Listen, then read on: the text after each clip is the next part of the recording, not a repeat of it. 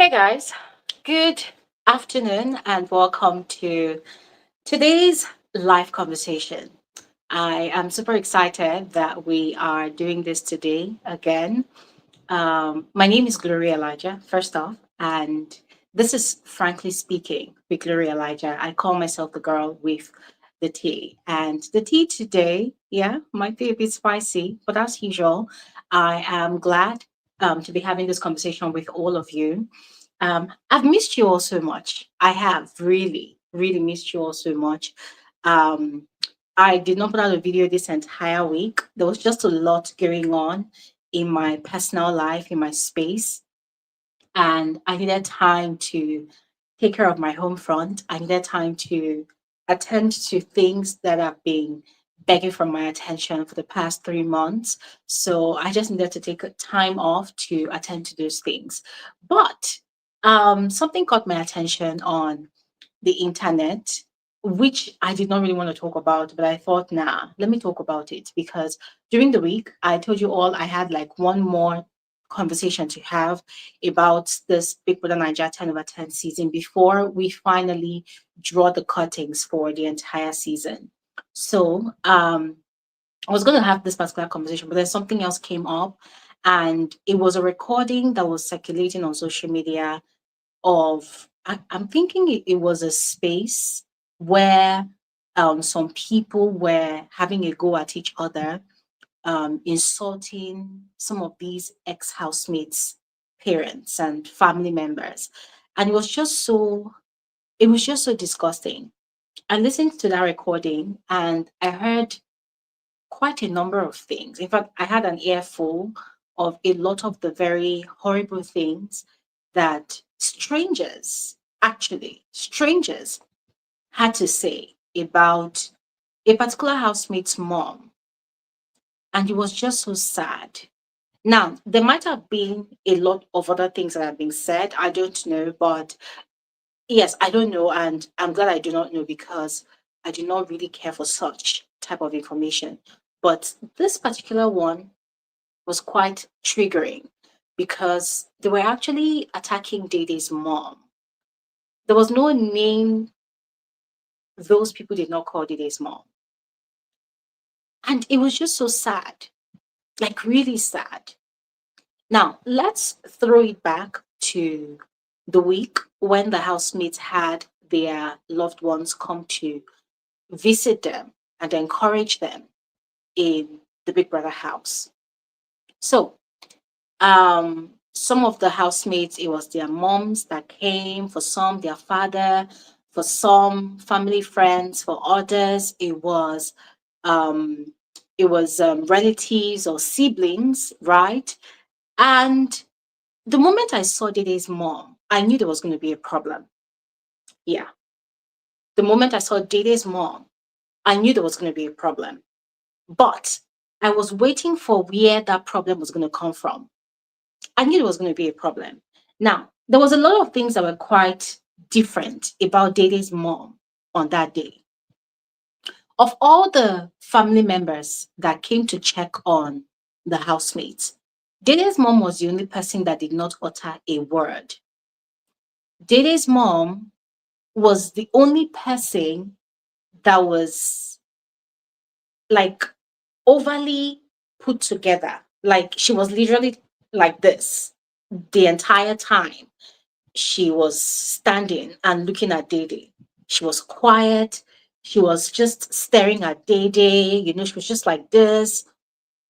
And a lot of people were probably expecting her to come and talk and behave like other family members that came to see other housemates. But the mom was quite, preserved, just like this. She did not say anything. And as far as I'm concerned, there's nothing wrong about that. Because so long as our daughter, Dede, understood why her mom was that way, it's not up to anybody else to judge. But I knew there was going to be a problem. I knew that certain fan bases were going to weaponize that to drag the girl and the mom. And I was not wrong because that was exactly what happened. Now, the mom was dragged on that particular day, but it was not as intense as this one that I heard. People judged Dede's mom the way she looked. They they called her so many unpleasant names, insulted this woman, said in fact, let me repeat some of the things I heard from that recording. They said the mom looks like a corn seller, someone that sells corn on the roadside. And it made me wonder, okay, what exactly is wrong with the people that sell corn on the roadside? Are they not human beings? I mean, these are people that if the country was better than it is now, if their situations were better or maybe situations were different, they would be doing something else if they could or if they wanted to. Because no matter how people look at that profession, a lot of those women, they've actually trained their children to school, to secondary school, to university, to whichever kind of professional level they want to train their children to. So a lot of women who are into that kind of business, they've actually trained young men and women to become a lot of the hardworking professionals that we see today around society. And then because of the kind of mindsets that a lot of people have in this society, they look at women who do such a profession and then they belittle them. They mock them. A lot of people see it as an insult to say, oh, your mother looks like somebody that sells corn on the roadside. And I ask again, what exactly is wrong with people who sell things on the roadside? So long as they are not out there being criminals, so long as they are not out there stealing from you or maybe even harming you for their daily bread, but they are just doing their own innocent hustle to put food on their table, to survive, to live, to get by. What is wrong in that? Look at this comment. This person is saying, but Miss Glory, let's not lie. Dede acts like she is so rich, but look at what her mom wore. It is like she takes care of herself and not her mom. Can you listen to yourself? To you that put out that comment, can you listen to yourself? But you see, on the flip side, I don't blame the person that put this comment out there because it's the kind of society that we live in. Look at you saying that Dede looks rich, but look at what her mom wore. I'm sorry, but how old is Dede again? Dede is 23, right? And we live in a society where 20-year-olds, 21-year-olds, 19-year-olds do not have proper opportunities to be elevated even from the age of 15. We live in a society where your dreams are easily truncated. So, right from when you are young, you have to really work hard. You have to really hustle. That's what we call it over here. You have to hustle your way to the top. You have to hustle like your life depends on it. So, as a young person in a society like this, where you're supposed to spend your youth being young, just experiencing life and exploring life, because of the hardship that you are probably unfortunate to be born into, you find yourself taking the role of your parent. You see a 17-year-old person in our society already working extra hard to take care of their parents. And that should not be the case. In a sane climb, that should not be the case. That should not be the case because there's a certain age that you are as a young person, you should be able to enjoy your youth. You should be able to just live freely and explore your youth. So, how dare you expect a young girl like Dede, a 23-year-old, to garnish her mom with luxury? Where do you want her to find that kind of luxury from? Someone that just graduated from university. So, what if Dede is dressing well? Or if what you viewed of her in the Big Brother house, you watched her, she looked good, she was able to put herself together, she was able to wear makeup. Do you know how she came about those things that she was able to portray on the show? Okay, fine. She's been able to travel outside the country. So what? Do you know how she was able to get there? So because she's able to push herself to that point, you expect her mom to, I don't understand, just expect her mom to put on a suit or what? A white garment or white robe all through and through. What do you expect? Why do you have such high expectations of such a young girl? Oh, and also look at the mom. The mom is an elderly person. What did you expect the mom to wear? You expect her to dress like the president of the world, not even the country, but the world. You expect the mom to dress like she owns the universe. Oh, but let me even ask you, how does the person that owns the universe dress? How is there a standard of dressing for parents of housemates who participate on the Big Brother show? I mean, I have so many questions. I have so many questions. I don't even know where to begin. I have so many questions. So Dede dresses well, but the mom doesn't dress. How is the mom supposed to dress? I ask you, if you have a parent that is up to the age of 50, 60, how do you expect your parent to dress? But we put that on the side.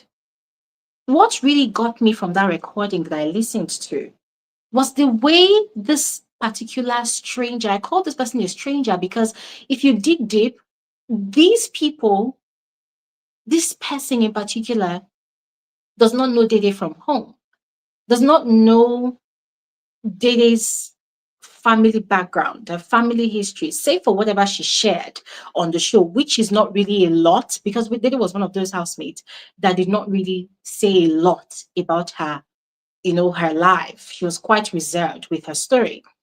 But say for the few things that she shared, right? And her desire to really spoil her mom, which is literally the desire of a lot of young people, a lot of children, a lot of young people out there, especially those ones who are not from well-to-do homes. It is their biggest dream, their biggest desire to spoil their parents with luxury, the luxury their parents were not able to afford or to enjoy. So for them, it's their biggest dream, their biggest desire, which is actually a good thing, not a bad thing. But for such a young person that's still trying to find their 2 feet, how dare you? How dare you have such expectations of a stranger that you know nothing about? How dare you? And you see, this is another thing that really worries me, right? This is another thing that really worries me. If these Big Brother housemates decide to come on the show as they are, a lot of people are going to crucify them more than they've actually been doing. I'll give you an example.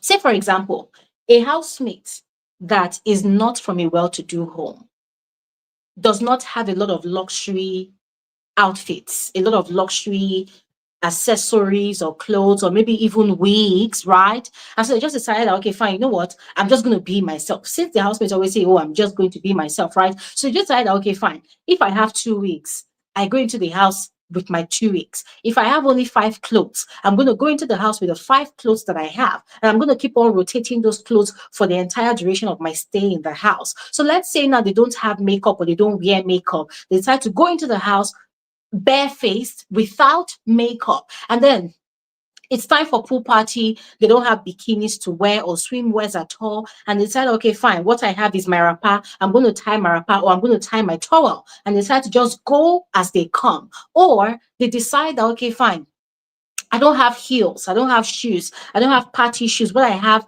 are flip flops. So I'm just going to go as I am. Because, of course, the viewers want real people. The viewers want people that are just genuine, people that are going to be themselves, right? So let me just be myself and go into the so called social experiment and be myself. So they go into the house like that with the little that they have. These same people are still the ones that will drag those housemates to filth. They will say things like, why didn't you at least just carry a loan and borrow money from somebody? Or if you have friends, beg your friends to give you some of the things that they have. At least you are going on a public platform where people are going to watch you from all over Africa or probably all over the world. So you should look presentable.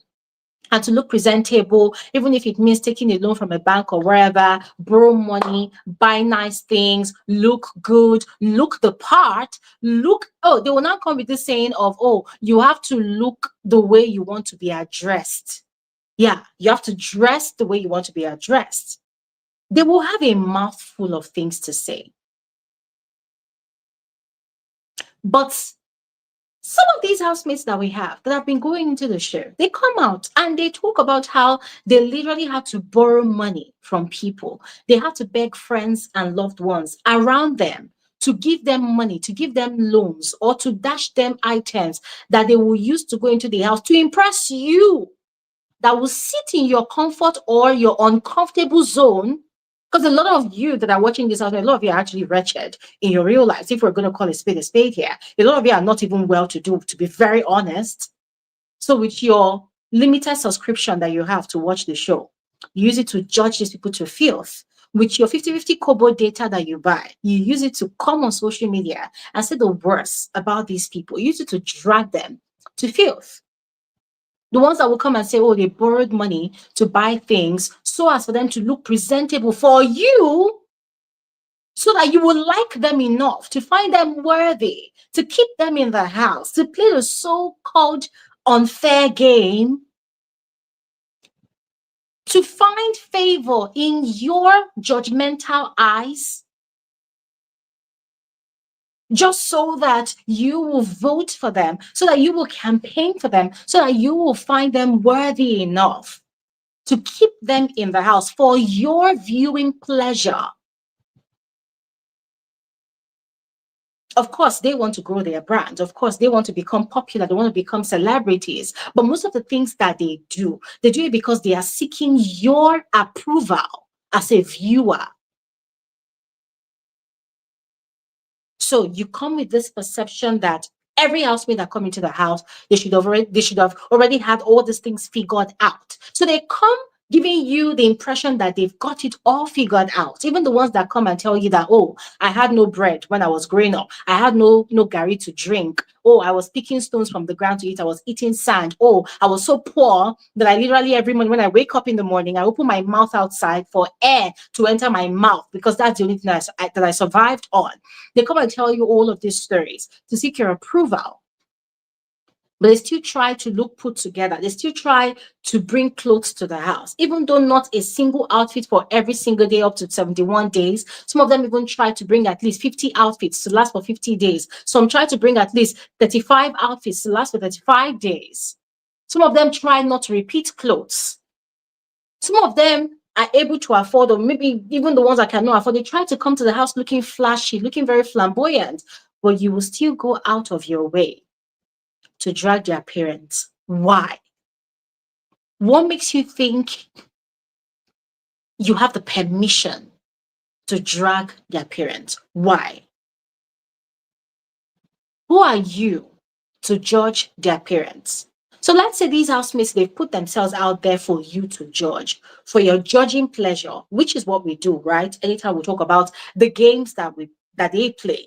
But then a lot of these fanatics, they go out of the boundaries of the game and they begin to drag the individuality of these housemates. They leave the personalities and the characters that the housemates actually display in the house, and they go as far as dragging their families. Why? Is that obsession or what? Now, back to Dede's mom.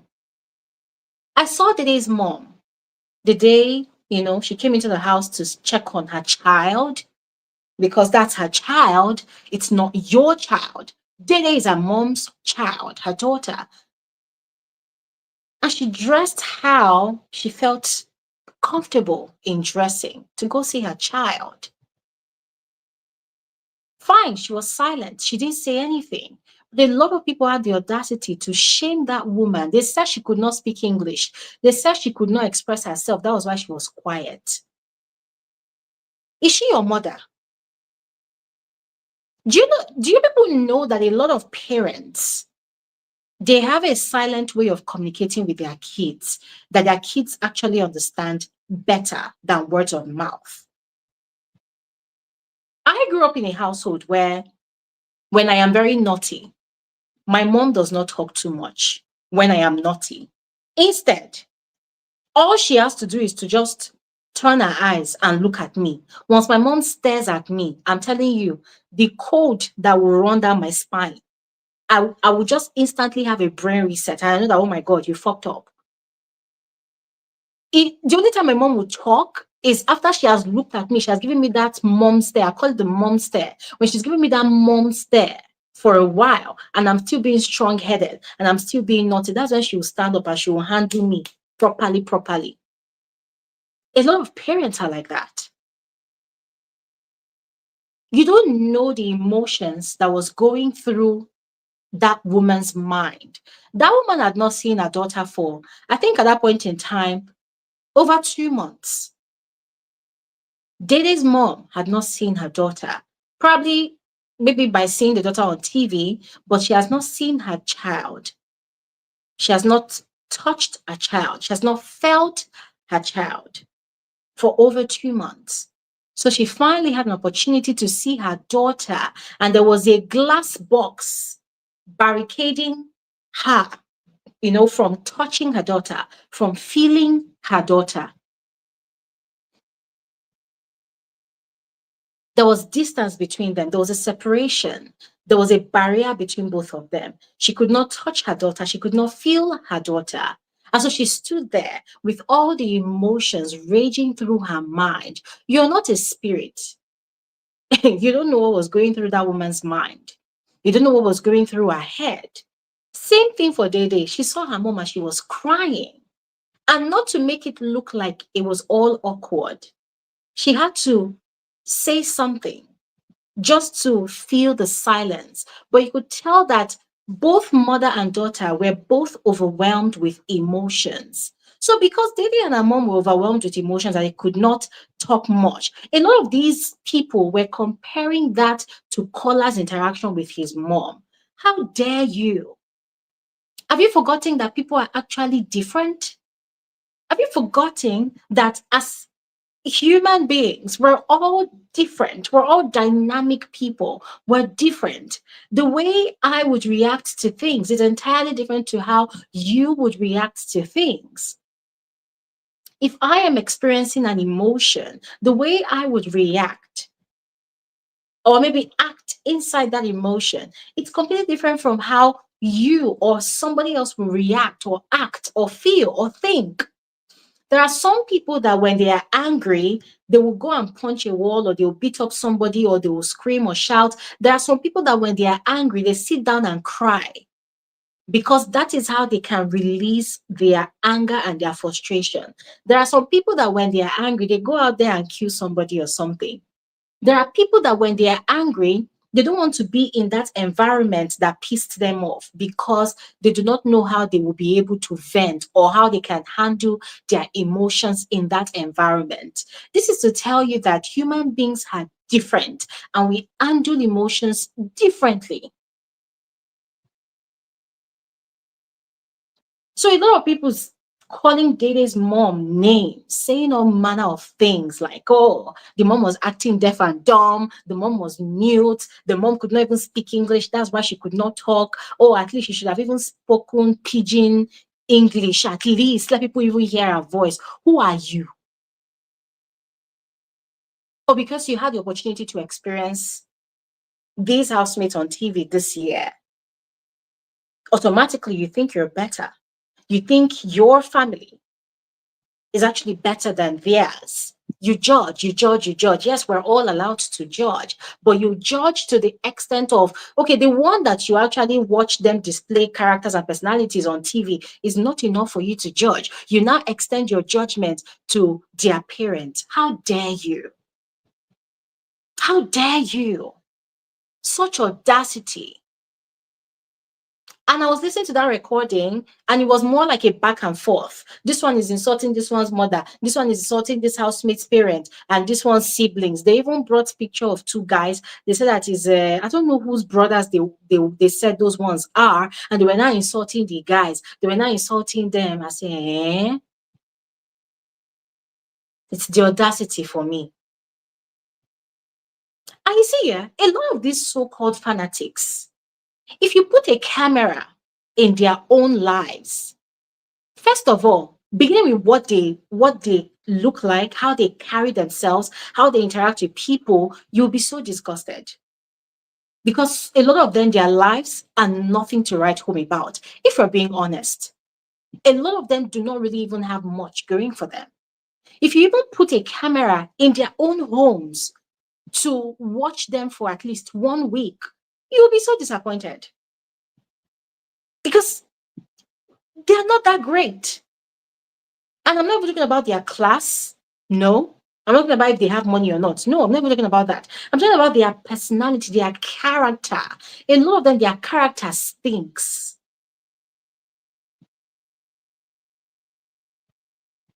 And then the ones insulting not just Daisy's mom now, but there were a lot of exchanges, people insulting this one's family, that one's family. If you now put a camera to watch their innocent families, because their families are innocent in all of this. They are the ones that bring this shame, this disgrace to their families because of how they cannot bridle their tongue in public or on social media spaces.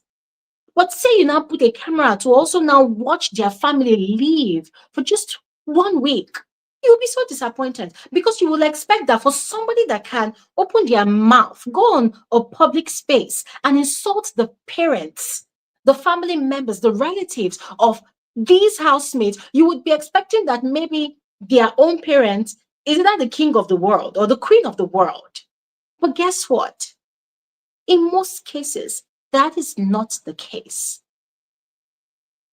So when you know that the one that you have at home is not that great, but you still come out with so much confidence to come and drag the one that you just had the opportunity to see for just 10 minutes on TV, and you think you know it all about those people. You think you know it all. But once again, going by the comment I saw here, I want to ask you all, how dare you? Because that's not the first time I'm seeing such a comment on this social media space. I've seen a lot of comments, people saying that when Dede was in the house, she was acting like a big girl. Dede was not acting like a big girl. If you can put up a character for 71 days, that is who you are. Yeah? If you can put up a particular character, if you can behave a certain way for 71 full days, that is who you are. So Dede carried herself a certain way, soft-spoken. Let's put aside the game that she played now. But the personality that you saw in the house, did it change? The person that is soft-spoken, the person that does not like to fight, the person that does not like unnecessary drama, unnecessary chaos. What's so big girlish about that? We're talking about someone that's learned comportment. I don't know at what point in her life she learned comportment. I don't know at what point in her life she learned how to speak well, the way she speaks. But when you see a child, when you see an individual that was trained properly, you will know. That girl carried herself in a very good way, in a beautiful way.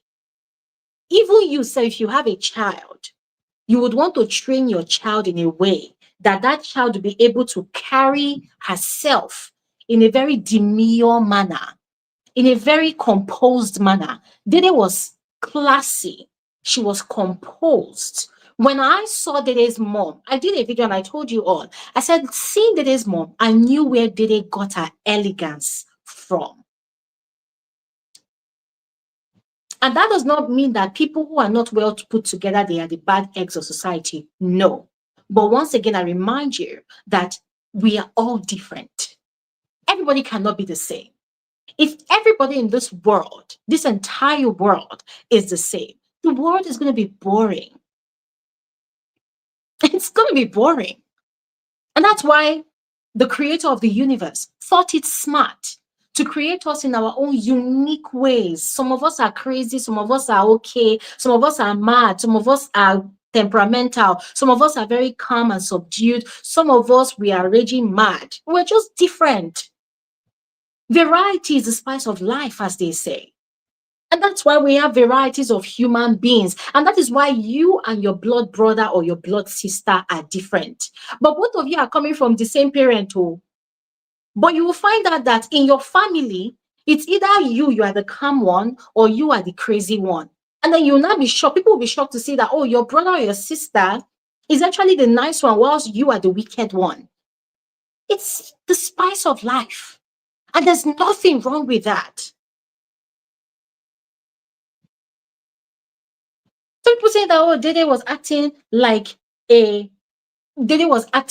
big girl in the house. Why was her mom looking the way she was? How was her mom looking? How? Or have you also forgotten that elderly people also have their own unique way of dressing? So you think that, oh, as I am now at my age, currently I'm 35, so I'm wearing this shirt. Even me, myself, I don't know how I'm going to be dressing when I get to the age of 60. I don't know. But I will dress how I want to dress when I get to 60. I don't give a fuck about what society is going to say. I will wear what I want to wear. I will wear what is comfortable for me. I will wear what will make me look good. I will wear what makes me happy. And I will wear what will make me look approachable to people. So what if that is how Dede's mom wants to dress? Okay, look at another housemate's mom that came into the house. Look at Dede, what's her name? Mide's mother. The mother came into that arena chewing gum. That's how she wants to do it. Are you going to crucify her for coming into the house to see her daughter chewing gum? No. You're not going to crucify her for that because you don't know the woman. You don't know the woman. So keep your thoughts to yourself. I mean, it's okay to even talk about it, but coming all out, guns blazing, insulting these people you don't even know, really? I'll tell you all something that happened to me in particular, and that was during the All-Star season. During BBNaija All-Star season, of course, people dragged me as usual. I mean, I've become so used to it and kind of immune to it, right? But I kept on dragging me, insult me. Some people insult my mom. I turn a blind eye to all of those things. Because for me, you don't know my parents. So whatever you say, it's inconsequential. But then there was this particular person that went all out to go and do some diggings.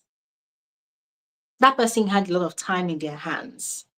And this was all because, remember, All-Star season, there was the CC fans, there was the Alexis fans, there was so many other people's fans, there was Benita's fans who were dragging me left, right, and center. And why were they dragging me? Anything their faith does, I talk about it. Sometimes I relay the exact event, other times I analyze the event. So that was a problem, as usual, for a lot of these trolls.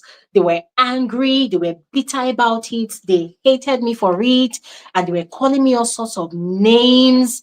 I think on a number of occasions, my tweets even appeared on so many blogs. And when you go on those comment section of those blogs, sometimes I don't even bother, to be honest, but people will send me screenshots that, oh, look how people are calling you on, on these blogs. But that aside, that one happened, which is something that happens every season, by the way. This particular person went to go and do some diggings about me. Like, person went to do some serious diggings about me. And the person brought out a picture of my late elder brother. For those of you who have been a member of my community for the longest time, when my brother passed, I shared the story of how he passed. I told you all what happened, and I really opened up about how his passing affected me and my family. So this person went and did their findings and brought out pictures of my late elder brother. And the person started putting out tweets about it. I took screenshots for future reference so that if there's any way I can, if I meet that person, I mean, there are certain people that when they say certain things, I take screenshots for me so that if in the future we meet face to face, you repeat that thing you said to my face. So this person took pictures of my brother, my late brother, and the person said, think I can't remember except if I check out those tweets on any of my devices. But the person was saying things like, no wonder my brother died. He was a chain smoker, so he deserved it. Person put out tweets like that. And the person kept on putting out tweets, kept on putting out tweets. And guess what? The person was putting out those tweets. And the fanatics of that particular fan base, they were applauding this person. They were praising this person. They were celebrating this person. They say, ah, well done. Now you have gotten her. Well done. Attack her. She's an evil witch. She says she doesn't want to keep her the name. I think it was Sisi's fans. I'm trying to remember. They were saying that since you don't want to keep our fave's name out of your mouth, we're going to deal with you. And their own way of dealing with me was saying all of those nasty things about my late brother. I'm not going to lie. This was 2 years ago, right? When was All Star season? I think All Star season was 2023 or 20. I think it was 2023, if I'm not mistaken. Yeah, it was 2023. Yeah, 2023. As of 2023, yeah, my brother passed on in 2019, February. I still had not found closure. I will still wake up sometimes and I'll cry because I miss him so much. And the way he passed, right? Something had happened a week before he passed. He had called me, yeah, 2023. Thank you, Regina. He had called me. He wanted to come to my house. I had just returned from church. So my phone was on silent. When I'm in church, I put my phone on silence. So he had called me on my way back from church and I picked up the call. He said, oh, he was going to come to my house, that he was coming around Lekki. I was staying in Lekki at the time. So I said, oh, okay, fine. Let me warm soup for you. I had prepared soup that he really liked. So the soup was cold. I did not have a microwave. So there's a way I normally defrost soup. So I was preparing the soup. So my phone was inside the house and I did not hear it ring because it was on silent. So by the time I would go back into the house, I had made I had made the soup. I went back into the house, into my apartment, and I picked up my phone. I saw like 5 missed calls from my brother. So I was calling him back, like, bros, sorry, oh, I missed your calls. Where are you? Where are you? He said that I should not worry, that he came into Lekki phase one and he was calling me to give him the directions to my apartment because I had just moved to that apartment. Long story of what happened and what. So I was begging him to come back, that I have prepared the food. I said I wanted to prepare. Should please come back. And he said, no, that he has to go somewhere, that he has turned back.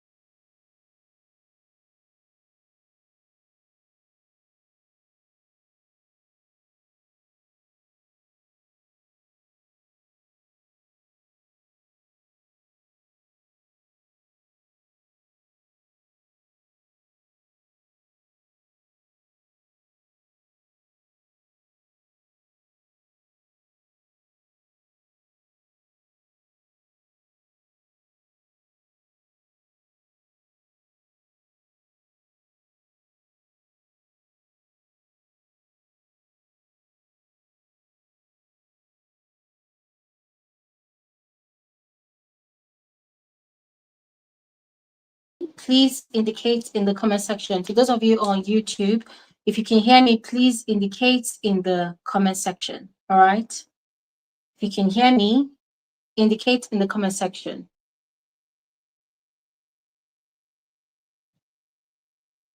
If you can hear me, please indicate in the comment section. Man. For those of you on Twitter, you're welcome back. The other space that I had going on, I kind of lost connection, so it ended abruptly. So my sincere apologies. My sincere apologies, but we're back again. So, oh, you can't see me. You can hear me. For those of you on Twitter, on YouTube, you can hear me, but you can't see me. Okay, fine. We're gonna continue regardless. All right. Okay. Yo, this is hectic. We're gonna continue in a bit, please. Exercise patience, guys. I don't know what's up with my connection. It's just really sad. Very annoying, very frustrating. But I'm not deterred. This live has to continue. It's gonna continue. Oh, great, we're back. So guys, please just exercise patience with me, yeah. The video quality on YouTube, it's not that great. So I'm just gonna have to just use my audio. I'm not gonna use video, all right? So that I can share the network properly. Great. Thank you all so much for your patience. So please exercise patience, all right? I'm just gonna use audio for those of you on YouTube, okay? Anyways, as I was saying, I kept on calling my brother, and he said I shouldn't worry, that the next time he comes to Lekki, he's going to see me. And he was driving. So he left. Now, I think 1 week later or 2 weeks later, I can't remember at this point, but I think it was 1 week later that he died. And the way he died, yeah, the way he died, he was in his apartment. We don't know what happened to him, but he just passed. He just passed like that. So for 3 days, my entire family were looking for him, were calling him. His phone kept on ringing and ringing and ringing. He was not picking, he was not answering his call. My mom started panicking. My mom started panicking. Me, I was calling him because I was working a 9 to 5 job at the time. And in my office, my boss, we had this big project, this big thing coming up. And we needed somebody to do a lot of printing for us. And my brother had a printing company he was running at the time.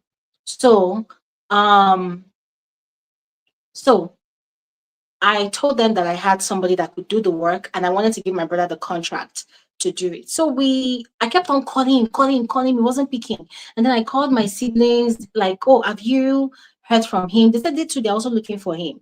So they kept 3 days. We did not know that the young man had passed on in his apartment. So it was my mom that got so worried, and my mom sent my younger brother, our youngest, to go to his house to check on him, to see if he was okay, or if he was at home, or what was going on with him. So it was when my brother went that my brother realized that he's gone. He was decaying in the house, you know. So that was what happened to him.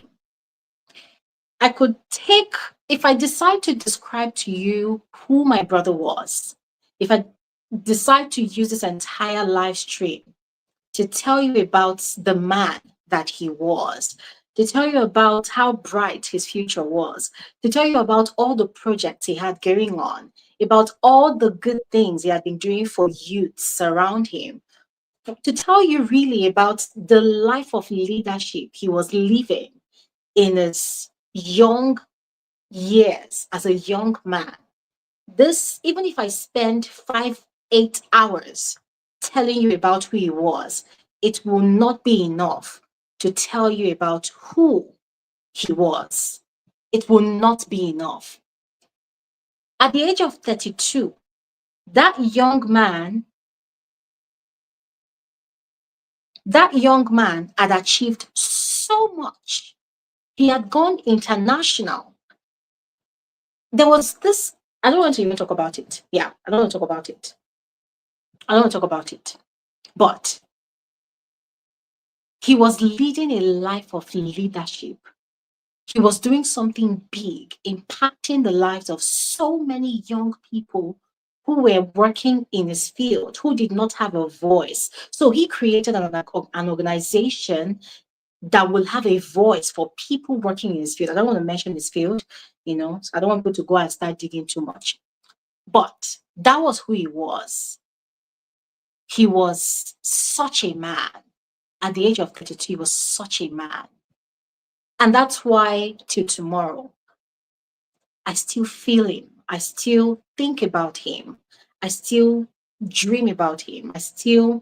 When I think about him, sometimes I'm heartbroken, sometimes I'm happy because the life he lived, it was such a beautiful life of leadership, a beautiful life of example. He impacted in the lives of so many people because when he passed, the amount of people that came out to celebrate him, to reach out to my family, at some point we were surprised that, wow, so this guy is doing this much, or he has done this much for people. That there were so many of his friends who wanted to travel out. With the little he had, he sponsored a lot of them to travel abroad. There are some of them that even till date that are abroad, they still reach out to my mom just to be sure that my mom is okay. My brother was such a man. So that was why I was really hurt, still hurt. So back to this fanatic, this troll. This person went and did their diggings and findings and whatnot and whatnot. And then the person came on Twitter and was typing the most horrendous nonsense about my brother, spilling the trashiest of the trashiest things, saying that, oh, my brother was a chain smoker, and so it was the smoking that killed him. My brother never smoked. My brother never drank. He never took alcohol. It was that clean. It was somebody that was into health is wealth more than anybody in the family. It was my brother. Very handsome young man, dark complexioned, never took his health lightly, never smoked, never drank. It was all about water and juices for him. And sometimes we will taunt him and joke around with him like, so you don't drink? Like, no, I don't drink. No. It was very just like that. So when this person came to Twitter and I knew the person was typing all of those things to really hurt me. And the person really hurt me. The person really hurt me. I even took out time and I put out a very, very long tweet. And of course, I was so pissed that day. I was so pissed. And I put out a long note with a lot of prayers for that person. And I hope that wherever the person is today, that those things I typed for that person, that it catches up with that person. Because for me, attack me all you want.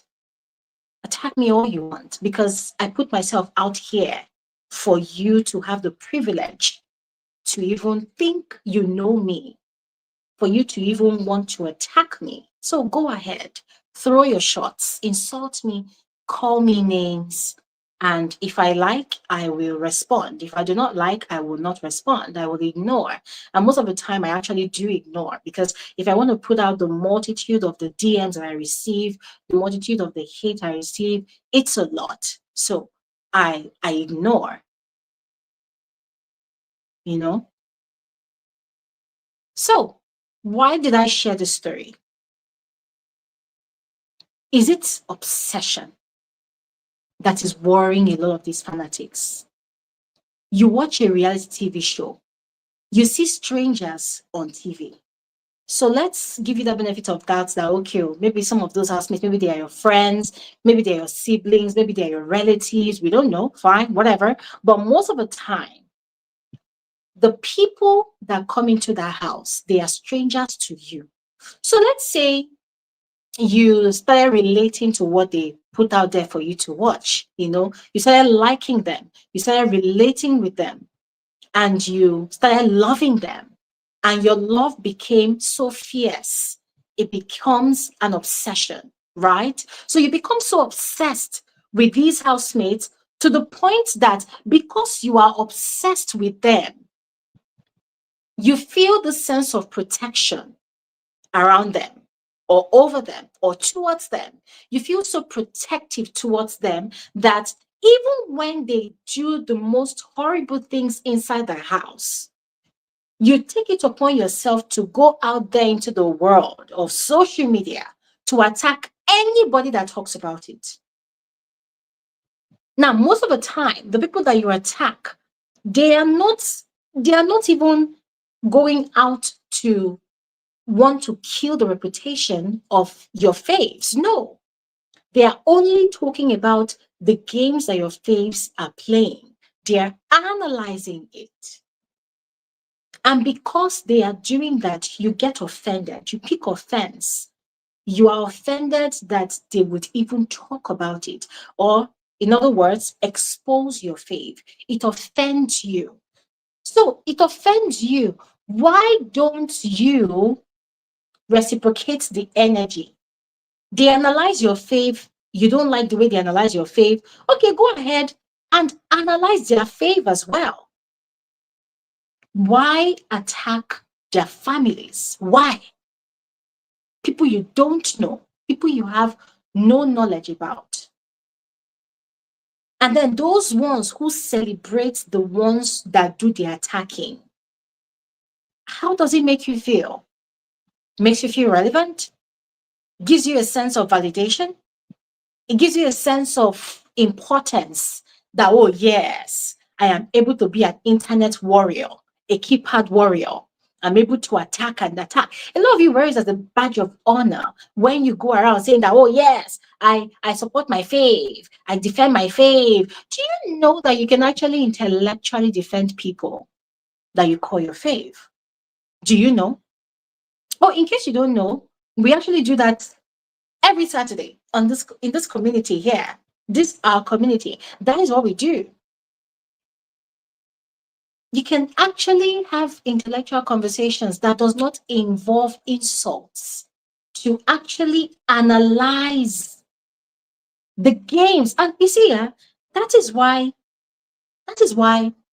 if you've been following my analysis of not just Big Brother Naija now, but reality TV shows in general, I always repeatedly tell you all that it is more fun to analyze the games that these people play. Analyze the games.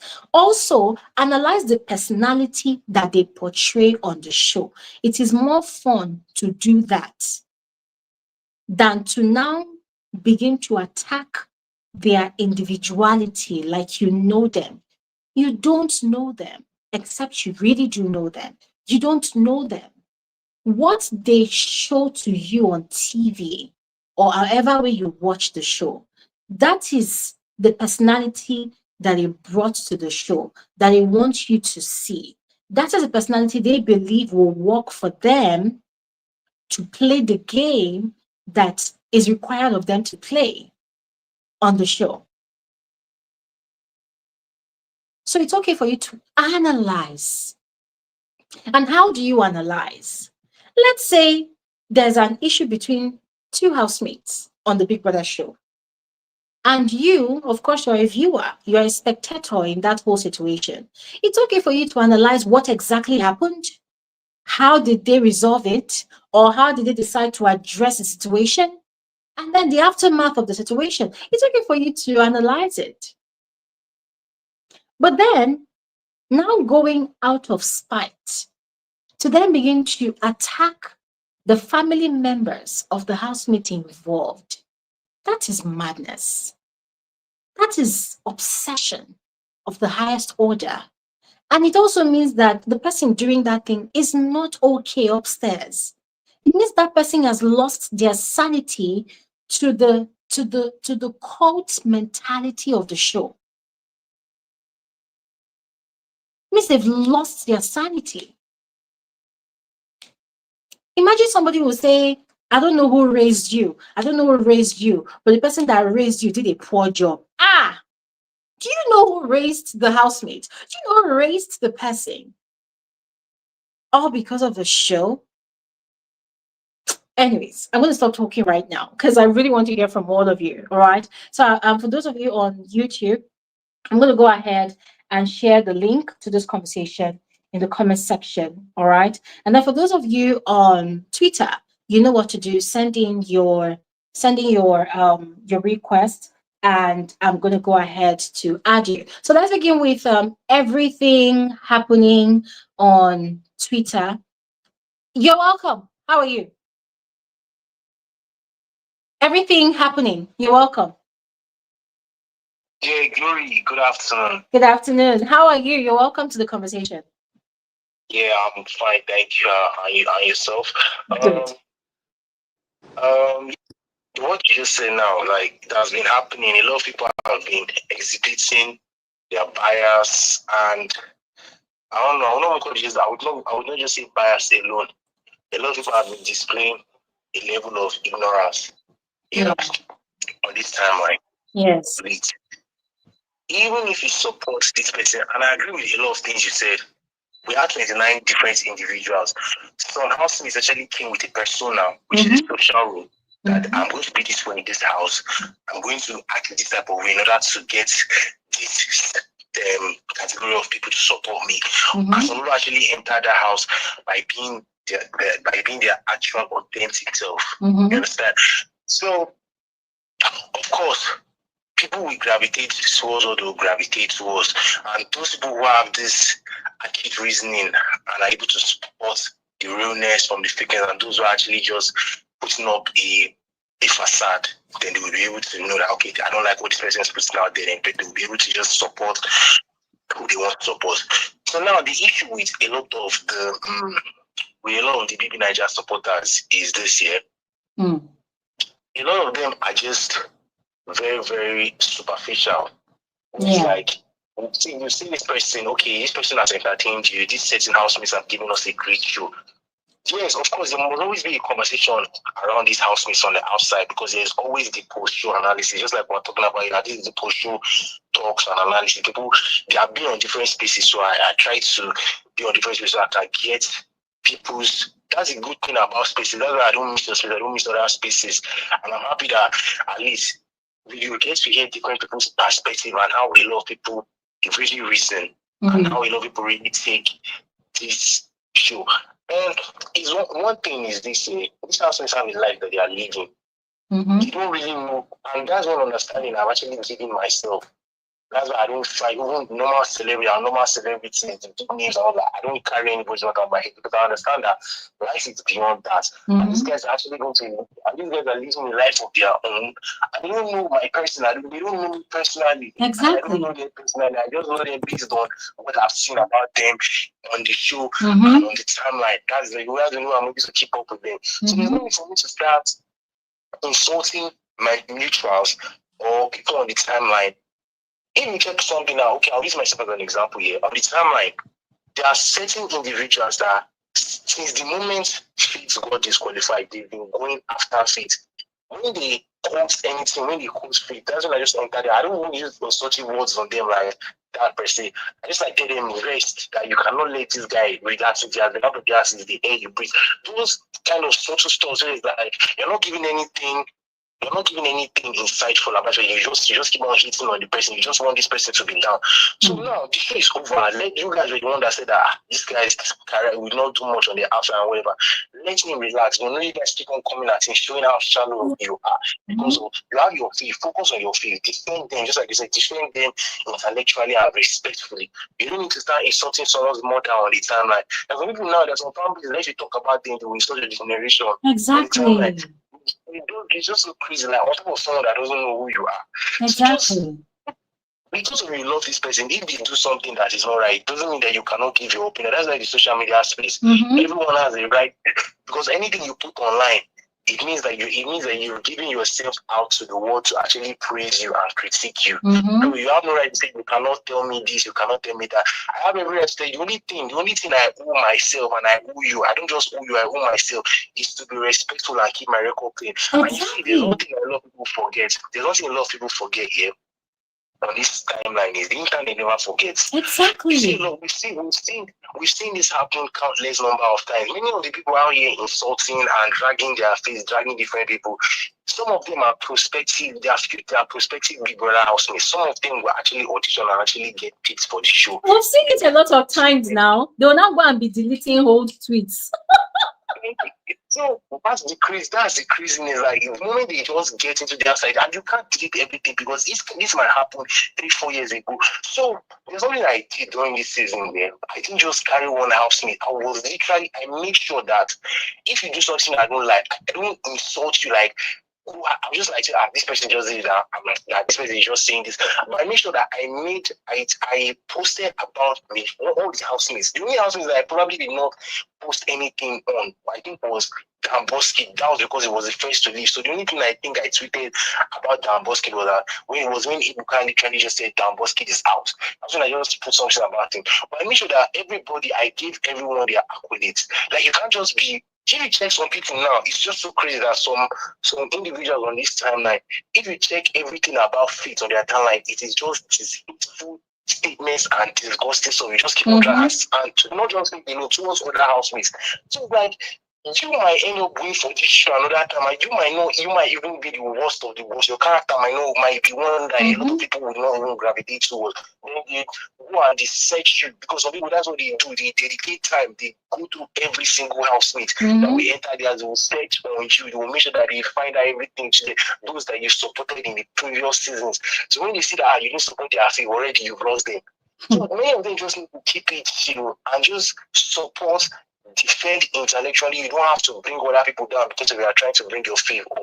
Because this social media space is a very, very crazy space. So you just have to keep it grateful, keep it peaceful, keep it respectful.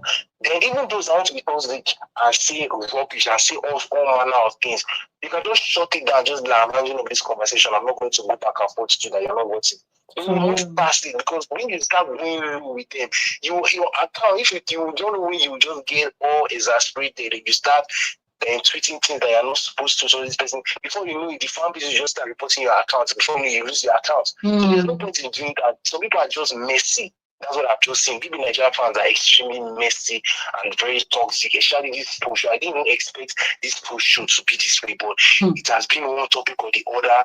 People going at it to another. If it is not Kola and Diddy fans, it is Diddy and MC fans. If it's Peter and this person talking about this person, they're all just messy.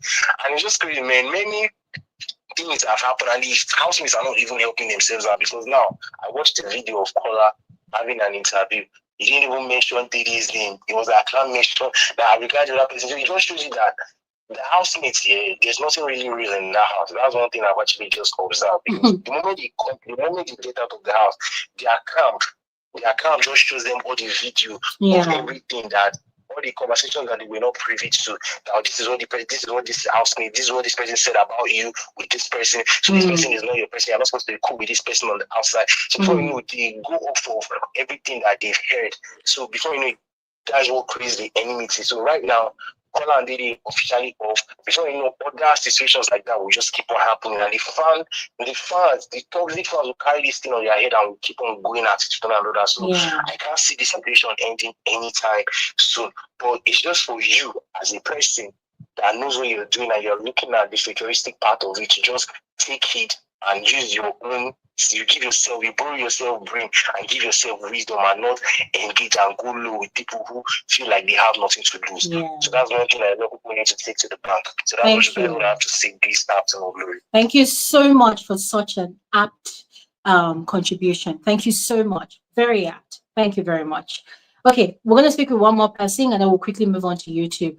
Nana, you're welcome. Are you there? Nana on Twitter. Yes, I'm here. Nana, you're welcome. I'm fine. Welcome to the conversation. Thank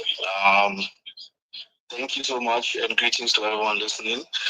So what I have to say to this is I don't think this fan base or this particular year people are in love with the housemate. I think they just want an excuse to bring out the um, toxicity they have inside them, wherever pain or anything that they have inside them. They just need an excuse to do that because I don't see how 29 housemates are in a house playing a game we all know is a game, and at the end of the day, it gets to this level where people will create space to talk about family members. There was one time I saw a space. I joined to see what's happening, and a fan will come talk about this person's family. I think they call it Cares and Cruise or wherever it is. Oh. And you make fun of another person's family and you call it cruise. Like you just banter each other. This is madness. Honestly, it's madness. There's no sense in this, and you are not a fan of. None of them are fans of anyone. Because this is not how a fan behaves. Even if you're a fanatic, fanatics, what I know is you probably would have to defend what the person you're supporting do. But what have they done to reach this level? Exactly. These housemates haven't done anything to get to this level where you want to drag their family and try to tear friendship and other things apart. It makes no sense. People just want to do all kinds of things to feel okay. They just want to feel superior on social media, say mean things to others, and then they feel like, oh, it's cruise, it's fun. And at the end of the day, they will still be policing people to tell people what is moral and what is not moral, what is right and what is wrong. Who are you to tell someone this is wrong, but you go about to do to do way worse than that? Who are you to do that? Crazy. And this is to the housemates that went to play the game.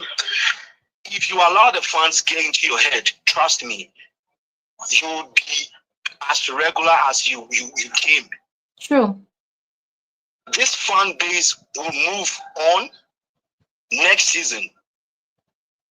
They will cause you guys to have unnecessary issues. You will watch all the videos, but you have to make decisions for yourself. You have to make strategic relationship. You need one another. Absolutely. If you allow these fans to crash your heads together, trust me, nothing good will come out unless probably have whatever you were doing and it's working for you. But you need to be strategic with relationship.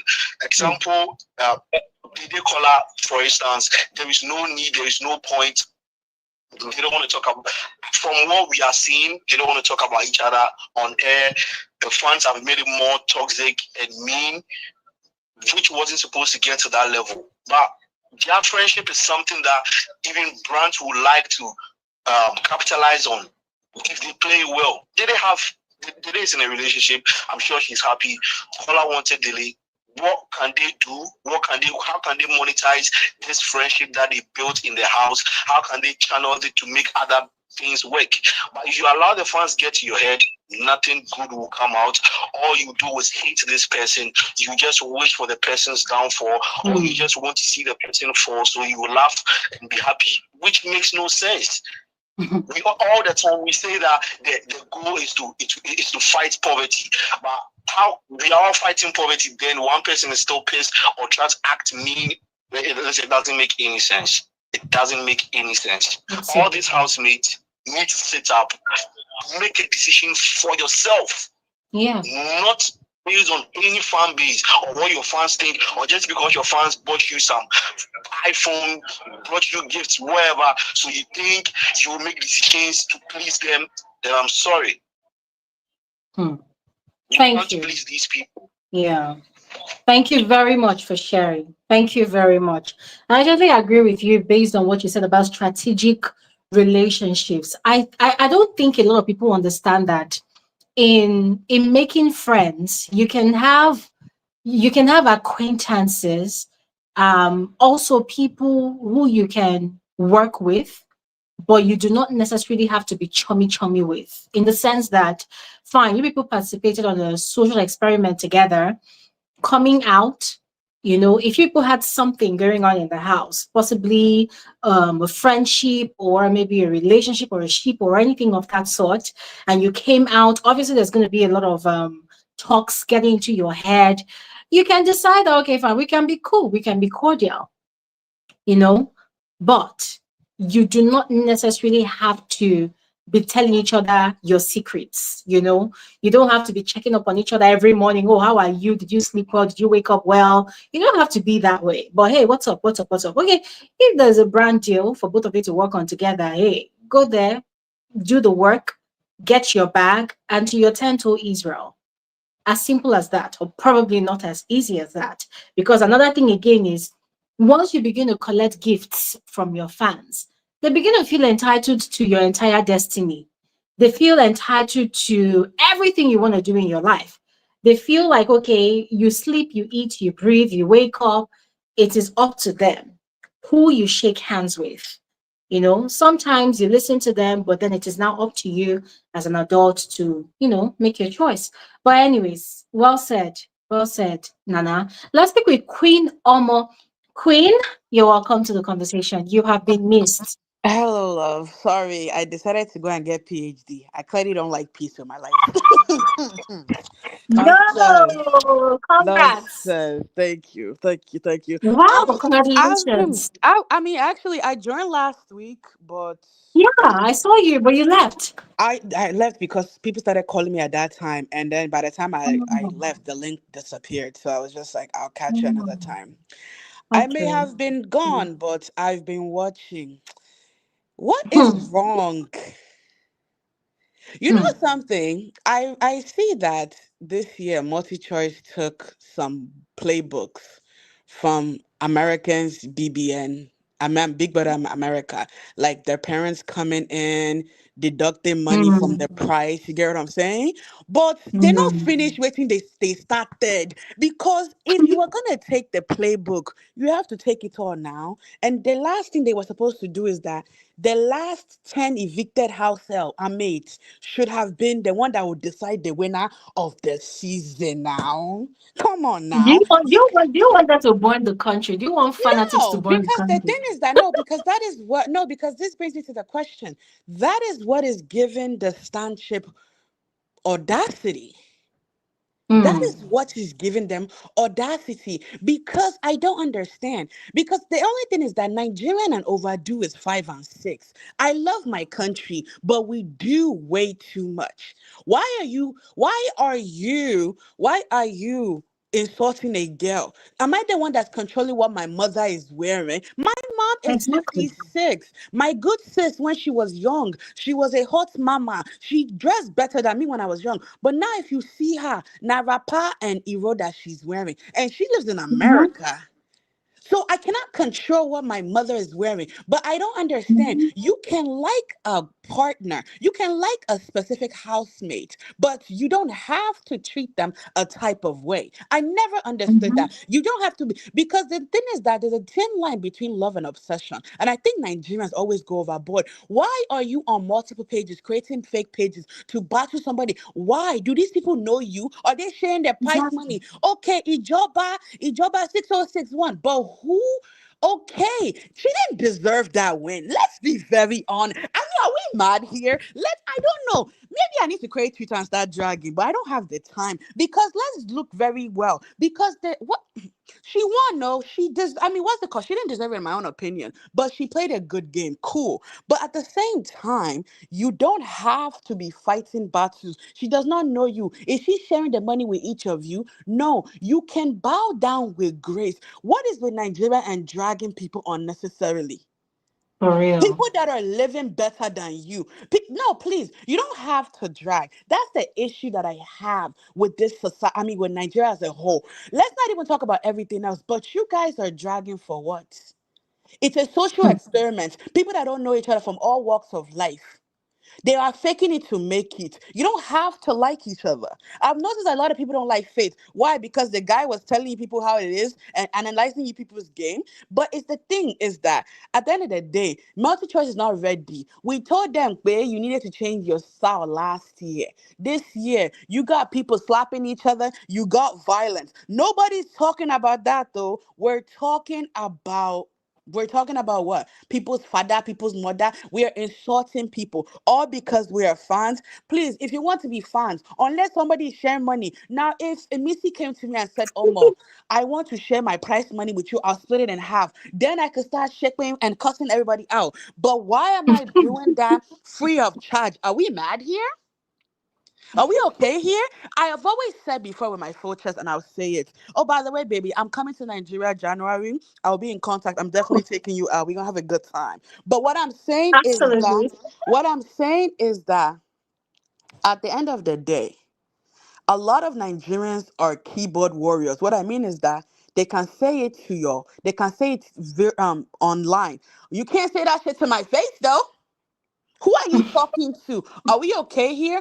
I feel like Nigerians, we need to do better. It's just a show. It's just a show. You see how it's over now. Everybody has gone on and gone on to another team. The next winning thing is iPhone 17. I don't understand this country. We are poorer than ever. We are suffering. My Nigerian passport gone, so I can't even show it. Now the blue one at the rock judgely, but yet the problem of this country is Big Brother Nigeria iPhone. We have misplaced priority.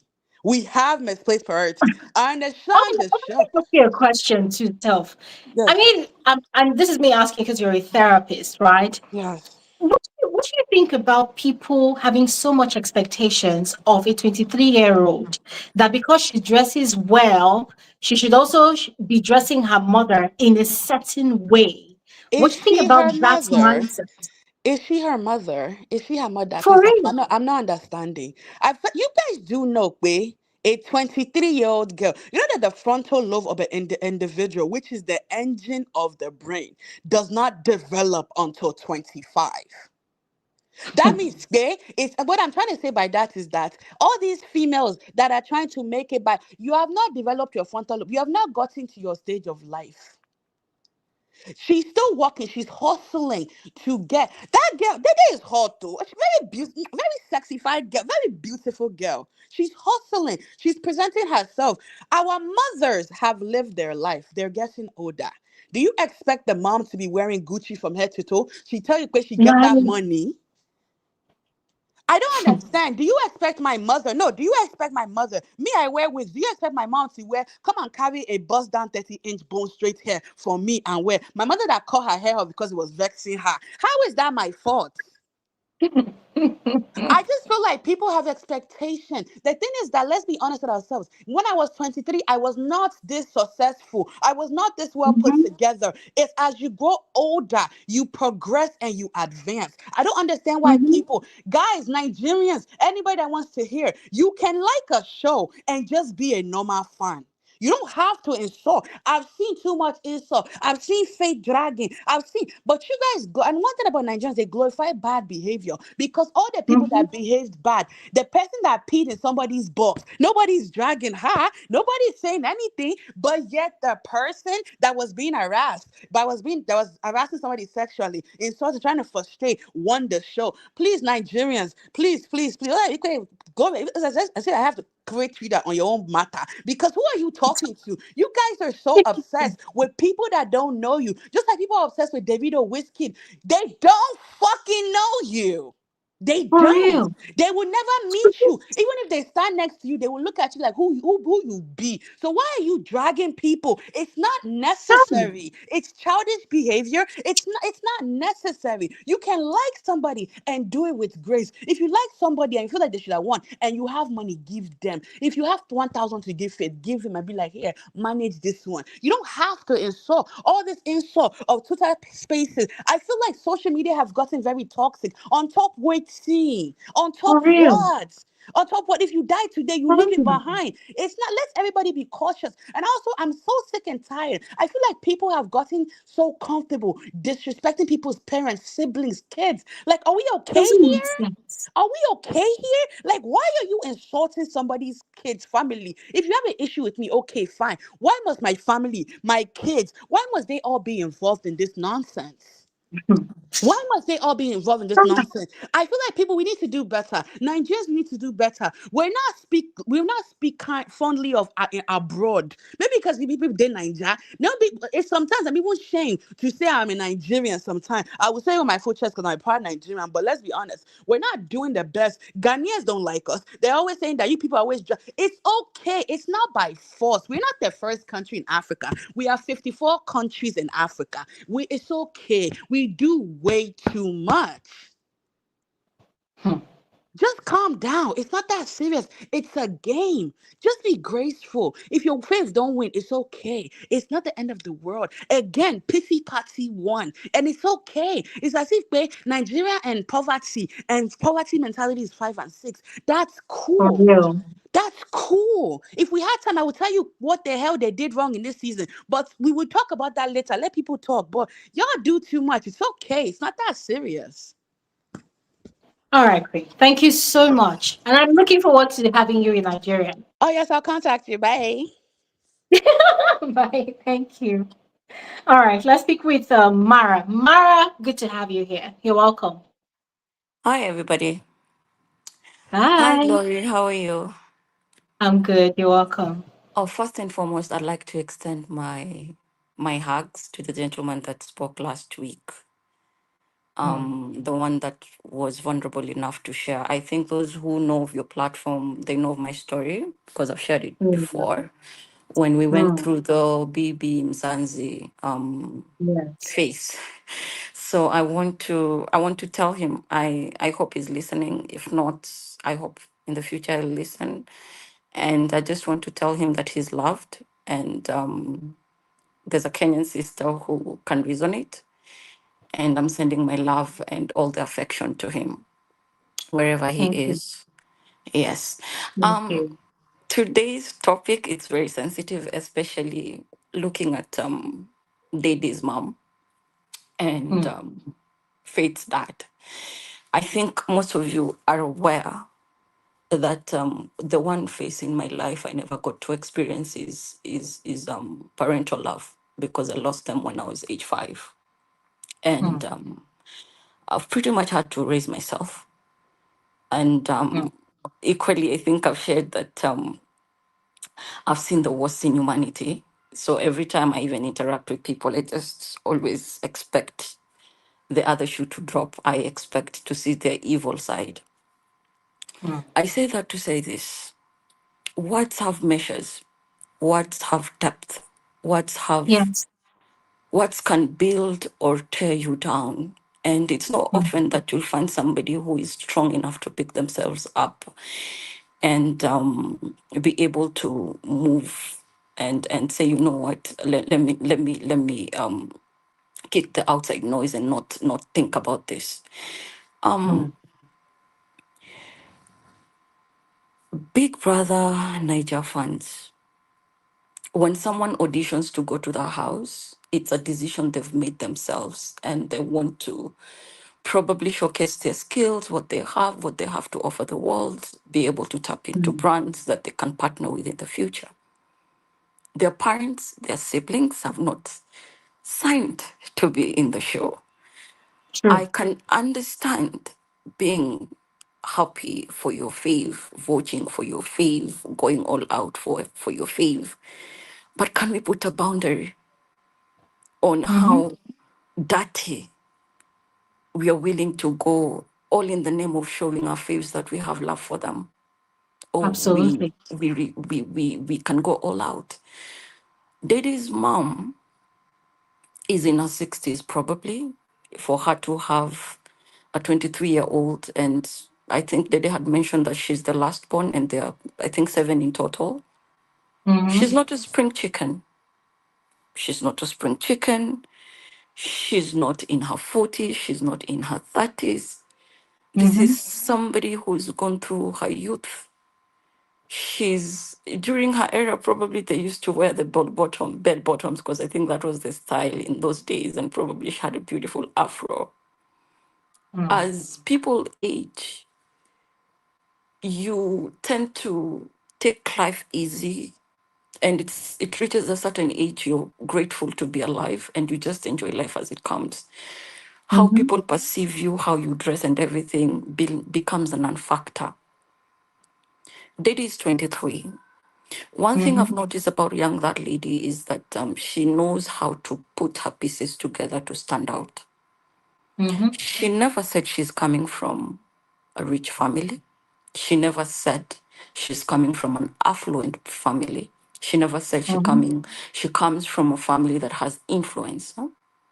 She's just simply lived her life. The Mhm. projections you people are displaying is all on you. You made those assumptions. Mhm. She didn't tell us she was rich. Yeah. No, she did not. She just lived her life as a 23-year-old. She just decided to flourish in her diamondness, in her aura, in her rose, or in a lily. She just decided to Mhm. live life. Dragging her and telling her you do not understand how she can dress like that while the mom dresses like that, unless she came out and said she needed handouts so that she can be able to feed her family or dress her mom, we have no business whatsoever to insult Mhm. that young lady or insult the mom on how she dresses. We do not know how that lady has raised her children. We have no idea. Exactly. Because if memory Exactly. serves me right, Dede also shared that she lost her dad, and the mom is Yes. the one that has raised them. Mhm. Can we She give did. accolades to that mama for raising beautiful kids? Mm. Her not being able So, to talk, not being able to express herself. I remember the few recollections I can have on the people that impacted my life, including my great grandma. My great grandma would give me a certain look that would either tell me she's proud of me or she's disappointed. And either mm. way, I would act accordingly. And sometimes we can say so much without opening our mouths. And that's why Mm. humanity is a melting pot. We are not equal. If we were all the same, this world would be very boring. Very Mhm. boring. But we need to acknowledge and understand that human beings are wired differently. We express ourselves differently. We talk differently. We feel differently. We react to every other situations differently. The same Mhm. thing that Faith experienced when he came out of the house when he was disqualified. Some Dilulu and idiots out there expected the father to castigate that young man in Mhm. public. Sometimes, most times, a parent will not go out and insult you in front of the world. They'll embrace you. They'll tell you you're loved, you're appreciated. Then in privacy, they'll tell you, my daughter, my son, you handle these things this way, but I believe this would have been a better approach. Mhm. But that is not for us. We have no business expecting that from anybody. Because at the end of the day, just like when your child does something wrong and is corrected by the teacher, there are some parents who'd go to the institution and tell the teacher, you have no right to beat up my child. Call me and I'll correct them. So what Mhm. makes you think as an adult, you can now try and tell a 60 plus year old woman or father how they can parent and raise their child who's already a grown up? Mhm. What do we gain in the essence of being toxic, malicious? There's I came across a platform on Twitter, and it was a sound of a woman. And I know sometimes they creep in your platform to have to listen to what we're talking about. If she's here, shame Hmm. on you. Oh Shame on wow. you, Okay. madam. Because Hmm. you do not, as a woman, you do not insult another woman, a prostitute. You call her names. Unless, madam, this person sold their cookies or whatever to you, if there was money that was exchanged and you people exchanged bodily fluids, or you engaged in a manner to suggest that you're paying for a service that she was rendering, you have no grounds to call Daddy a prostitute. And I think a lot of you people are actually very lucky that some of these housemates just decide to let things slide, because that is defamation. Of And the course. burden of proof would be on you to prove that I'm a prostitute, just as you called me. Mm-hmm. If should I decide to say I am actually taking things forward, measure your words. The Mm-hmm. things that comes out of your mouth, sieve them. And I remember my great grandma used to say one thing: if whatever flies out of your mouth is not something that is kind, shut up, zip it. If Absolutely. whatever flies out, it's something that is gonna hurt, please shut up. Shut up. You have no business opening your mouth to say anything derogatory Absolutely. towards somebody you don't know. For crying out loud, these are people you see through your phones, your computers, your TVs. That $60, $50, $70, $120 subscription you pay to MultiChoice to watch Big Brother does not give you the right to insult these people the way you do. Mm-hmm. Housemates, because I know that some of you sometimes also listen to Glory's platform, I have a piece of advice for you. No one knows what tomorrow holds. No one knows what a new dawn comes with, what it's Mm-hmm. backed with. Today, you might hate me and treat me in a very cruel manner and insult me blue black because you feel like it. I'm not your person or anything. But tomorrow, you don't know what destiny holds. I might just be the person that pulls you out of that well. If anything has taught me with our late prime minister, and I was watching how people would stand and give him accolades, the way he sacrificed himself for the better of the country and everything. Glory, these are the same people who used to wish this person to die because they were like, he's too old, he's disturbing us, let him die so that we can be at peace. And I was conflicted in my heart. I was like, excuse you? Weren't you the same person that stood here and insulted this man and wished death upon him? That he was too old, he needs to go and sit in his homestead. All of a sudden, here you are praising him, hailing him. And I was confused, like, what the hell is going on? And you know, I'm one of those people who are cut from the cloth of it's either black or it's white. I don't see the gray area in anything. It's either it's the truth, the whole truth, and nothing but the truth, or you're twisting the Mm-hmm. narrative to favor you, which Absolutely. again, it means it's black, it's not white.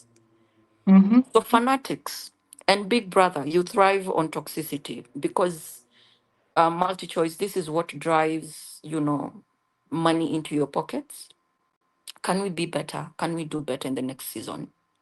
Yes, And one please. thing I've also realized, at any point, I'm yet to see a housemate who saw their fanatics go astray and said, you know what, we do not do that here. Let us be respectful. Let us be cordial. Let us be mindful of what we say. I'm yet to see that. And even Big Brother, after collecting his returns and the season is over, this gentleman will just walk up, pass, and go without looking behind, checking behind and, saying, hey, the show is over. Let us, we don't thrive in toxicity. Let us do better. We are a better society. And if these are the minds you people go to ballot with Africa, I'm not just talking about Nigeria or Kenya, but Mm-hmm. Africa as a continent, Mm. we have a long way to go. We Absolutely. are going to suffer mercilessly before we see a new dawn that is very fruitful and Mm. the right society to live with, in and with. Absolutely. Change starts with you as an individual. It's not the politician that you elect. It starts with you. What is your mindset? What is your character? How do you view life? How do you view people? How do you see your elders? How do you see the younger ones? Are you something Mhm. actually someone to emulate about? Can I look up to you and say, you know what, in my later years, in my older self, I like to be like so and so? Or are you the kind of person that I would sit back and say, good riddance to bad rubbish?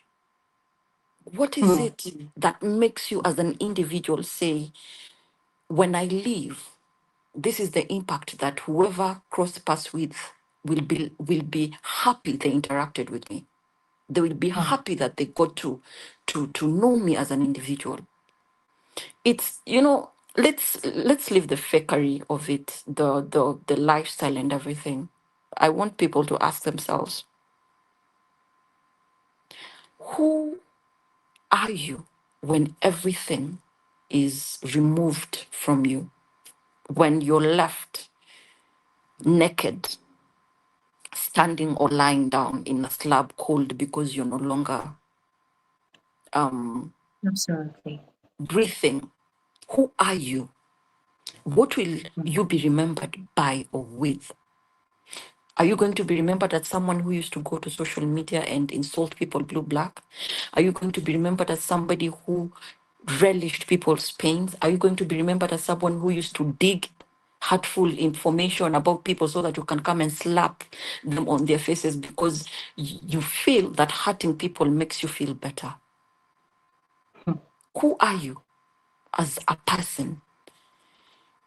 Day Good questions. Day's mom, you raised a queen. You raised a very a daughter who's self-aware. We may not probably like some of the choices she made, but at the end of the day, at the core of it all, out of the women that were in that house, she's one of the people who respected herself, not to shag anyone on live television, not to romp, hump. And that, Mama, my hat's off to you. My hat's Thank you so off to much, you. ma'am. Yeah. Faith, Dad, Mm.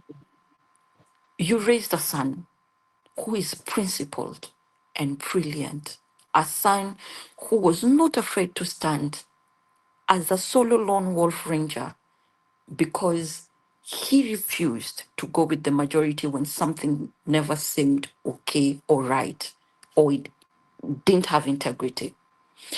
Papa, hats off to you as well. You raised a brilliant young man. And let no one tell the two of you that you failed as parents. You did not. Absolutely. You did not. Absolutely. Glory, Thank you. I want to give you your flowers and say, I love you. Thank I you. see, I see something in you that I've had a lot of people say my mom had.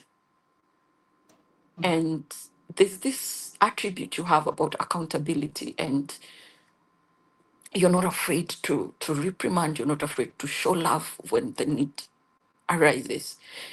You are not afraid to be alone and speak your mind and teach us, rectify us where we go wrong. Mm. Glory, you are an amazing human being. I Thank wish, you so much. I hope one day I get to meet you one on one, but you're an amazing human being. And the Thank people you. on this platform, my healing journey with my trauma started on Glory's platform. Mm. This lady saw my heart when I shared my story, reached out. And even on days I struggle, I will shoot a DM to Miss Glory. I promise you. She answers. She will. And it's not just the answer that gets you out of her day. No. Out of the blue, she'll be like, oh, let me check out on this lady and just, hi, how are you? And I'm like, yeah, I'm okay. And it hurts when I see people insult you just because you refuse to compromise, you refuse to bend down, you refuse to have gray areas. I appreciate you. You are Thank you. very, very wonderful person, and let no one lie to you that you're any different. Thank you. Stand in your truth, Mama. Stand in your Thank you. truth. And I know I'm not the only person that appreciates and love you as Miss Glory Elijah. You're a wonderful person. Please don't change for anyone. Thank They you. either shape up or shape out. Thank you. They either shape up or shape out. Thank you. Lots of love, Mama. And you take care of Thank yourself. you. Thank you so much, Mara. Thank you so much. I wish I could turn on my video right now, but I'm just trying to manage my connection. But really, I appreciate your kind words. And it gives me so much relief to hear that your healing journey has really started. That is the goal that we had right from the very first day that you shared your story with us. And I am so happy and I am so relieved that you are on a good path and you're in a good place now. Thank you so much for all your kind words. Thank Oh, you. by the way, Faith is gonna take a while before we hear from him. My contacts in MultiChoice AC are telling me that if he opens his mouth, they realize that they blundered, they realize that they fucked up. And when he gets to share his story, you'll get to hear the blunders that Big Brother Nigeria did. And sadly, if he opens his mouth, they, as a company, they never foresaw that Faith would be a favorite in many Mm, countries in Africa. And they are sort of trying to muffle him because it will ah, paint a clearer picture, and a lot of viewers are going to be very disappointed with MultiChoice and Big Brother Nigeria. So mm, they are kind of trying to buy time by the time he talks, so that they mm, are trying to ensure that the fire dies down. They don't get mm, to get the backlash. They're trying to, because right now it's too early, mm, and they feel like if he talks now, their behinds will be more wide for people to see the shit in there. So they're trying to ensure that it takes time for before he says anything. So that's why, yeah, we experienced what we experienced last week. But all in all, yeah. eventually he will grace us, and we'll be shocked. That's much I can say.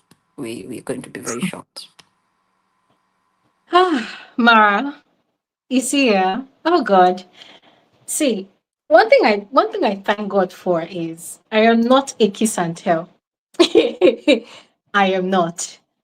I I could literally die with someone's secret. So I'm just gonna keep my mouth shut. But really, thank you so much for that information. Thank you so much. Yeah, You're thank welcome, you. dear. You're welcome. All right. Thank you. Okay. Okay. All right. Nice. You're welcome. Let's hear from you, please. Hello, Glory. Hi, you're welcome. How are you? I'm fine. You? I'm okay. You're welcome. My condolences to you about your brother. Thank you so much. Thank you. Um, First of all, what I would have to say is, Sorry, you see can those. you come closer to your device? You sound far away. Yeah, can you hear me now? There's so much echoes. If you're using your headphones, can you just speak directly to your device?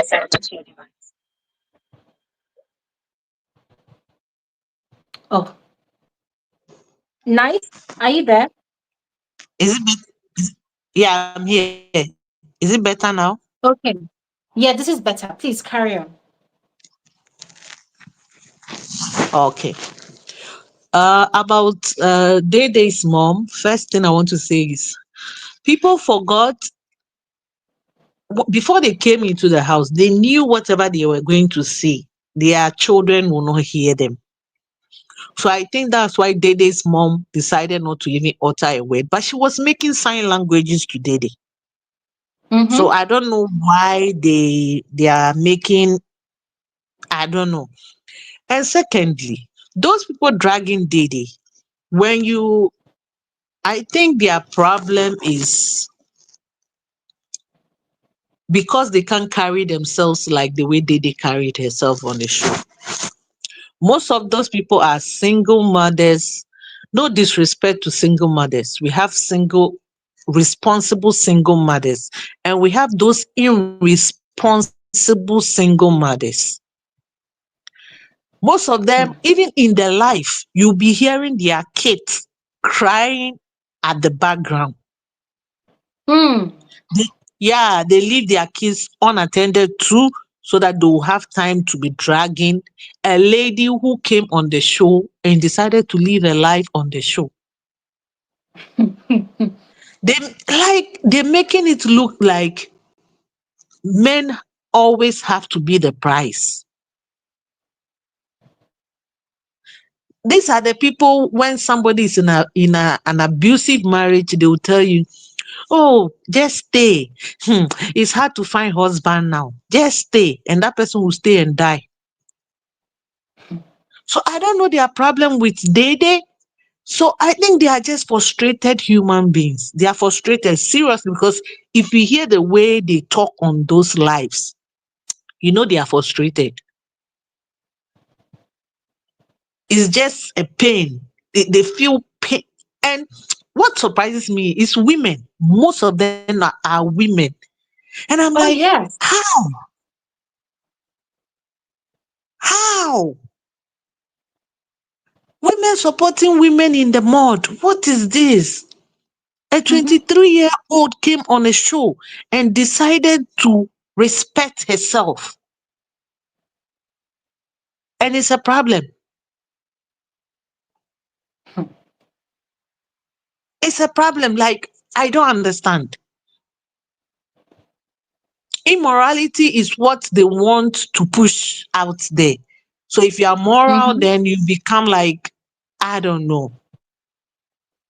That girl was on the show, never insulted anybody, was on, she was just in her own lane. So I don't know where the hate is coming from.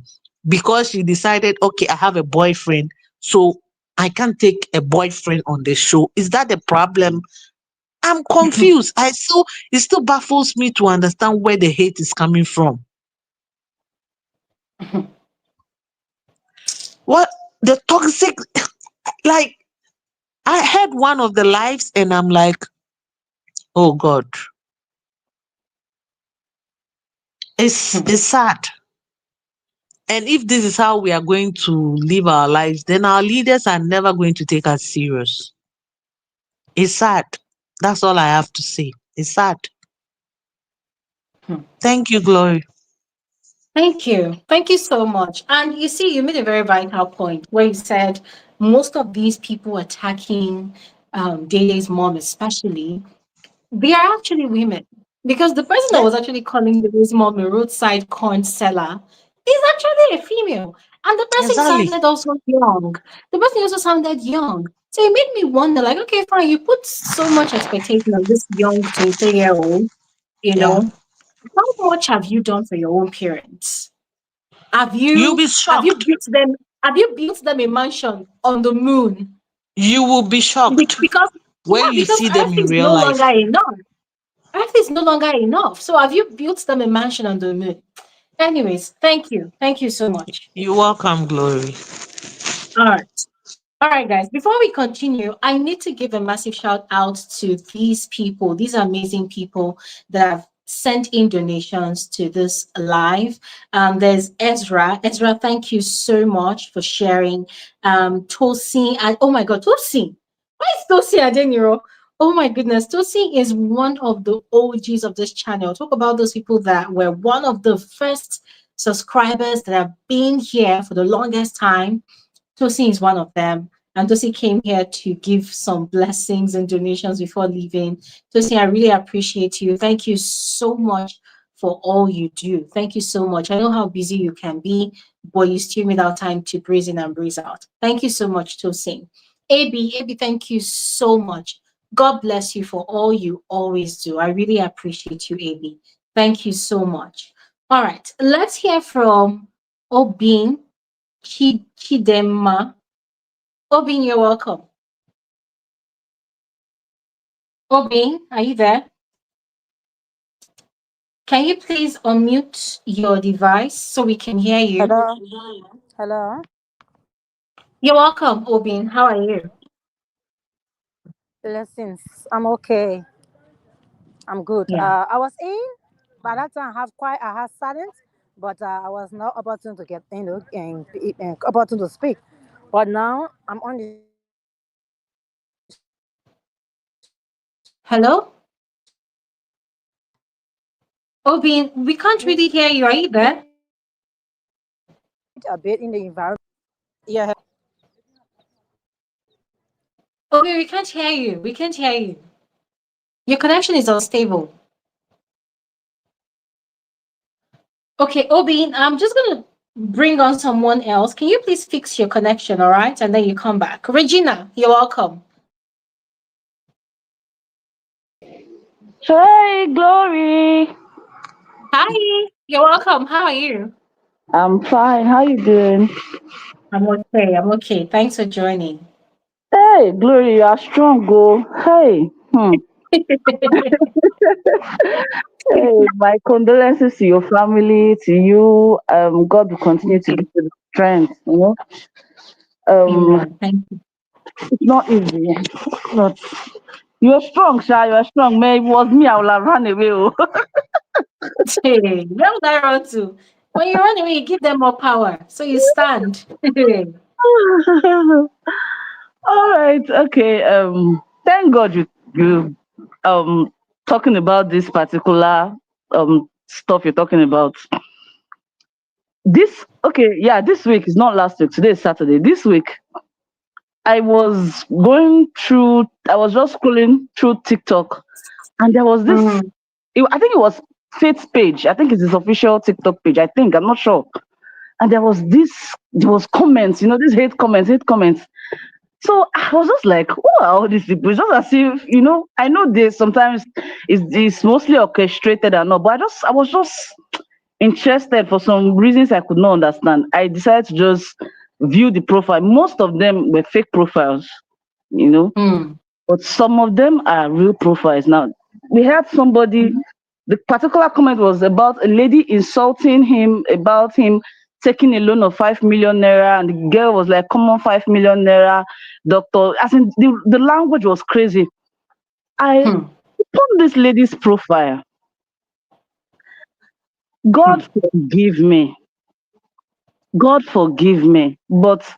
you don't need anybody to tell you that this person has never seen 1 million naira in his life. Like this person was like the funny thing. This woman or lady or whatever has a child, and I'm like, what? You can even see the child. The child is looking so unkept. Like I sent that. I did something that was not right. I sent her a message like, Madam, your condition from your profile, you are not supposed to be on social media trolling. You're supposed to either be in a church praying for deliverance. Like God needs to do something in your life.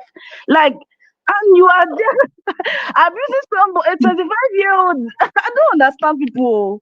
Most of these trolls, Glory, most of them, they are people that their lives are like ruined. Like they are going through pain and they are going through a lot. They're just projecting their True, pain on other people. true. You're right. Honestly, I agree to that 100%. I've seen a lot. Hmm. Do you know, even on Instagram, I still check some people's profile, those people that leave these hate comments. And you are wondering, like, really? As in, how can you be in this condition? Like, look at your Hmm. life. And people post their best pictures on social media. So if this Mhm. place you are staying is your best and you are still abusing somebody, make it make sense. Like people have Hmm. problem with this Nigeria. Oh. Hey, people But have problem.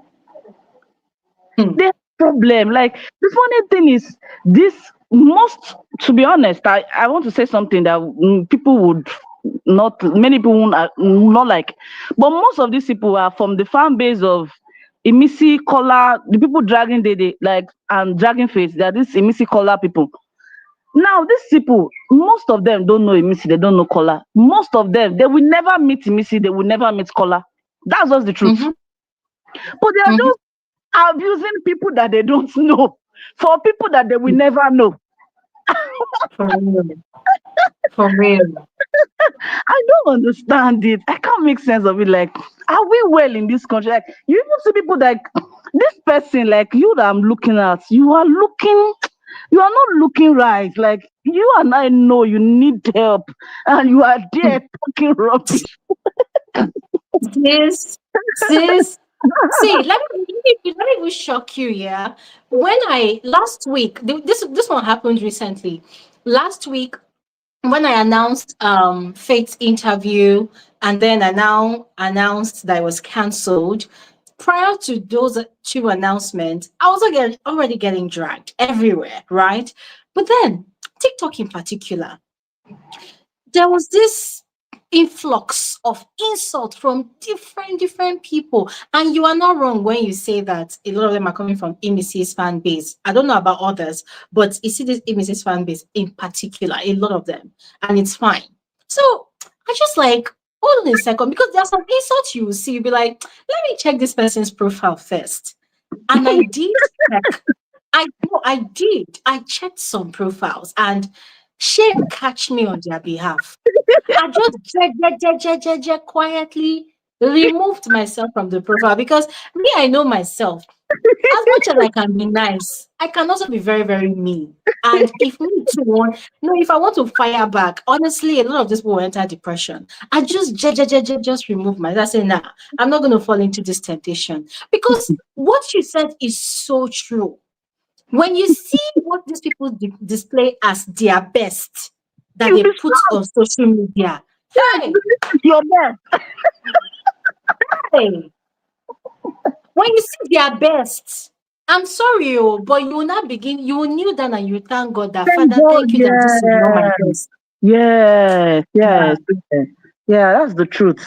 And it's so wrong. Like it misses people. They created a lot of issues. And I also feel Big Brother and their production team like aided the whole thing. Like it's okay if you guys had selected this lady to win or you had the plan to choose somebody, but the way they arranged it, it was so wrong. And the whole dragging, okay, the thing is over. Why are you guys still dragging people? Why? What's the thing with Dede and her mom? Like that particular thing you're talking about, like I saw it myself and I was as in it was a lot. Hmm. Dede's mom, I don't know when that thing happened where the mom came, yeah, you can see that the Mm, mom didn't talk. And if you speak Igbo or if you understand Igbo, you could hear Dede asking her mom some questions and the mom was actually responding. mm, Yeah, she was asking her mom questions in Igbo, like, "Oh, are you angry at me, mom?" Like, she asked her in Igbo, "Are you angry at me? Are you fine? Are you?" She kept asking the mom questions, so the mom was answering her. The mom was mhm, responding. It's just the mom knew that Dede could not hear her, so there was no need mm, for her to talk. mm, She was responding to the questions Dede was asking, and when Dede was crying, you could see the mom like rubbing her hands together, trying to tell Dede to mhm, stop, like begging her to stop crying. mhm, These people that don't have sense that will just misinterpret that situation. And by the way, about the mom's look, for heaven's sake, the woman is 60 years old. Like mm. these people should pray they even look like that woman when they are 60. Some Then of they wanted her them to wear crop top. Eh? They wanted her to wear crop top and low-rise jeans. don't even understand. I don't understand. I have a friend that is very rich, very successful. The parents, as in she didn't grow up very rich, but she was able to create wealth for herself and her family. She buys the mom the best of the best. She, Hmm. in fact, she goes to Louis Vuitton shops. She goes to Gucci shops. She goes to, as in, she buys the best of the best, and the mom will just get these things and take it into her wardrobe and put it under. She has a place where she keeps those things. Like, she doesn't wear it. There's some women like that. There's some mothers like that. They like to keep their conservative style. They Mm-hmm. don't want to influence them with what is in vogue. That's just their own style. They want to keep their originality. True. So, and you, by the way, these people are kids, 23-year-old, 25-year-old. I don't understand. Something is wrong with people in this country, oh glory. People are not normal in this country. By the way, this same Mrs. group, immediately he started this life. The link was forwarded to where it was forwarded. The original group was disbanded, sha, but this same life again, they forwarded it, and they swam in. When they came, they were like, "Oh, she's not talking." They some of them retreated. Like, people, are you people well? To Emisi and the trolls, like, are you people normal? Get a job, get a life, do something, learn a skill, occupy your mind. Like, you guys are too jobless. Like, it's Hectic. unbelievable. And let's even speak about we're Africans. Let's speak about the whole spirituality of this whole thing. Like, you are trolling, right? You're just typing comments. You're trolling. It's trolling to you. But we're Africans. We have spirituality. We have to be honest. These things, you're sending out negative energies, and it's going to come back to you. These people who keep putting these hate comments, you are hating people you don't know. When you go to places and you don't know Demigod. too, Demigod. karma is real. It's going to get you. It's going to come back to you. So all you people leaving these comments and doing this job that nobody is paying you for, nobody's giving you money for, whatever gains you think you're getting. Remember, when you start having problems in your life, before you call your mother and one mother that is doing you, remember what you have done with your own hands. Thank you, Glory. That's all I want to say. Thank you. Absolutely. Thank you. Thank you so much, Regina. I was scared that I lost you for a bit. Thank you so much. All right. Let's speak with Demigod. Oh, well. Demigod, are you there? You're welcome. Yes, Demigod. so yes, Demigod, you're welcome. You're welcome. so Glory. Good afternoon. I be good Good evening. Wait. afternoon. Good evening. I just the chop. Anyone. Now chop why they chop like this. You understand? I just the hear what people they talk. You see, Yeah. you see, who they talk say they form say she come from big family. Say she they do say her papa get money and this one get money. You understand? Say Mhm. her mama no too guide like that. I call the one that say, so if na your daughter or na your sister, say you go want make your sister or your daughter go for reality show wey be say she go dey Are you look there, tattered. Demigod?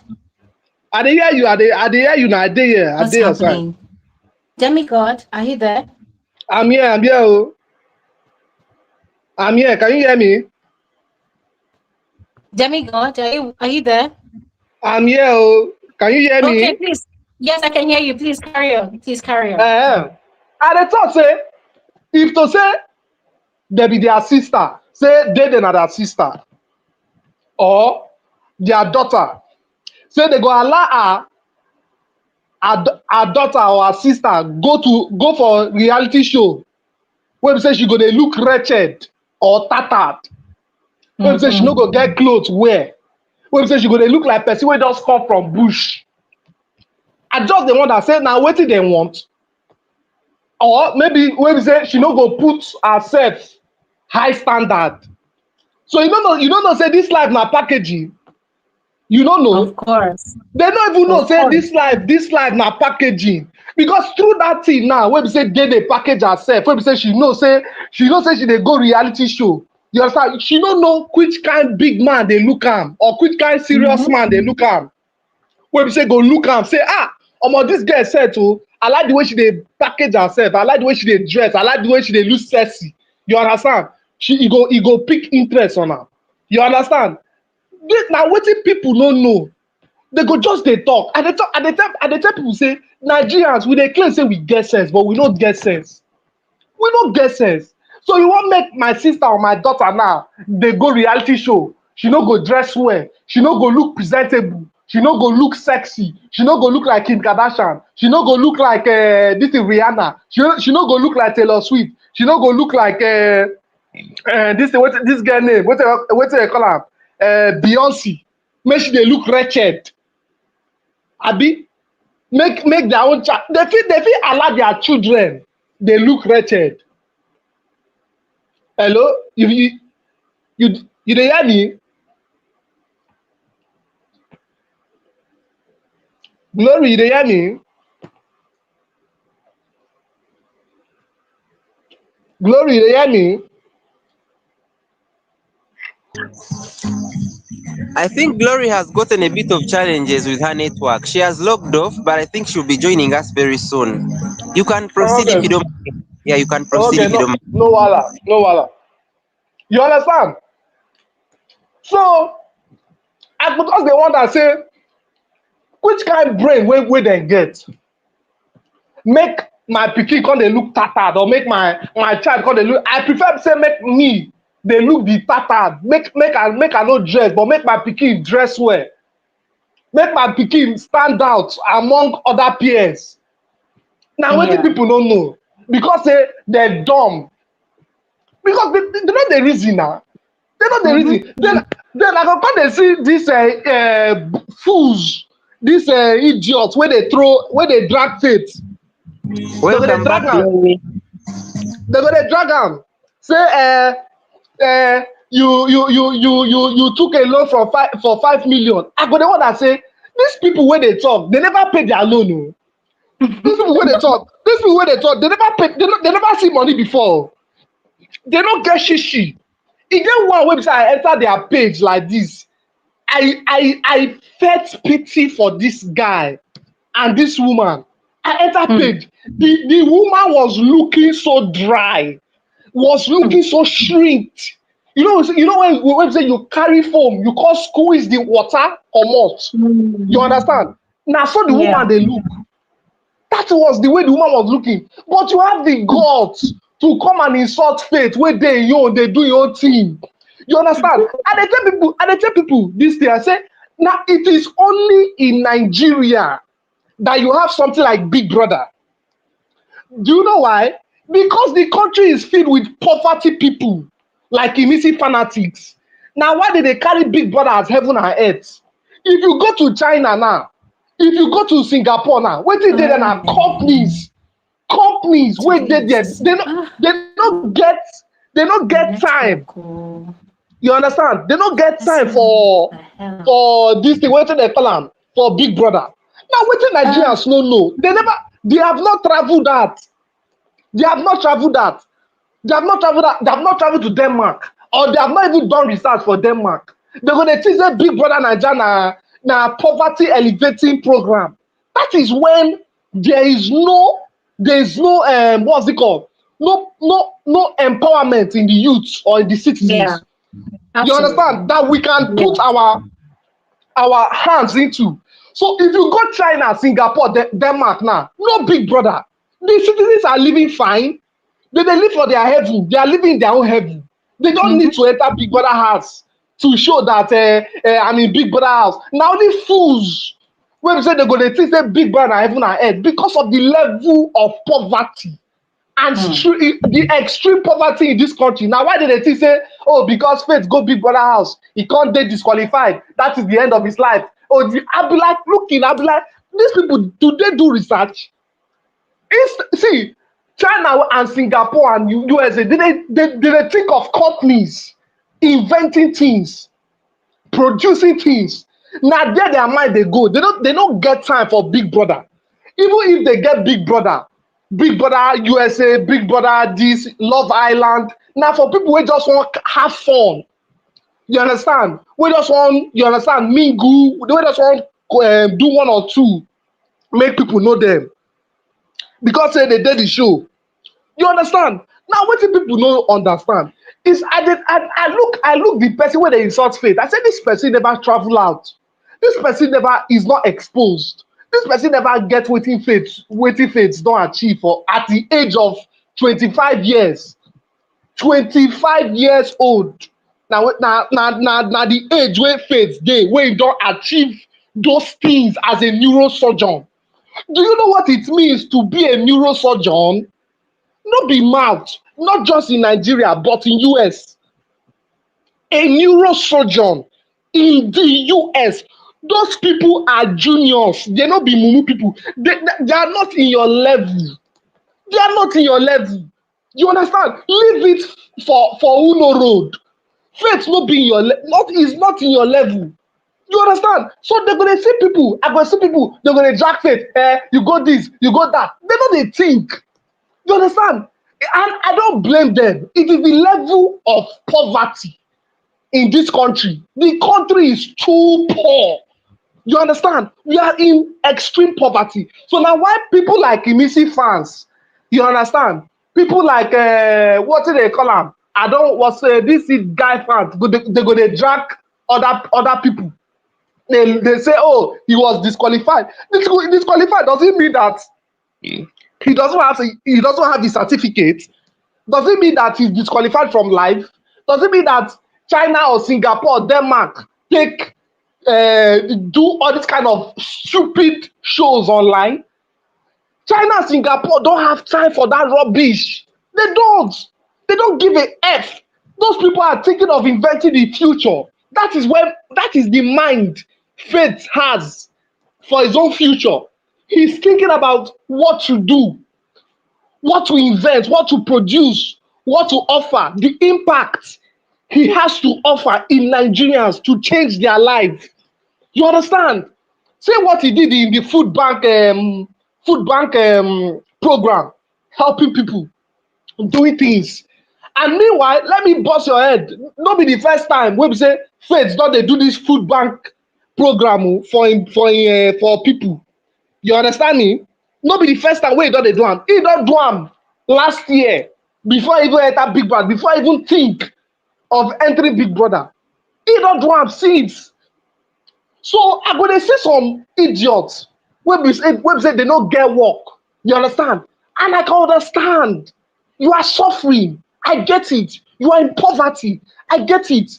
Big Brother is like heaven and earth to you because of the Nigerian economy and the level of poverty that you have gone through in your life. I get it. So I understand when you see someone like Imisi or someone that looks like Imisi and represent your level of suffering. You can do anything to vote for her because it represents your life, your True. lifestyle. You understand? They see Imisi as person where we say they represent what they go through for their life. And Imisi is a True. good actress. So Imisi understand the street language, the street propaganda, the street suffering, you understand? She understand them. Mhm.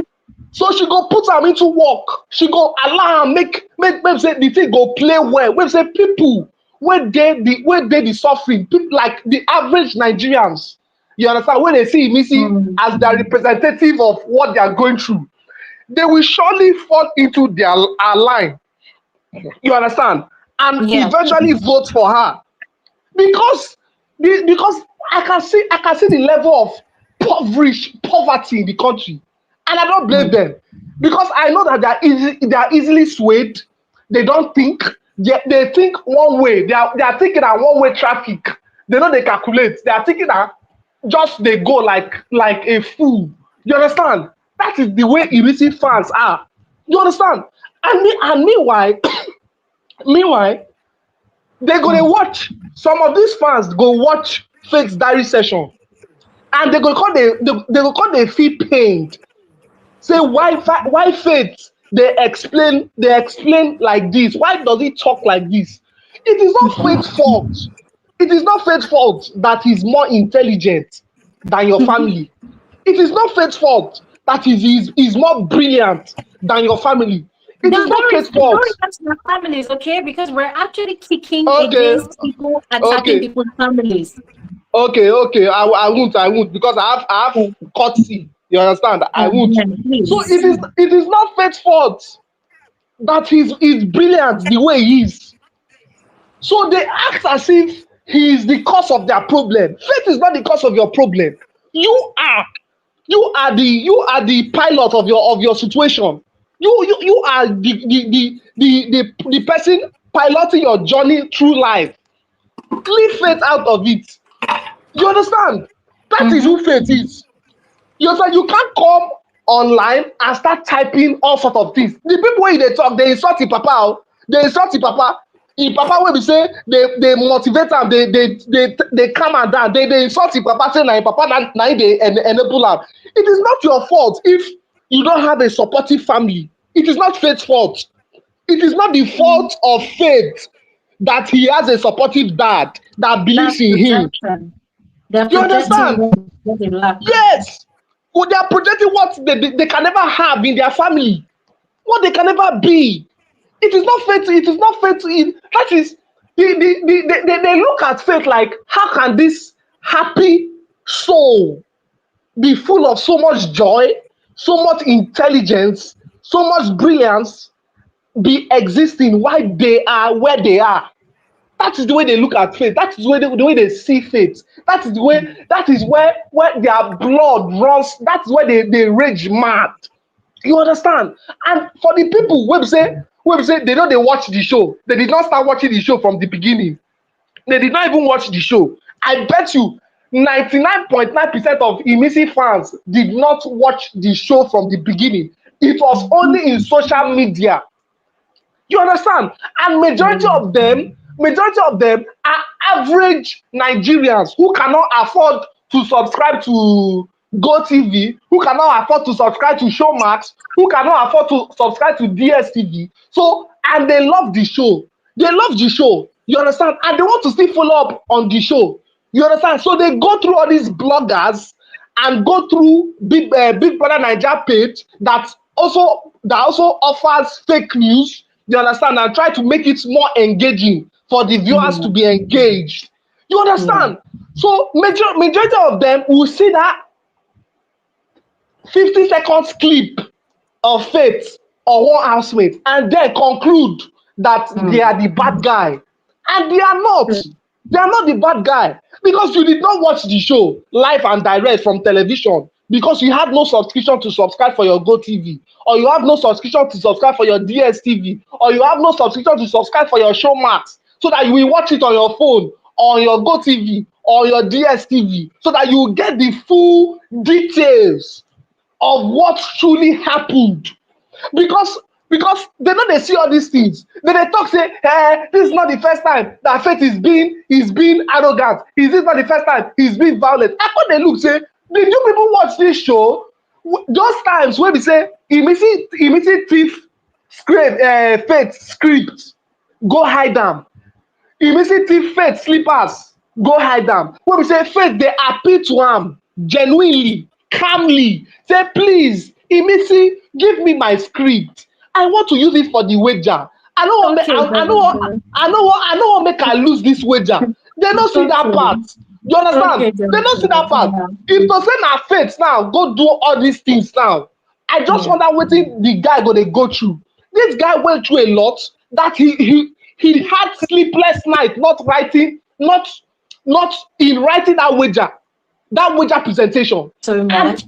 There's so many people right here in the background that are waiting to speak, and my network today is not being nice to me at all right, so I don't want my network to keep on interrupting and other people have not yet spoken. So really, thank you so much. Thank you so much. Yes. I just want to play the air. Thank you. I just want to play the air because all right. Oh my God, he just came back and I lost him before. Okay, let's quickly move on to Ini. You guys, so sorry I am doing this. My connection is just crappy, and it's not just my connection. It's like so many connections I use. So yeah, Ini, you're welcome. You're welcome. Hey, Glory. Ini, hello. Are you here? Yes, I'm here. I'm saying hello to you. Guys, Ini, are you here? Can you hear me? Yeah, and I'm saying hello. Hey. Glory, I'm here. Yes, I can hear you clearly. Oh, great. Sorry, welcome. Please, fire on.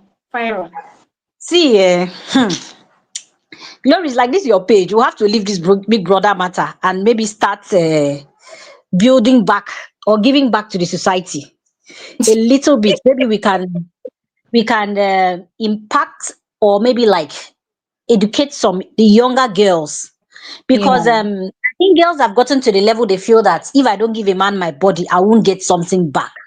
True. Maybe I don't understand. I'm a fine girl, so I've gotten I've allowed my fine girl to get me privilege, and I'm not going to sleep with you. If I sleep with you, I'm sleeping with you because I want to sleep with you. I'm not Absolutely. sleeping with you because I want you to give me anything or I feel like I should get something back from you. Mm-hmm. Why? Because one, I have a job that gives me what I want. I get paid at the end of the month. Mm-hmm. So if I end up doing anything with you, I should do it because I want to do it willingly. So when they see Yeah. someone like Dede, it comes up to them like, why are you forming hard to gates? I saw Mm. messages like that on social media and I'm like, what is Scholar even offering inside this house? Because the last I can check, all of them were just offering to cook food for her. When you're a fine girl, guys should be able to do things for you. And when I saw a lot of things, a lot of people are just pouring back the venom of because I can't get what Dede is getting. So I have to rubbish her because she's not letting herself go like me. According to what Faith said, he said you can only relate to your fav because of that's what you see. And truly, if you really check, a lot of girls couldn't relate with her because they've all let themselves go just because of little things, which I don't really understand. And wanting a 60 years old woman, how do you want her to dress? I saw the comment and I'm like, God, should we give the woman leggings? If she wears leggings and come on board, won't you still say, Madam, dress your age? And she's actually dressing her age beautifully. Or she should do face beats. When did face beats become makeup? Face beat was never a daily makeup. It used to be an occasional makeup that you face beat and go for an occasion.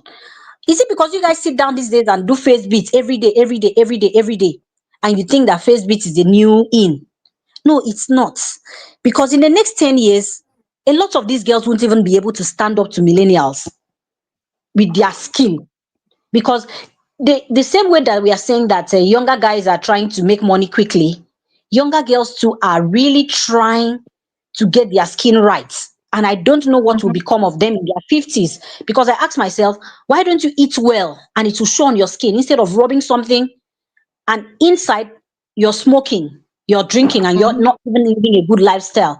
So when I see things like that, and you come online and you will see them being the ones trying to bring other people down.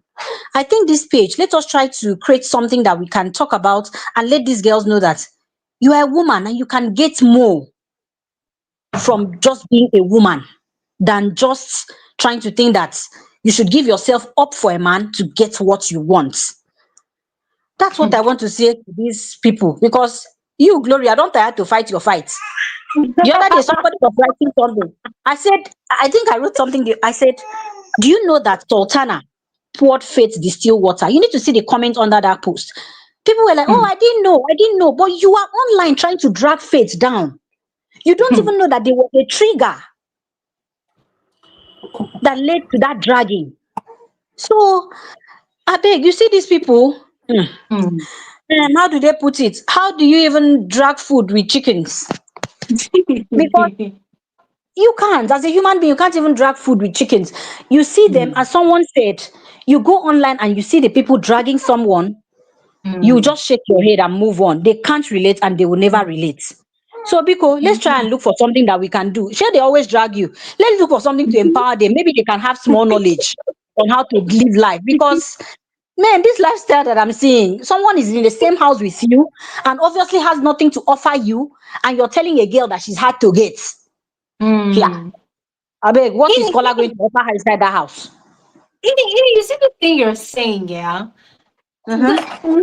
What I have personally discovered about this set of people that just blandly attack people, housemates or people that are not even housemates. I think they just need that sense of validation and the sense of I belong to something, even if it's something stupid. And the reason I say this is because if you go, especially on TikTok, right? Because this season especially is just very unique. I've seen people do like mashup videos to show events to something one led to Mm-hmm. You want to talk? Hello? Glory, we can't hear you again. wow. They didn't even watch it. They did not know. They did not bother to find out. They did not bother to ask questions. So for them, oh, they just saw something and they just like someone on the Hello, Glory, you've been fluctuating. that was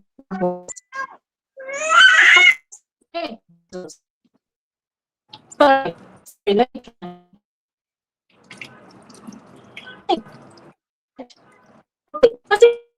Glory, we can't hear you at all. put on You're fluctuating.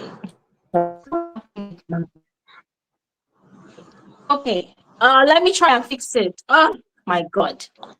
Okay. I don't even know what's happening at this point. Can you hear me now?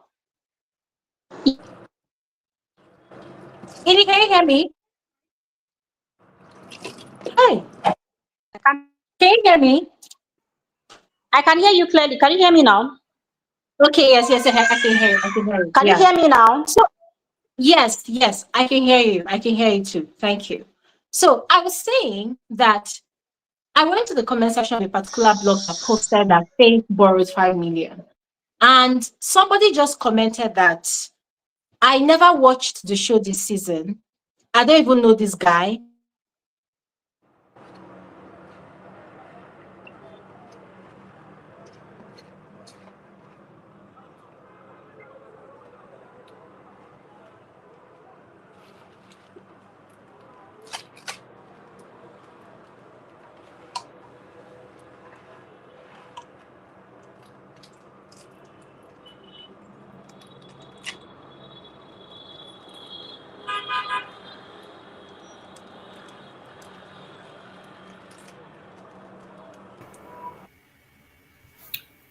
I think Glory's actually got off. Wow. Okay.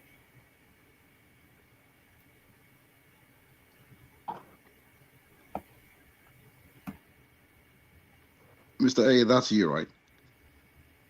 Sorry. I said that's you. That's Mr. A, right? Yeah. Yes. Okay. Yeah. All right. Okay. Just so we're just waiting for Glory to come back, right? Yeah. I mean, I think Okay. if you can just take the lead, David. Yeah. So that Are you once she gets sure? Are you even? Am I the next person though? I don't even know. And that lady I don't speaking, even know. I don't know. is she I don't know. done? Let's wait for a little bit and see what happens. Okay. Yeah. I think David is the next person. You could be speaking meanwhile as we wait for her. She already said she has network issues. There she is. There she is. She's coming There back Oh she now. my is. god. Guys, see ya. Today is hectic. I'm so sorry. My connection has just been just crazy today. Yeah. So before I logged off, I was explaining to Ini that what we do on here, I think it should be enough to educate people on how to watch reality TV shows, how to analyze the shows, and how to even understand what's happening on the shows, how to make proper judgment of the people that participate on all of those shows. Because over here, what we do is we speak based on facts, we analyze based on facts, not just me, but people that join the community to contribute to the conversations. So I feel like even if we hold a seminar, even if we have like a conference where we invite a lot of people to say, oh, come, let's give back to society by teaching you these things. The fact is, people will still be who they want to be and how they want to be. Because it's like that's dragging, that's attacking people, that's sense of just being a part of a toxic fan base. I feel like it gives them a sense of importance. Yeah, it gives them a sense of importance. I literally met someone some weeks ago. right? And the person was telling me about how much they like me, how much they love me, how much they admire what I do online, that they've been following me for the longest time. However, for every season where they feel like I am not speaking in favor of their fave, they join the people that drag me. And I asked the person, why do you feel the need to drag me if you feel like you really like me that much? And they said that, it's just banter, it's just fun. I said, for you, it's fun. But do you know how it affects me, or if it affects me at all? Or let's not even talk about me now. We talk about those housemates whom you drag, whom you attack. Do you know how it affects them? And the person's line of defense was like, it's just the fun every season, the dragging must be involved though. If there's no dragging, the season is not sweet. That is their mindset. So how do you begin to clean the mindset of such kinds of people? It's almost impossible. So for me, at the end of the day, we can only talk. We can only continue to try to teach and impact. And if people decide they don't want to change, it's left to them. Thank you. Please, David, the floor is yours. You're welcome. Hey, hi, Glory. Thanks for having me. Thanks for. I guess the last speaker just left, right? I Yes. wasn't sure if she was done and all that. Okay. I don't even know where to start from. So class cannot be bought. You can't buy Mm. class. Let me start that way, right?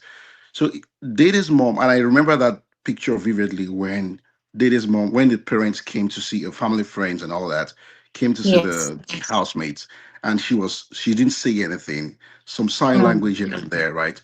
And you're right, Mm. you're spot on when you say that how parents interact with their kids is within them. Like you can't judge someone who you do not know, right? So Mm. some people try to say that education or money or wealth gives you class. I'm sorry, it does not. We've Mhm. seen cases of people that no matter what they do, they just have this problem with saying this thing in a different way. Mhm. So there's a hypocrisy I see here. And you said something about Dede in this show. Dede carried herself well, and Mhm. I stand to be corrected, right? She really carried herself well for the 10 weeks. Yes. Yes, she did not win, but yeah, I remember mocking her one time when I said that. Oh, she was stroking callers' beards and all that, but that doesn't Yes. take the fact away that she carried herself well.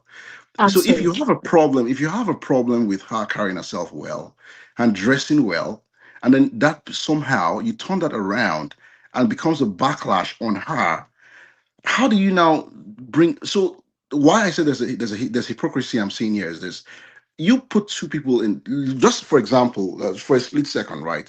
Put Emisi and Dede together, right? One person dresses Mm. well, the other person really does not dress that well, intentionally Mm. because she was acting, and that's fine. Mhm. She has the red dots on her forehead, and that's fine. That's what she wants to do. Mhm. Somehow, the same people that are abusing, that dragging Dede for, so what do they really want? So do they really want you not to dress well? Did you understand what I'm saying? Like, because you Yeah. didn't you're not dragging the person that, and I don't get it. I hope it's not Emisi's fans that are doing all this. I want to believe it's someone else, because how do you win a show and you've not moved on? Like, how do you? Why should the person who has won have fans that still dragging people up and down? That's why I don't want to believe it's them. I really don't want to believe it's them, right? Maybe this has to do with Collas fans. Maybe it's Collas fans, right? But again, I don't really know, right? Mm. You know that when it comes to this keyboard tigers. I call them keyboard tigers, right? Unknown Yeah. tigers, keyboard tigers. They need to know something. No matter how you try to uh, be unknown on the internet, there are two things that are true. One, the internet does not forget. Two, you Yes. are, you have an IP address. So you can think you are in confines of somewhere in the middle of nowhere, and you can Mm. just go crazy on the online and try to bully people. But the truth of the matter is that it does not change anything, right? When Absolutely. hate manifests itself, right? It's usually when you look at those people themselves, they have some unresolved deep-seated self-hate. So, and Mm-hmm. the way they manifest their self-hate is they project it to you, right? True. I have to, if you look at this season, even in the house, among the 29 housemates, right, you could already see that the culture of the outside was happening inside the house. I don't know Mm-hmm. if you understand what I'm saying. So even in the house, this is one of the reasons why this season was very unique in of itself, right? Because in Mm-hmm. the house, we already saw people that were behaving as though they were outside the house and were doing some fandom and all that. So Mm. you could see people ganging up against one person versus the other one, not the general way you see it in other seasons, but more like they took it to a different level, right? So Mm-hmm. again, you cannot the person you're fanning and the fan base, there's a connection. Mm-hmm. You are like your fan base is like you. I'm sorry to say, I can't separate the two. Again, is the line is blurred. So if the individual is toxic, do not be surprised that the fan base will be toxic. Now, is there any True. fan base that did not cross the line, one or two? Most likely not. Every that's the fact. But is there some fan base that took it to a higher notch? Yes. Glory, don't be Mm-hmm. surprised that after today's live talk, don't be surprised some people will say something like, "Oh, that's now they want to castigate you now. They want to talk bad about you." They'll say, "Well, Mm. imagine that Glory live show that she couldn't even our network was so bad."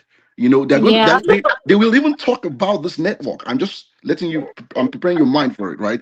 This is how this Yes. this is how clueless these people are, and I don't know how to help them. I try to understand this today's topic very well. How did we get to this point where people are so toxic, right? And they're Mm-hmm. so you can't educate. What you said just before you called me was, can you educate people to change? No, you cannot. I'm Yeah. sorry. This is the fact. We have moved from a situation where people used to go to libraries to read books. People used to go to get encyclopedias to read. Now it's TikTok. Mm-hmm. The culture has shifted, right? So it's only you Mm-hmm. have to know the culture has shifted, and based on the cultural shift, everything is now polarizing. People are Mm-hmm. polarizing. Like if my guy does not win, your guy should not win. If I don't get it, then you should not get it, right? And people are bringing people's family members into it. Why on Mm-hmm. earth will you talk about Dady's mom and the way she dresses? By the way, if she looks like a corn seller, I'm trying to. How is that a derogatory statement? Like, Exactly. is that not a honorable job, a profession? Like, if you tell me that I look like someone who is selling my body, then that's really an abuse, right? But if Mm-hmm. you tell me that I'm actually selling things, I'm hawking on the streets, I'm Mm-hmm. trying to aka a livelihood, right? I'm hustling. To me, that is not, you're not putting me down. So, Mm-hmm. but the reason why, let me come to it, let me cap it up, let me come to an end, right? These are the reasons why what is going on is just going to get worse and worse. I know your plan is to get it moving the right direction, but I'm sorry, this is the reason why it's going to go more south, right? Number one, there is people that have what they call, there's something they call echo chambers and filter bubbles, right? So people go to the news they want to hear, right? So now people are Mm-hmm. literally going to bloggers that feed them what they want to hear. Oh, And then yeah. then they now that now reinforces something in their brain, and then they now use that information, and then they're just in this echo chamber, right? And then there's Mm-hmm. also the spread of misinformation and disinformation, and that one in of itself is so hard to get rid of. There is Mm-hmm. confirmation bias in that echo chamber story I said, right? People want to Mm-hmm. confirm what the bias they have. Again, to that hypocrisy. Yes. Again, to that hypocrisy I said between Dede and Imisi in this season that just ended, right? How can you say you are intelligent and you chose your winner from day one or day two, just from the stage, right? Imagine. That tells me a lot about you two. I don't know if you get, I'm not saying anyone is right or wrong, but I'm just questioning the process, right? The process here Mm-hmm. is before you looked at someone who dressed poorly and then you gave it to her. You looked at someone who dressed well, who didn't give a hug, and then you did not give it to her, right? And then Mm-hmm. somehow, even after you've won the show, Hopefully, again, hopefully it's not a fans, right? But even after you won the show, you're still talking bad at the person who actually dressed well. So what do you really Mhm. want? What do you really want? I don't know. It's giving this more of we will just do what we want to do and nothing, no one can take it away. You know, Yeah. the toxicity is going to keep going on. It is. This is where I'm going to end it. Right. It reminds Mm, me of the things that people are going through in the United States, right? So mm, the polarization between the MAGA world and the non-MAGA world, right? You mm, become you will not know that you are. The funny thing about fanaticism is that you don't know when you've crossed the line between fan and fanatic, and being a fanatic, mm, and you don't even know that it's almost like you're in a cult. Right, so you don't mm, think for yourself again. There's now group thinking. You know, you just go somewhere. Do you know some people just wake up in the morning and they just come to your show, for example. There are some people that are on this live show in the comment section before I came, who all they are trying to mm. do is to try to say anyone who says bad against this person, I'm going to bring this person down. Right? They don't even care. They are literally sent. They are sent here. Right? So how Wow. is your life? How pitiful is your life if all you can do is go around and all you need to do is just bring people down, bring people down, bring people. Maybe you should do some introspection, right? Look inwards. Mhm. Something is wrong with you, you know. So maybe at the end of the day, overall, I think the show itself, the Big Brother show, needs to take a break. You know, maybe people need to calm down, tone Mm, down, take a break. Don't I think something this is where the issue when they say was out of sight is out of mind, but then there's another one that's mm. contrary to that one, which is if you're too present all the time, then people just treat you anyhow, right? So maybe Yeah. because the show has been going on for every year, maybe they should just take a year or two break, you know, give it Yeah. some time, reset, you Mhm. know. Hopefully the society, by the way, the answer to your question, Glory, is that the society has to reset for you to get Mm, that breakthrough you want where people are not going to be toxic. But I don't see that happening anytime soon. I'm sorry. mhm, That's mhm. the fact. uh, that's what I have to say. You have any questions? Absolutely. Thank I'm you. sure, by Thank the you way, I'm so sure much. that some people are already on the comment section, you know, going crazy, but I don't know they should ask themselves no, they should ask themselves the question, how do I, an unknown person, anonymous person, saying, look at what he said to James Farnsworth the other day. Remember what Farnsworth told us last week, where he said someone was bringing his Mm, family into it or something like that, right? How do you bring, yeah. or your brother, imagine someone going to do some background check, poorly, by the way, because the person said your Yeah. brother smokes and he doesn't smoke. What do you Yeah. gain? What is your gain? What is the secondary gain? You know, what is that Munchausen by proxy? What is that thing that you are trying to get that Mhm. you only can get because you are bringing out someone and you're eating popcorn, and by the way they may not even be able to afford popcorn, you know. So maybe they're somewhere the backside of a village, you know, with kerosene and a lamp, and Mm, they're just tweeting, and that's the last battery life they have, and all they are saying is we need to make sure that we bring down this glory. Like, why have we gotten to this point? I don't know. It's tough. Maybe some other future or someone in this live will be able to give us an answer on how to get around it. But I'm sorry, being practical here, I do not actually see it getting worse. Again, mm. if you are no more seeing youths reading dictionaries, reading encyclopedias, going to the library, and all they do now is TikTok, is Snapchat, is Twitter, is Instagram, then you can actually estimate and guesstimate the kind of society that we're going to be becoming in the next 10 years. Absolutely. Absolutely. Thank you so much, David. I mean, I don't really even have questions. You pretty much summed it up. I mean, for me personally, in this entire situation, what was really baffling me is how people just automatically gave the role of parent to Dede over her mom. That how dare she looked good on the show, but her mom does not look good outside. And that's the part that I still cannot wrap my head around.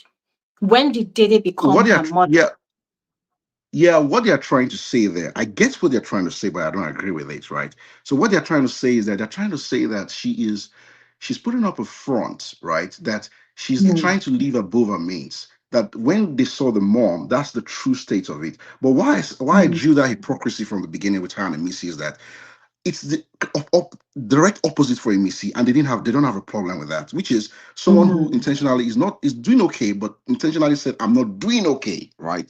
Then they now Mhm. have, so does it mean that they really want you to not be okay? That's what I'm saying, right? Do Mhm. they, assuming Yeah. Dede was dressed poorly, assuming she had just three dresses on and she kept recycling it, will that be okay with them? Will they move on? Is that what will now make them happy? That's what I'm trying to figure Mhm. out myself, because to me, that's how it sounds to me. Like they want you to be, again, it fits to that thing we said like a few weeks back, which is there's a Mm. savior mentality. They need you to be somehow, and if you don't fit that Mm. category, they will come for you. Even if you win the show, they'll still come for you. In fact, they will not make you Mhm. win the show because they need you to be poor or appear poor. Mm. They need you need to be you need to be, and again, it's not like you're humble. You just have to put it up. Just now we know you can fake it. Just fake that you're poor, Mhm. you're this, and that's all they need. That's all they need. Mm. And if they should just what's the word now I'm looking for? They should just the show should not be called Big Brother Naija again. It should just be called Mhm. like a poor, like come poor and then come poor, come blessed or something like that. A phrase, a catchy Poverty phrase. Like alleviation. yeah, exactly. Like maybe that's what they need. Because why will you come Mm. from my mom? Why will you come from my dad? A woman who raised seven Mm. kids. Is it easy to raise seven children yourself Seriously. as a single mother? Do you know what it means for that woman to be there and they're coming for her? I mean, people are lost, man. I don't know what to say, right? And the truth is, some of these people, when they go to the house, they're not going to be anything better. It is deep Mhm. seated. Like I said again, I'm going to end here. It's deep seated hatred for themselves. It's inferiority Mm. complex.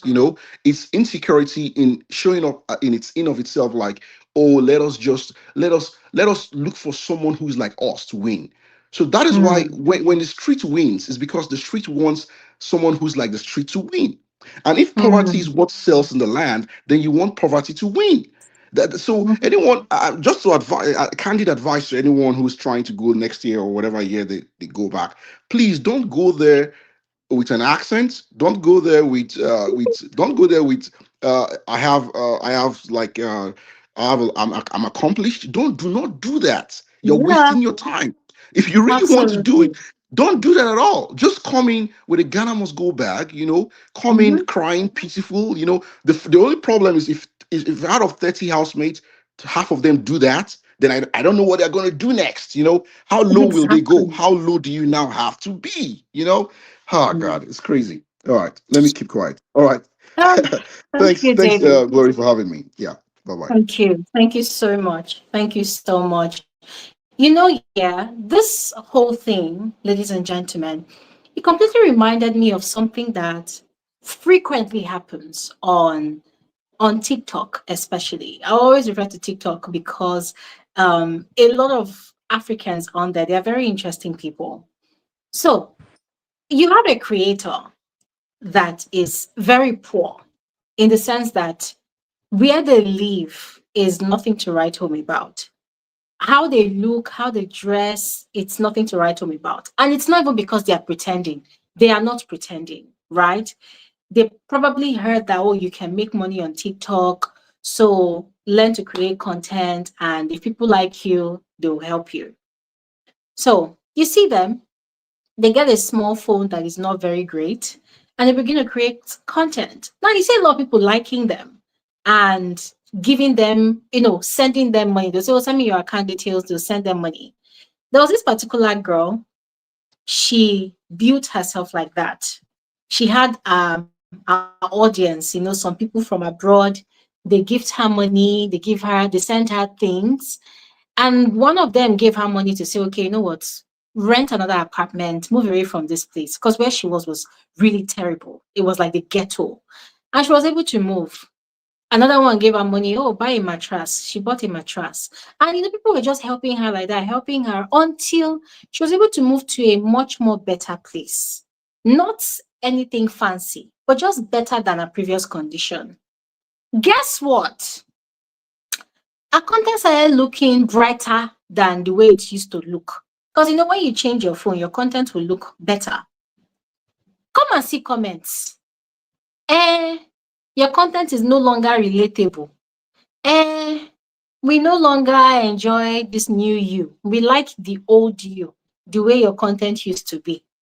And this young girl was confused. Like, okay, I don't understand. What is it about my content that people don't like, that people feel is no longer relatable? And the whole thing was, it became a big deal. So at the end of the day, when you go through the comments, what you realize is that savior's mentality, that sense of validation people had, over the fact that, okay, she's powerless, she's poor, and it is their interaction with her that can only elevate her to a better position or status, but not yet. They want to be the one to determine or decide when was the right time for her to now properly elevate, but not yet, because they still like seeing that poor, wretched person creating content. That was what they wanted. This person now that has moved to another level, which is not really a great level, but at least considerably better than where she was before. People no longer like that, this new person. They want the old person. So they started telling her that her content is no longer relatable. It is no longer interesting. And that was when I knew that, okay, fine. This thing called the savior's mentality, it's really a problem in this part of the world. It's really a problem because what is the essence of someone even putting out their life on social media? Aside telling a story or sharing about their life, it's also for people to see their growth process, right? It's also for people to see their growth process. And that is why some people, the first time they appear on social media, the content that they put there, they don't delete it. They leave it there. They leave it there because they know that they will definitely grow, they will evolve. So they want you to see where they started from and also see their journey, the step by step move that they took to be where they are now to where they are going. But you find that a lot of people will still come and say, no, this new you that is looking fine now, they'll say you are looking too flashy. Oh, they'll say you should be humble. The way you were before was more humble, but now you're laughing too much. Now you're smiling too much. That is a very dead mentality and it needs to stop. Really, it needs to stop. Okay, let's speak with Olayemi. Olayemi, you're welcome to the conversation. Hello, Glory. Hi. You're First of all, welcome. let me just thank you for the story you shared with us. I know it must have taken you back Mm, memory lane and probably brought up some hurt. But mm, I appreciate that story because it has allowed thank me you. to now know why Glory Elijah is Glory Elijah. Thank you. Uh, Also, I'd like to congratulate you for being the most trolled. Do you want me to call you a blogger now, or you're so trolled that even today your network Wi-Fi decided to troll you. You know, the Wi-Fi has been trolling you since you started. So I'm Yes. sure you've developed some level of thick skin towards trolls. Because the Yeah. truth of the matter is that we're all trolls. There's a troll in Mm-hmm. all of us. It is on Yep. whose side that we are that this, permit me to use the word trollship, comes out. So there's a troll in Mm-hmm. every one of us. Once we're Yeah. able to accept that, then it will be easier for us to have this kind of conversations, and not see it Mm, from one perspective alone. Now, last week yeah. I joined. I think probably you had to go off on time, and I just quickly want to share my thoughts on the faith matter. Um, Okay. I've always said it that, the only way you can enjoy reality TV is if you're a fan of that reality TV. So for Yeah. someone like me, I'm a fan of Big Brother show, not any of the housemates, because you don't even know any one of them. Then you begin Mm-hmm. to acquire or develop your likeness for any one of them. But if you're a fan Yeah. of the show and you even end up liking or having more than one or two faves, you're still able to be very objective and rational in your submissions about the show. Mm-hmm. For season 10, I've always said it that the three players for me was Faith, Dede, and Jason, because for me, I felt that they came in as authentically as themselves. And you will see that outside of the show, at the end of the show, the three of them are still themselves, vulnerable, confrontational, um, you know, have that aura. Now, for Faith, the kind of person Faith is, I'm sure after that disqualification, he would have gone home, done a self-reflection, and also agree with himself that he played it out too much. He played himself out of the game. I mean, let's be objective. He played himself, and the only time he was unable to regulate his emotion, he got himself disqualified. All through the season, what had made Faith the master of that game was his ability to regulate his emotion in every situation. But you see that 1 minute or 2 minutes that he was unable to regulate. In fact, he regulated his emotion right from the kitchen up until when he was standing in front of her. But you see that 1 minute or 2 minutes that he allowed himself to act before thinking, he got disqualified. So really, I wouldn't blame Big Brother for that disqualification. Olayemi, hold on a second. Okay, Sorry. okay, Hold on. Sorry. okay. I want to ask you just one question. Yes, And this is not antagonizing your opinion, all right? okay. I'm Right. just going by what you said, that he played himself out of the game. And I'm glad you Yes. clarified he was able to regulate his emotions up until that Mhm, moment. Fine, mhm, given. He retaliated. But let me mhm, ask you this. mhm, Do you think that what transpired between him and the other party that day, mhm. do you think it warranted that disqualification? Yes, I do. And Why? I'll tell you, let me tell you. You see, the that disqualification, right, would have been given Mm. to Zita, and nobody would have thought it was a problem. Would I If be the given to season who? Zita, if it had been given to Zita when Mm-hmm. Zita had that authority, nobody would have thought of it as a problem.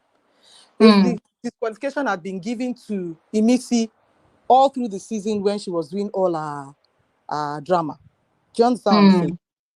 Mm-hmm. Nobody would have thought of it as a problem because we would have felt justified.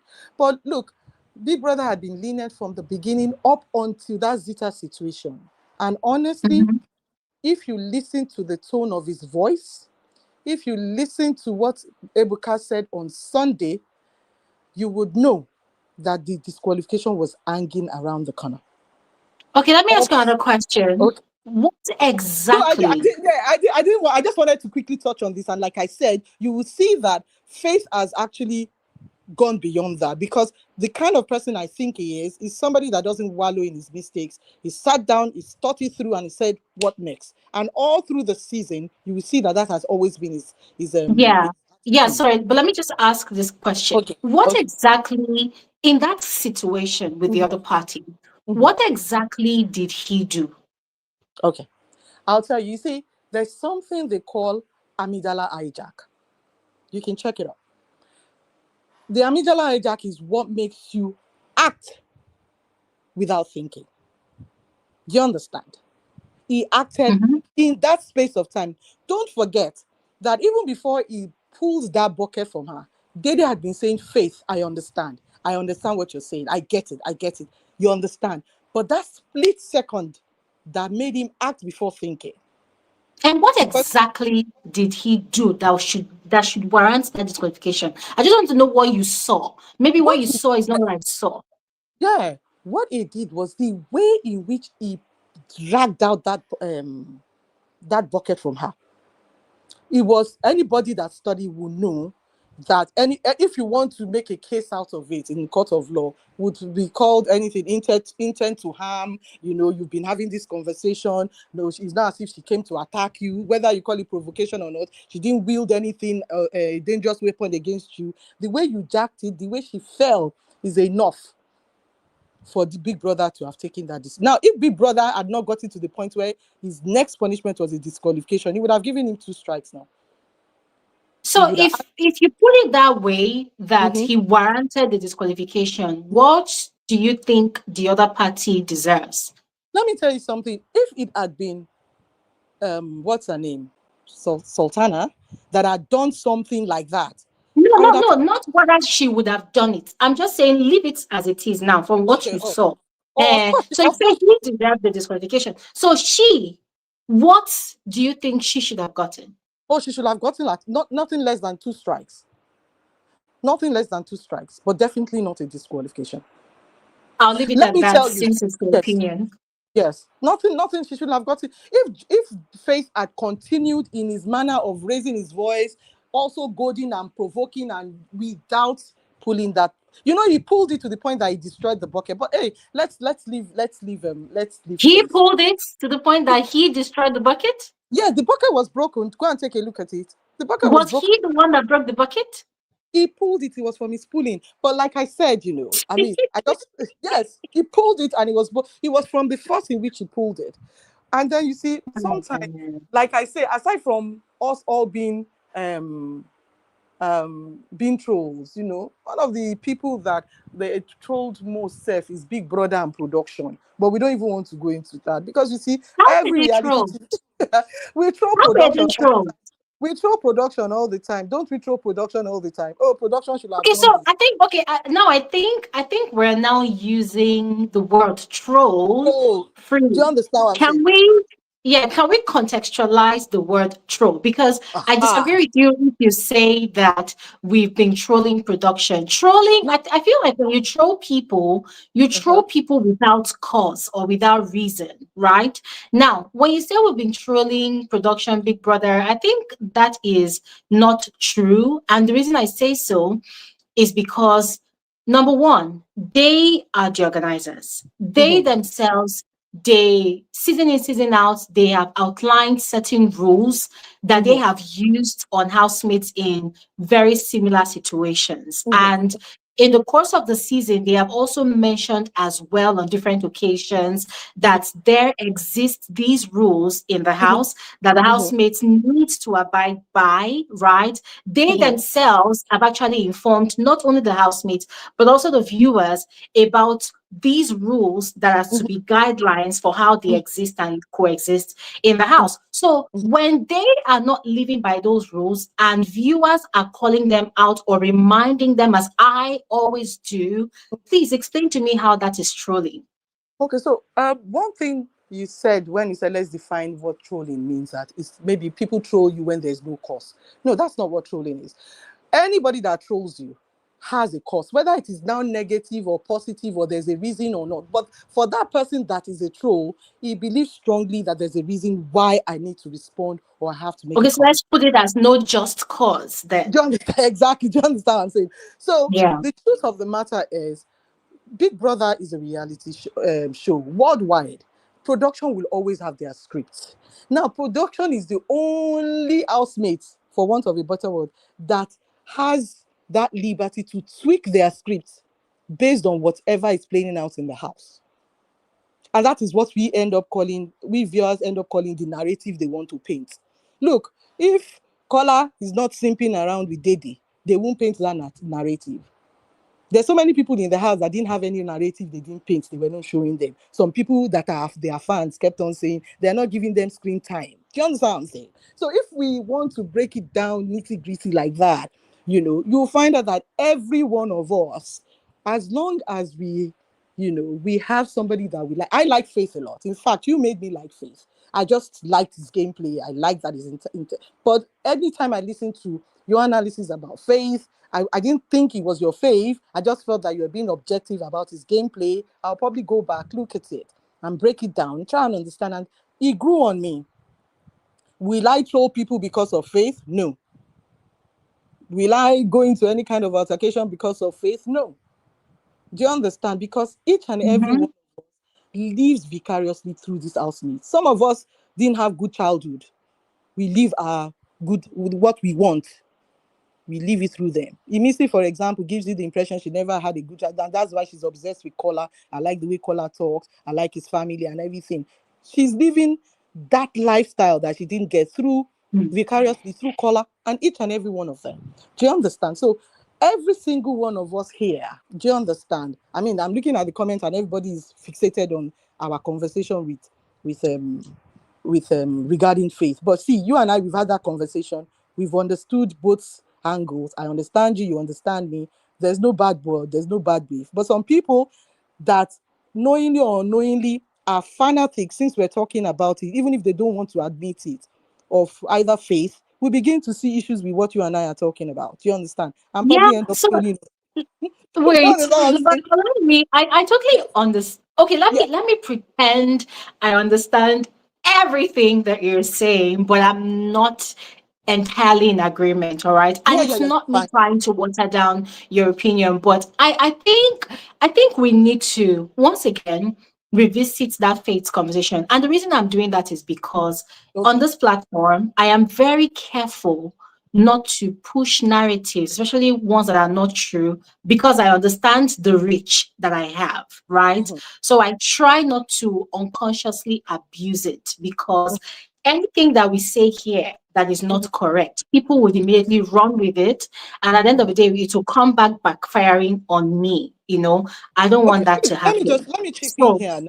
Do you now that we're talking about faith, now do you think people that have come online and have probably shared certain narratives about other housemates, maybe an Imisi, for example, or a Sultana, for example, or a Dede, for example, do you understand? And they've shared mhm, it and they've really, really gone about it. There's still people in this place that would go with that narrative because David said something that how do we change this mindset?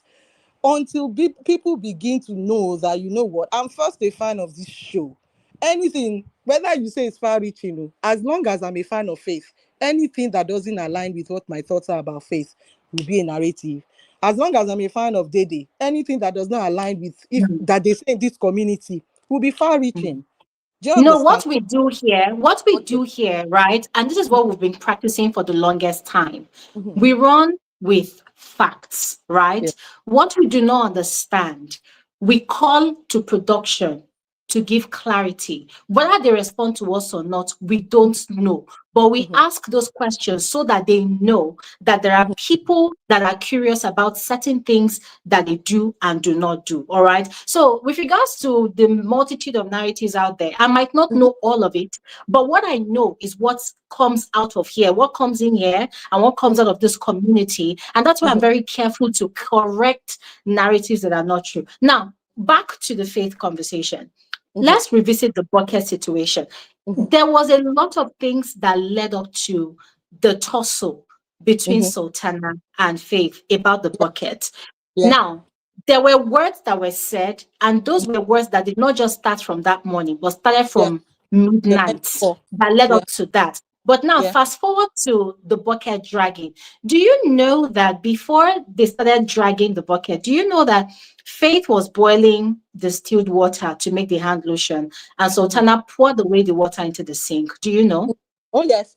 Oh yes. Okay. I, Okay. I, So I do you watched it. know also? Okay. So do you know also that Sultana, what she did before when she was head of house, went to the kitchen, packed everything that Faith eats, and locked Oh it yes. in the house lounge? Do you know that Oh she yes. tried replaying the same action again? But that Yes. was why Faith revolted when she packed Yes. all the ingredients to make the hand lotion, and Faith refused that no, you've Yes. done this before, it's not going to happen again. Do you know? Yes. Oh yes. Okay, so what happens between them? What do you call it? Is that a No, tussle, or do you think Faith was just attacking? look, and I would like us to really be very objective. So, Glory, you And and that's I what were. I'm asking you Yes. now. What do you call it? Do you call it a tussle, or do you say Faith was just attacking? No, no, no. I never said fate attacked. I mean, there's no No, way in I'm my. asking a question. And the No, reason no, I'm no, no. asking is No, you we didn't said, attack. Things led to okay, it. yeah, yeah. Things Let me led to. explain this.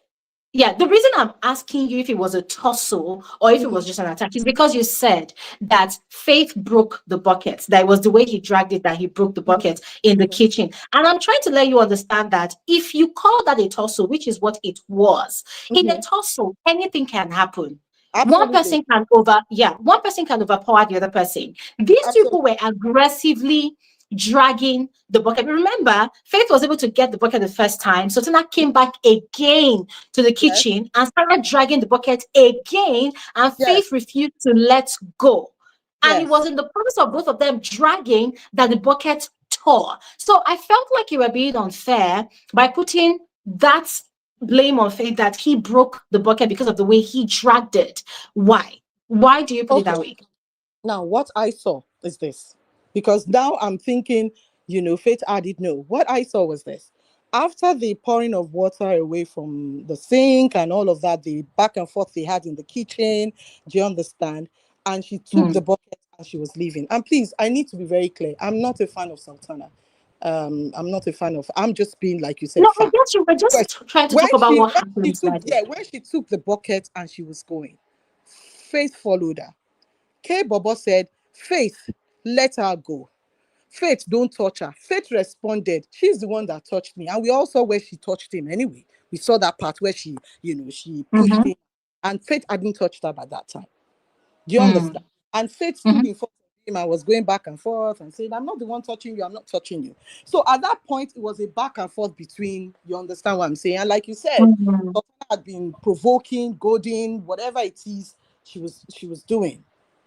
And I mentioned, I said, all that time, Faith was still regulating his emotions, which is what he normally does. He'll be smiling with you because he knows that he's one step ahead of you. He was still regulating his emotion up until all the time they were going back and forth. She took the No, bucket.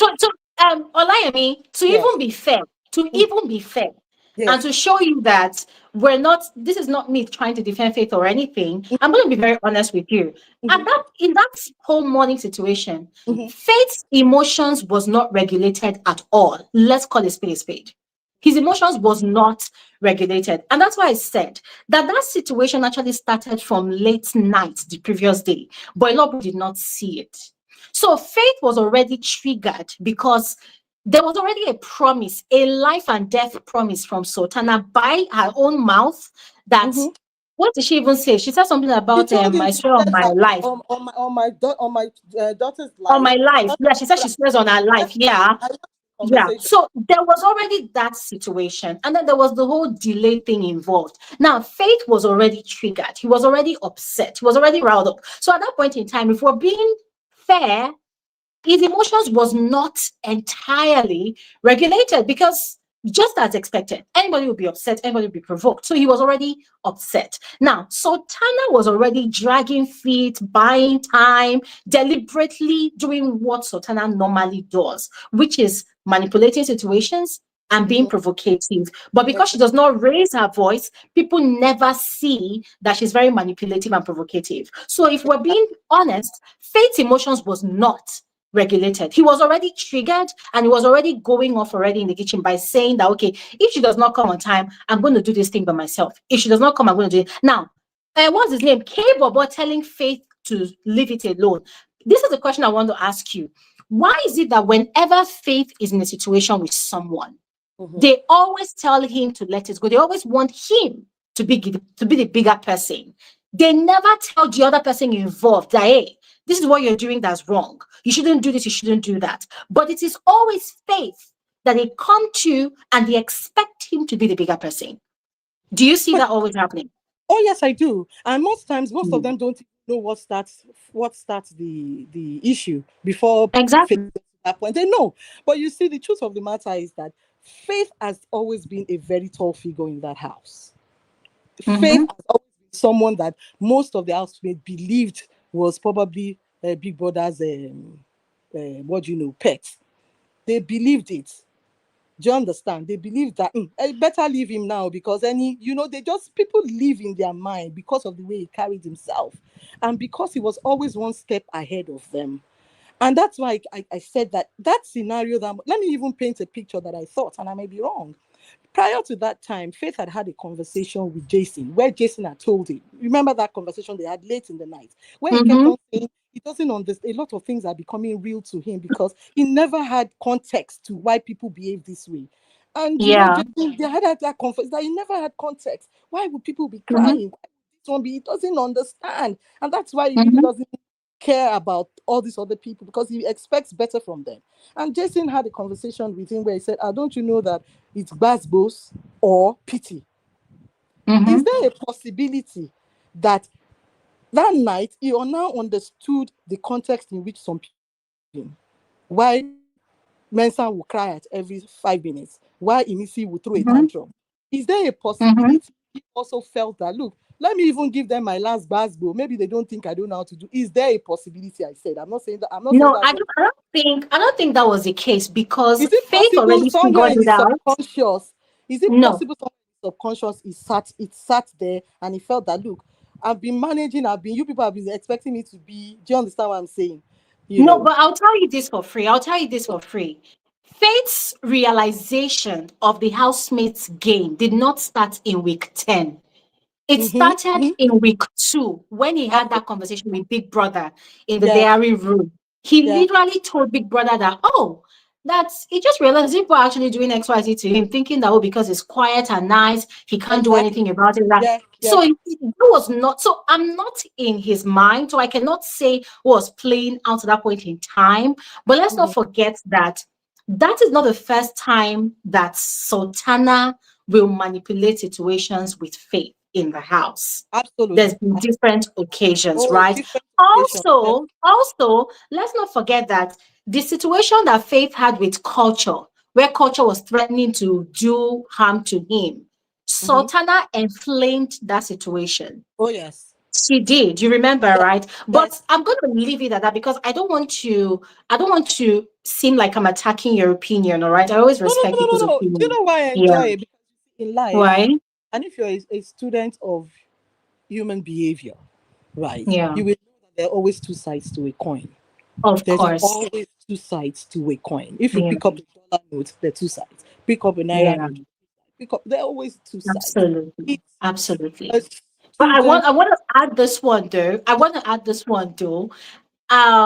Forever and ever, as long Mhm. as this show continues and Yeah, as long as I review the show yeah, any other season, I yeah. would tell you that production, I know you say you are a fan of the show, not the housemates, but I will tell you that production, the organizers, they are not innocent. They've never been Oh, of course innocent they're not. Of and they course, will never be innocent. Yes, because that's why we will always. as you rightly said, if Yes, they had adhered to their own rules or even decided not to follow the rules at all because of the theme exactly. of the season, there are Yeah, certain conversations that fanatics are having that should not even happen. But because absolutely. they let a lot of things slide for a lot of housemates, Yes. that is why we are having this conversation. Number one, if Sultana had been disqualified the moment From she the peed moment in she David's peed, box, exactly. Now you're there's getting it. so many things that would not have even happened. All No, right. no Yes, narrative. No narrative exactly. to And run with. you see, why I keep on tackling what you said about Faith playing himself out of the game. No, if you Yes. say that Faith played himself into catching a strike, I will agree with you. Okay, fine. But Let me yeah, reconsider. but if you say he That's what played I meant. himself, She was just the yes. You put it rightly. Because you see, it's just the choice of words. I'm trying to say the same, yeah, but because of the choice of words now, it made it look like, oh no. What I'm trying to yeah, say, it was so unfortunate that yes. the person that would, and don't forget, even Big Brother, when we say he has his rules and everything, he still always says something. It is Big Brother's house. Because of that single Mm, statement, we can go back and forth and everything. If he sleeps and wake up tomorrow and say, this is what I'm going to do, he can come and tell you that he's still Big Brother. What are you going to do? He's yeah, always said it is Big Brother. So yes. that even with the disqualification, did you see what went on line after that incident? Sometimes our Mhm, opinions even shape Big Brother's decision. He rides with the mhm, narrative. People were crying disqualification here. People were crying don't disqualify here. People make it is the person that makes more case online that Big Brother will say, let me go with these people. These ones will make my. So a lot of mhm. us, we are the ones that actually drive the narrative for the show. Yeah, Narrative for the yeah, show, to be honest. And yeah. look at it now since they've come out, because we've been talking about fans, and I like what David said. He said something about an ecosystem and filter bubble. A lot of Mm, people, David has actually spoken above their heads. A lot of people here. Do you understand? And for those that want to learn, they would go and read. He said a lot about that. And the mhm, interesting thing is that that is how we are. I don't follow any blog or any whatever, except frankly speaking. I've thank decided to you. narrow my community because I'm thinking I don't want to get because where do you start from? when you are talking about, Yeah. hey, this person is talking about, even within your community, there are two sides to a coin. How much more Of having friends? course. Of Do you understand course. what I'm saying? So Yeah. it is whatever narrative people bring out there, you will see. Mm. Just out of all these things that they are talking about, and the people that will do well will do well. Of Everybody's been course. dating. She anyone that is the that knows how to study human behavior will know that Dede, Faith, and Jason, they will do well after the show, irrespective. And it might not even be from all this. What do they call it? So, some people feel, oh, if I'm a brand ambassador, it might not even be from any brand ambassadorial. Jason J was already doing well in his music Exactly. career. Do you He was understand what already I'm doing well. So you can, Yeah. and Faith, look at, because of what you said about Faith and the community, I started looking Mm. online for all of Faith's YouTube, whatever, interviews, you know, so many. And I realized that Yeah. this guy was himself. I didn't even, from what he played in the house, if you go and look at everything he's done with content creators, where they've interviewed him about his AI, his YouTube, you will know that Faith was Faith in the house. He doesn't know how to be anything else Mm-hmm. but Faith. Mm-hmm. Doesn't know how Mm-hmm. to be anything else but faith. But does that make him less Absolutely. human? Does that make him that he will make mistakes? Does it mean that he will not? You understand what I'm saying? Of course. Mm-hmm. But it doesn't take away the fact that he came in as himself. He Yeah. left as himself. And he's doing himself outside the house. 1,001 of these housemates, they asked them, what do you want to do? I have a charity and everything. Since they've come out, Faith is the only one that has lived to that expectation. He's the Mm. only one that has talked about foundation. In fact, I don't think he even promoted foundation more. Like most of them say, I have a foundation when I win the money and everything. He's the only one that has come out with the little he had. He said, let's go to Lagos Food Bank. Let's do Mm-hmm. something for 50 families. So you will know somebody that is actually. So does that make him less human? No, it doesn't. Does it No. mean that we don't like him because he's disqualified? No, No. does it mean. Is he going to grow to be a better person? Of course, he's going to be a Of better person. course. Do you understand what I'm Of saying? So course. once we Yeah. learn to know that, and this is what makes us, a lot of us live vicariously through them. A lot of us, you see, even in Yeah. reception, some people would come, if you're saying something, some people say, you just spoke my mind. They are living Yes. their life through what I've said. Some people will say, Yes. this woman is a psychopath. A psychopath is the only one that can recognize a psychopath. Yeah. Understand? Yeah. And it's able to say, okay, maybe the way I'm talking, this is how I would have talked. That makes me, do you understand? Yeah. Once we begin to understand that reality TV we become reality TV to us, then we're able to Yeah. know what, hey, tomorrow, as we are right now, people that are trolling now, one of Mm. them will go into the house as a housemate. Yeah. Rude boy, yes, Rude boy was a troll during Lakers time. He was trolling Erica. He went into the house as a housemate now. People started digging out when he was a troll, when he was abusing Yeah. Erica. They started bringing it out. Do you understand what I'm saying? Uh, Do you understand? uh, Do you think he has mouth now to come and say trolls are affecting my mental whatever? No, he won't be able to say that. mm. He can't say that. And that's the Yeah. truth. And as for Yeah. Day Day, the thing why, for me, I will tell you for free. The reason why everybody is saying, "Oh, Day is this, Day is that," is because our society has made abnormal normal. So Mm. the little things that they celebrate as a standard of life becomes Mm. a big story. Anybody that is from, that is well brought up will behave the way they behaved in the house. Mm-hmm. Simple. All of us that Mm-hmm. are raising children, all of us that have subordinates in the office, so all of us that we have younger ones. Do you understand what I'm trying to say? Mm-hmm. Yes. The Yes. minimum home training we can give our child is how they behaved in the house. Simple. She hasn't done anything to warrant women, single parents doing all kinds of things. It's because 1 minute, every one of us wants somebody to live their life. The single parents that probably the husband did not accept the child or had children outside, whatever, will not see sleeping on national TV as a problem. They won't. And then they'll begin to make it look like the person that is trying to be decent, comport themselves, oh, he's trying to There's really nothing extra on that. Is she the best dressed there? It's a matter of opinion. I think that Thelma is the best dressed, but they dresses well. Now, would you say Thelma doesn't dress well because she's not 23? No, maybe because the demographic I fall into, our own kind of dressing appeals to me more. Will I throw Dede? Will I say she doesn't? So it's all about us, even human beings, our character. Our character. Yeah. And last, Thank you. because I just Thank wanted you to so please, much. the reason why Dede is also in the lips of so many is that when you compare her to the other three ladies, Imisi, Isabella, and Sultana, what differentiates her from them is her heart. Is her heart. She wears it on her Mm, sleeves. She's just gone there to do what absolutely. people All would right. resist such aura. Anybody Yeah. that is, that is being fair, we know that Imisi and Sultana don't have the best of hearts towards anybody, not even towards themselves. So, All anyway, right. I use the Thank you now. so Always, much. always nice to see your own side of the Yeah. coin and understand where you're coming from. Yeah.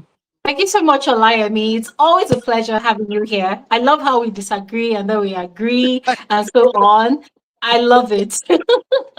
All right then. Yeah. Thank you so much. All right, guys. We're going to move on to the next speaker now. But before we do so, Quarterly's comment. I deliberately kept that comment on the screen so that I don't forget. And I left it there because Quarterly, this entire season, I have been seeing your attacks, sometimes adoration. It's like you're very confused. It's like you don't know where to place me in your life. Sometimes you love me, sometimes you viciously hate me.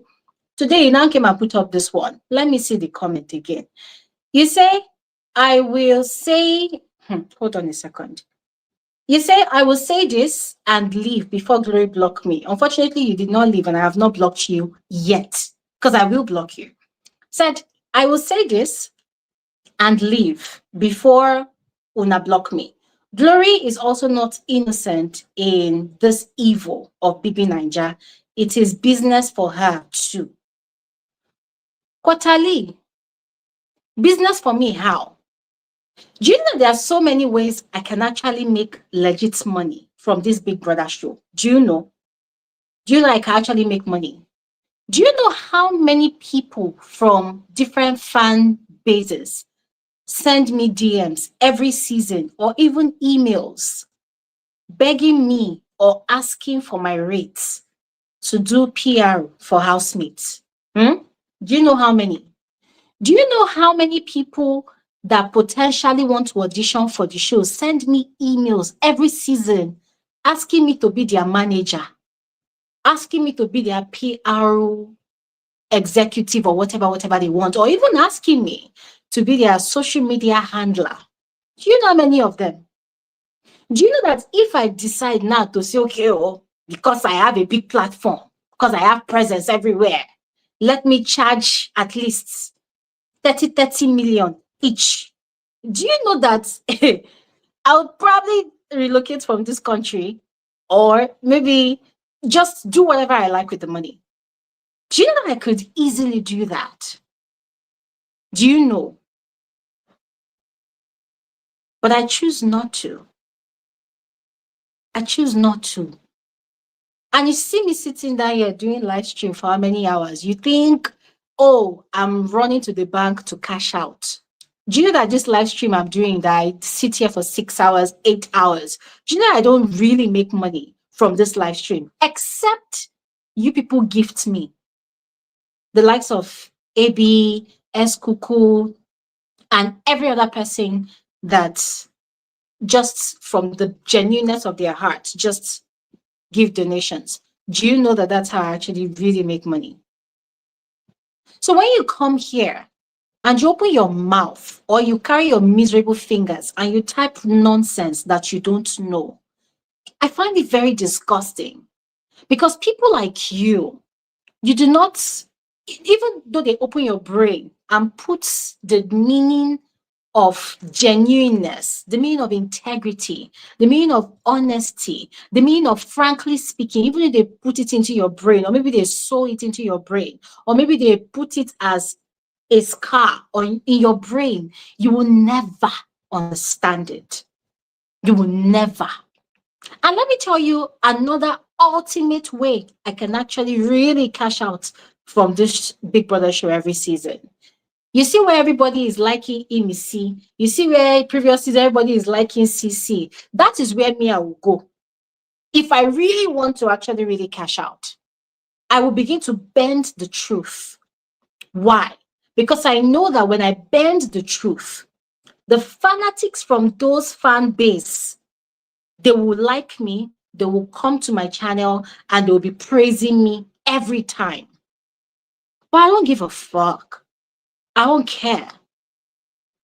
I will never bend the truth just because I want people to like me. You see the way people are trolling me left, right, and center. Every blessed day I wake up, it's either there's one comment, I'm seeing the comment notification on different social media platforms where I have presence. People trolling me left, right, and center.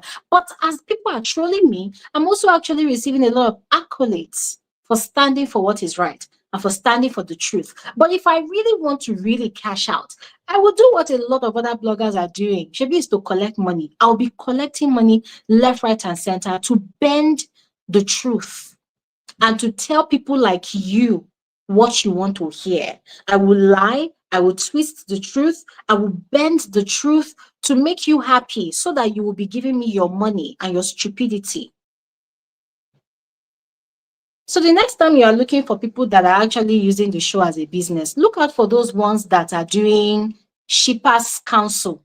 You see all those people in those your WhatsApp group, you'll be looking for housemates that you ship together. Even the ones that are not shipping inside the house, you'll be looking for people to ship together. You will now jam them together and say, hey, let's contribute money so that we'll go and buy a bouquet of flowers. Shebi, last week I heard that some of you people, you fanatics, quarterly, yeah, fanatics like you went to a particular fan base, you went to go and collect money and lied that you want to use it to contribute to buy bouquet of flower or do money bouquet for a particular housemate, or you want to use it to go and vote for a particular housemate. Guess what? You people chopped the money. Criminals. Criminals like you people went and chopped the money. You spent the money, embezzled the money. You embezzled it all. That is how people do business. You go and scatter your nonsense everywhere.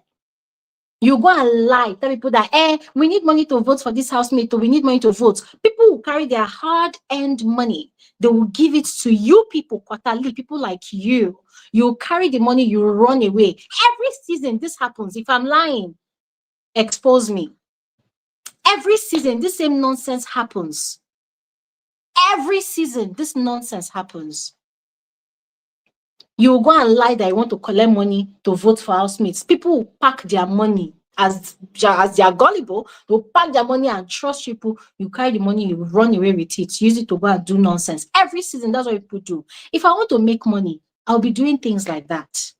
But I will not stoop so low, never stoop so low to downgrade myself, downgrade my integrity, put my name to the mud, all because for pennies.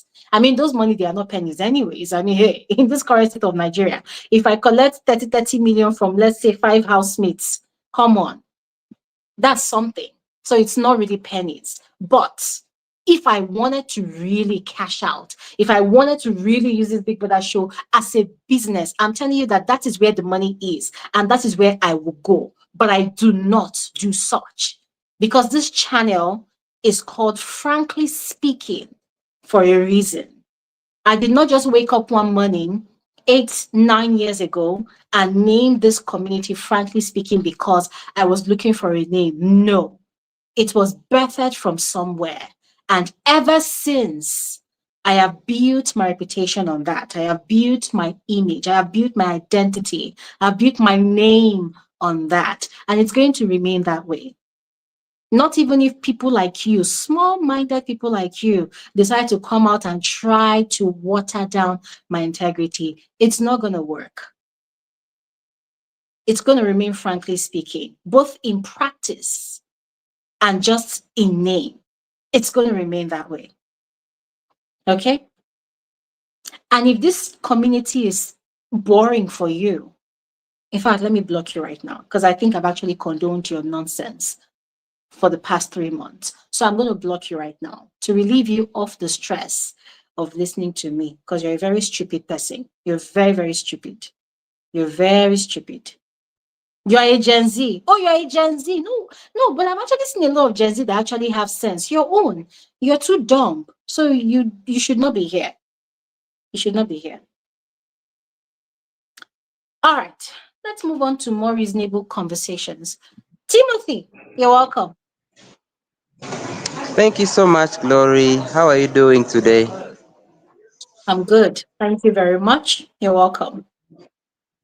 Thank you so much. Allow me give you your flowers first of all. I would like Thank to you. appreciate you so much for your resilience.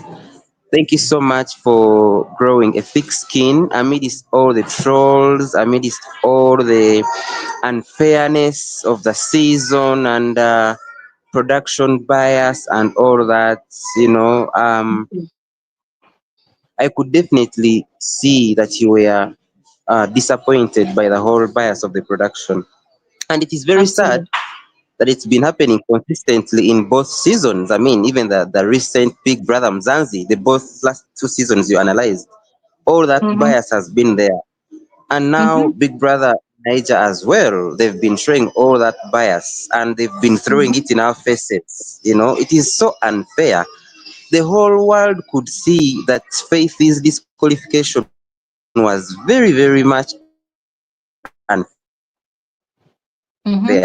I mean, you've not even a strike, and then you disqualify him, all because he was in a process of dragging the bucket. She fell down, and because of her theatrics of, she fell down, and because of her theatrics of, crying as if she has hurt herself, you disqualify him. Mm-hmm. And of all other Mm-hmm. decisions which you've always dragged and taken your time to make decisions for his, that very day when it happens, you Mm-hmm. disqualify him in the evening. She, and you think we Imagine shall keep that. quiet.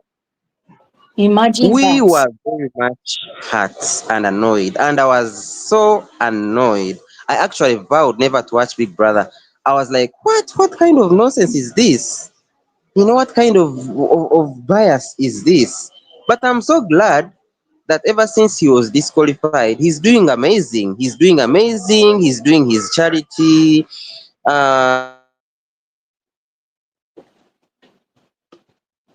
Absolutely.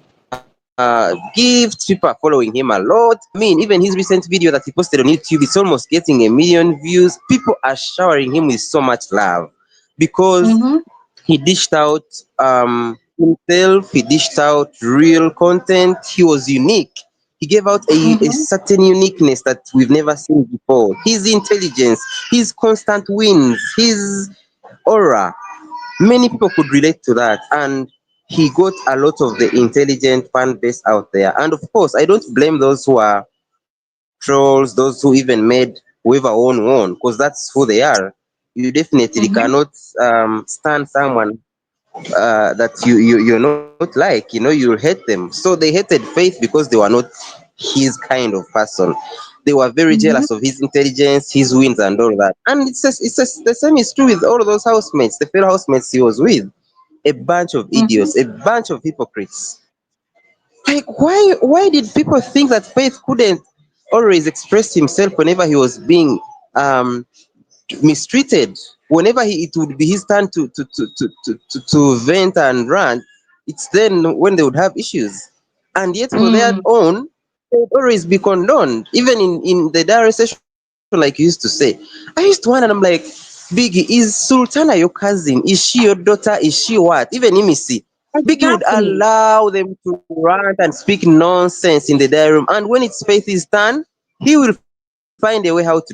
And I'm like, what's wrong with Mm. Biggie? What's wrong with Big Brother?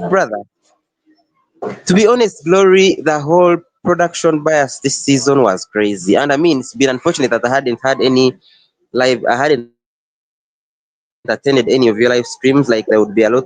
But I have always wanted to voice out my Mm. opinions. Same as yours. The bias was glaring. It was too much from production. Mm-hmm. It was Yeah. glaring, and God. Jesus Christ, it was very bad. It was very, very terrible. I don't know, Glory. I think I could have missed. What exactly happened with your interview with Faith? What exactly made it being cancelled? Because I was looking forward to that interview with him, with yourself. Yeah. God.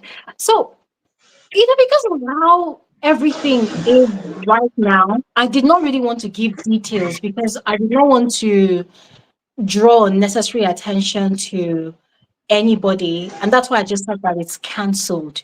So I just left it that way. If it's going to happen, I would definitely announce again. Okay. But I don't want, right now, to be very honest, the trolls are just looking for information to latch on to, whether they understand the information or not. They just need something to run with. And I'm not going to be giving anybody anything to run with. So that's why I just play it as it's cancelled. So if it's going to happen, I will announce. Okay, then that's fine. Then, Glory, I totally understand. Mm. And Thank you. now that the show is done, of course, I know you always have many other interesting programs and reviews to make of other programs. Kindly make Simply Glory Elijah active, that other channel of yours. Please upload content there, because we cannot just miss you like this. It breaks my heart to Yeah. know that we won't be seeing your reviews anymore, especially on the things we follow. Kindly keep us hooked up on the other channel. Yeah. And if you can make a bit of more videos, I don't know over what, please do, because you're amazing and we are here for you and we love you so much. And even amidst all the trolls and all that, just know that you have people behind you who gang in your Yeah. support, who love you, who see your realness, who see your real, frankly speaking, with glory analysis. That is what we are actually here for. So please keep giving us content, keep throwing in those tweets. We love them and we cannot just let you go quiet like that. We are your ninjas. We are your people here and we really love you so much, Glory. Um, And thank you I so much and will. Thank you. congratulations on a whole season well done. The videos, the analysis, the live streams.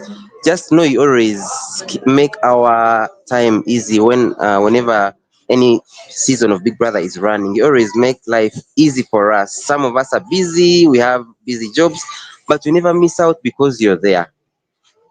Thank you We so never miss much out for that. because you always give real analysis, real perfect analysis. You always take your time and make for us great videos. Put all the right expressions, put all the right grammar and diction.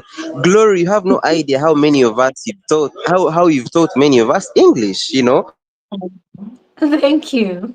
Thank you. Thank you. I really appreciate that. Thank you so much, Timothy. Some of us Thank you are so much. Oh my God, this connection has started again. Anyways, Timothy, videos and thank you so analysis. much. So you have no eyes following that you're watching videos and analysis. I'm like me, I know I know who this lady is and what she has how she has impacted my life and especially in my entertainment world and things that make Wow. me happy. So receive Thank your you. flowers, Glory.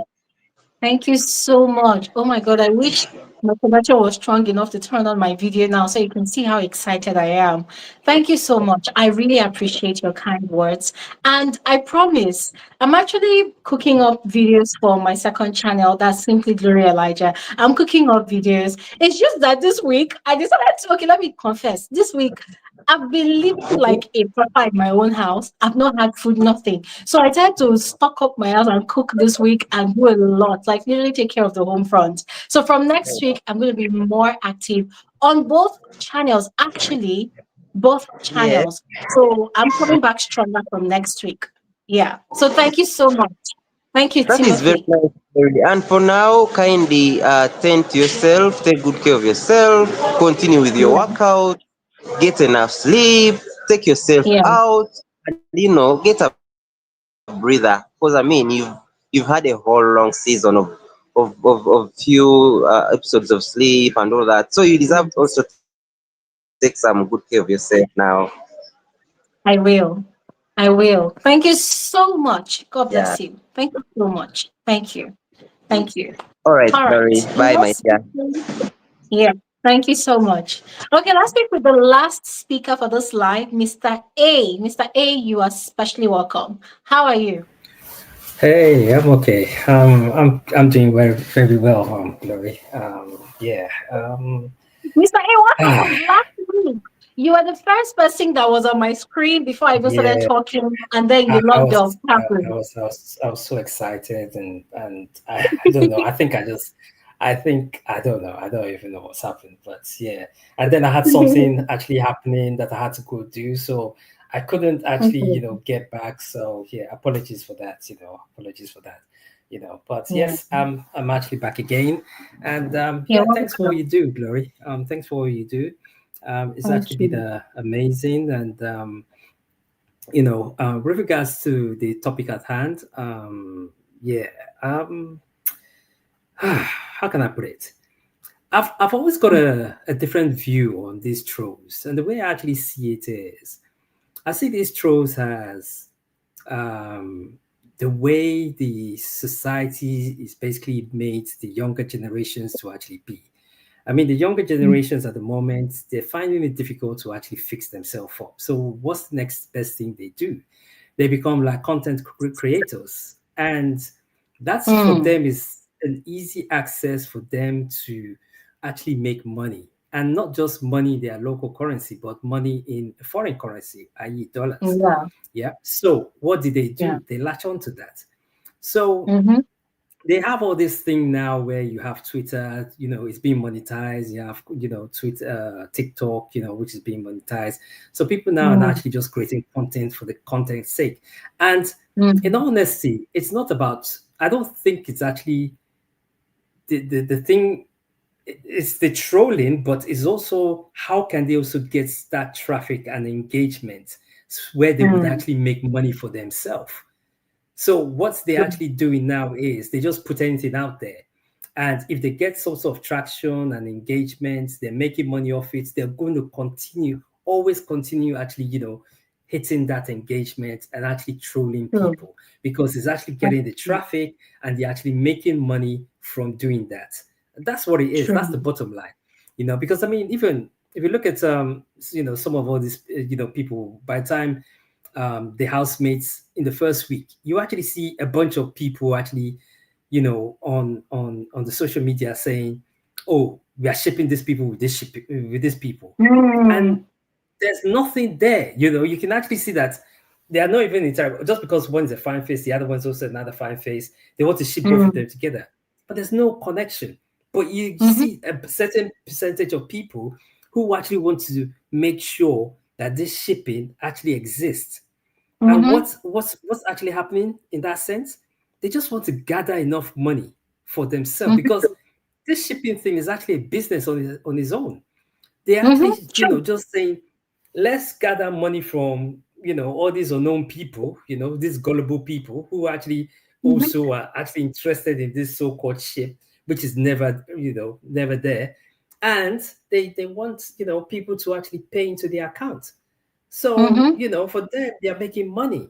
And that's why I feel like, see, this whole Big Brother thing, it's for me, now it's no longer a reality TV show. It's no longer a mm-hmm, reality TV show. It's there now to fulfill certain amount of people, i.e., I don't know, make money, because the mm-hmm. shipping industry in BBNaija, it's a money making machine. It's really an It's a money industry. making machine. I mean, look at the two housemates that even scammed the shippers last season, and they came on reunion and they started denying it. And all the people on the ship, people were like, say, no. Yeah, so this is it. This is what you get, you know. This is what you get. I mean, people are trying to ship Faith and Joanna together, and they're like saying, Mm, "Oh, we are going to ship them. We are going to ship them," and you're thinking, okay, there's nothing actually happening. But you actually see these people, and all it is, it's all about making money. That's all it is. That's the bottom line. mhm, Anyone that is trolling is all about making money for themselves because they know the situation of the country. They can't Mm-hmm. actually go out there to actually get any money. Nobody's actually going to help them. So what's the easiest Mm-hmm. way of actually making money? Is to create a social media account, get the Mm-hmm. traction, get the traffic, the amounts of engagement they get paid. And for them, Mm-hmm. it's good. It's good business for them.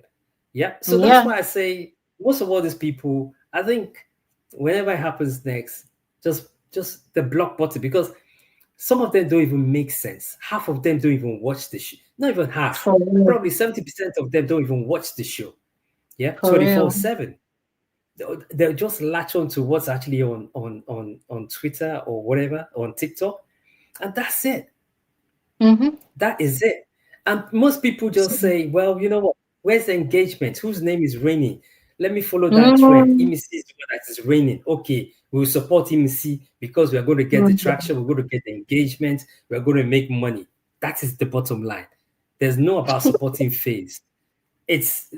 I'm telling you, there's no about supporting faves, You're right. and in honesty, that's the way it goes. That's the way it is in this our society, in this our world at the moment. The country is hard for most people. What's the best way to actually make money? It's by Mm. turning onto the social media platform and doing all that engagement, and whether it's on TikTok, on Twitter, or on Facebook, that's the best way for them to actually make money. And that's what I'm actually seeing. And also, I mean, I'm also going to talk just slightly a little bit about you know this whole situation about what that lady was actually saying, Olayemi. I mean, I don't want to actually talk down our opinion. It's our opinion at the end of the day. But I just feel like if people cannot see how production has been biased, well, I mean, I feel sorry. I feel sorry for people because, I mean, at the end of the day, it's supposed to be called a reality TV show. If you're Yeah. scripting, if you're injecting, if you're directing to point to someone, you're giving that someone 24-hour screen time, then it's no longer a reality TV show, because what you want to do is you want to preempt people into supporting that particular person you're actually putting on your Yeah. screen 24/7. And it's no longer 24, Yeah. it's no longer a reality TV show. Sorry, Mm-hmm. you cannot project someone to people to actually say, oh, we want this person to actually win. It's not right. I mean, you can't have a show in the last, I mean, I've been watching this show from Pepper Dem Gan season. Mm. From Pepper Dem, where Thatcher was disqualified, she didn't even get an automatic disqualification. She actually got some strikes first before she got Mm. disqualified. I've never, I mean, remind me, I mean, except if I'm wrong, has anybody on this show ever got an automatic disqualification straight No. away? I No. can't think of anybody. I can think of Bibi and Zamsi, but not BBNaija. And this is like unheard of. So what happens? You can't even go now on previous seasons. You can actually say, oh, because someone punched the wall, they got a strike. The next season, when it happens, they're going to get a strike also. You don't know. What True. do you go by? What do you go by? Ozo actually got a strike for writing a letter. Can you imagine? Yeah. Can you imagine? That's Nengi.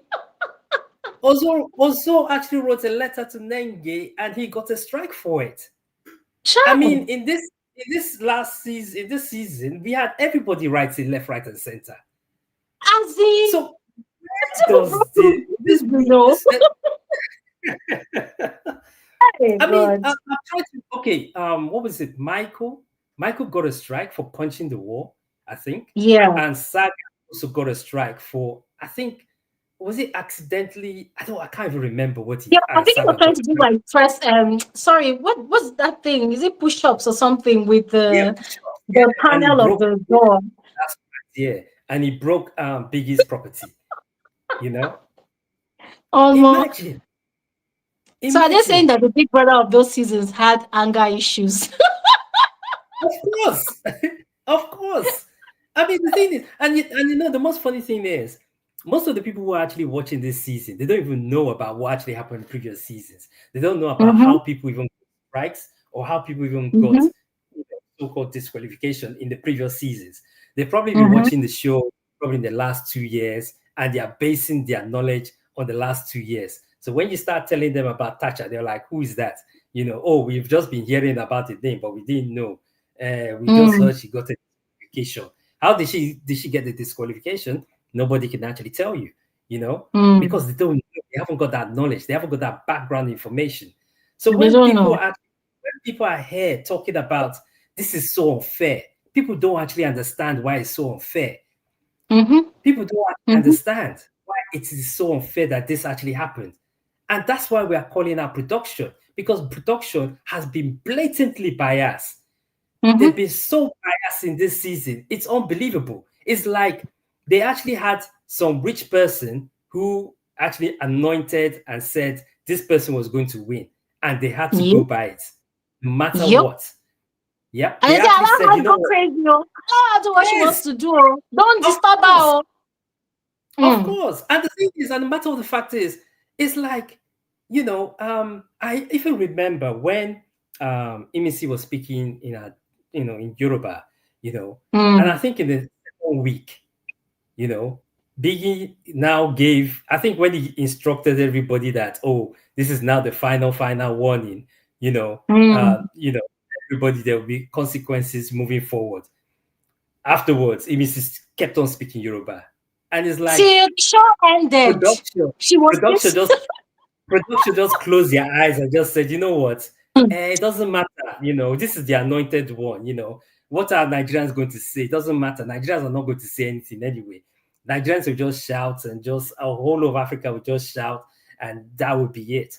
But there you go. Mr. A, the That's the language society we are one was even small.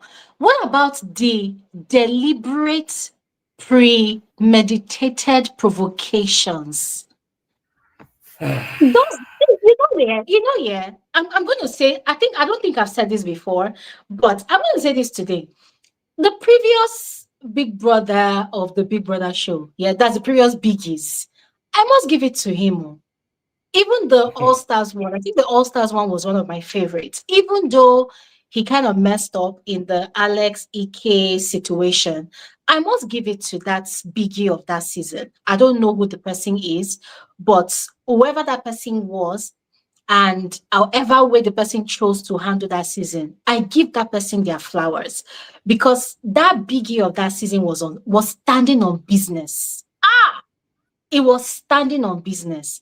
The way when house see, I don't think even during All Star season, I don't think any housemate even had the audacity to go and tell the Biggie that I want to provoke this person. I want to make this person's life a living hell in this house. Nobody and, had the audacity and to do Biggie will that. just be smiling. Biggie will be like, Eh? yeah. No, no. No, and that season, they announced to the housemates that conspiracy was allowed. But still, no single housemate had the audacity to go to diary room and announce confidently to the Biggie that this person offended me. I'm going to make the person's life a miserable. Who be you? Hey, I nobody tried it. the most shocking thing is that actually, you know what? I think we need to actually apologize to Ike for what he actually did to Ilebaye. Because, everybody was actually all shouting, ranting, and raving. Oh my gosh, Ike took out all Ilebaye's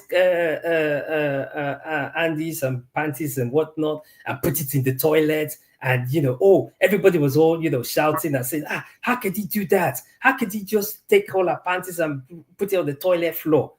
Oh, and he got a strike for that, right? Or was it a double strike? I think he actually got a double strike for it, But Sultana that deliberately peed on someone's box, and Biggie was hyping her. Oh, Sultana,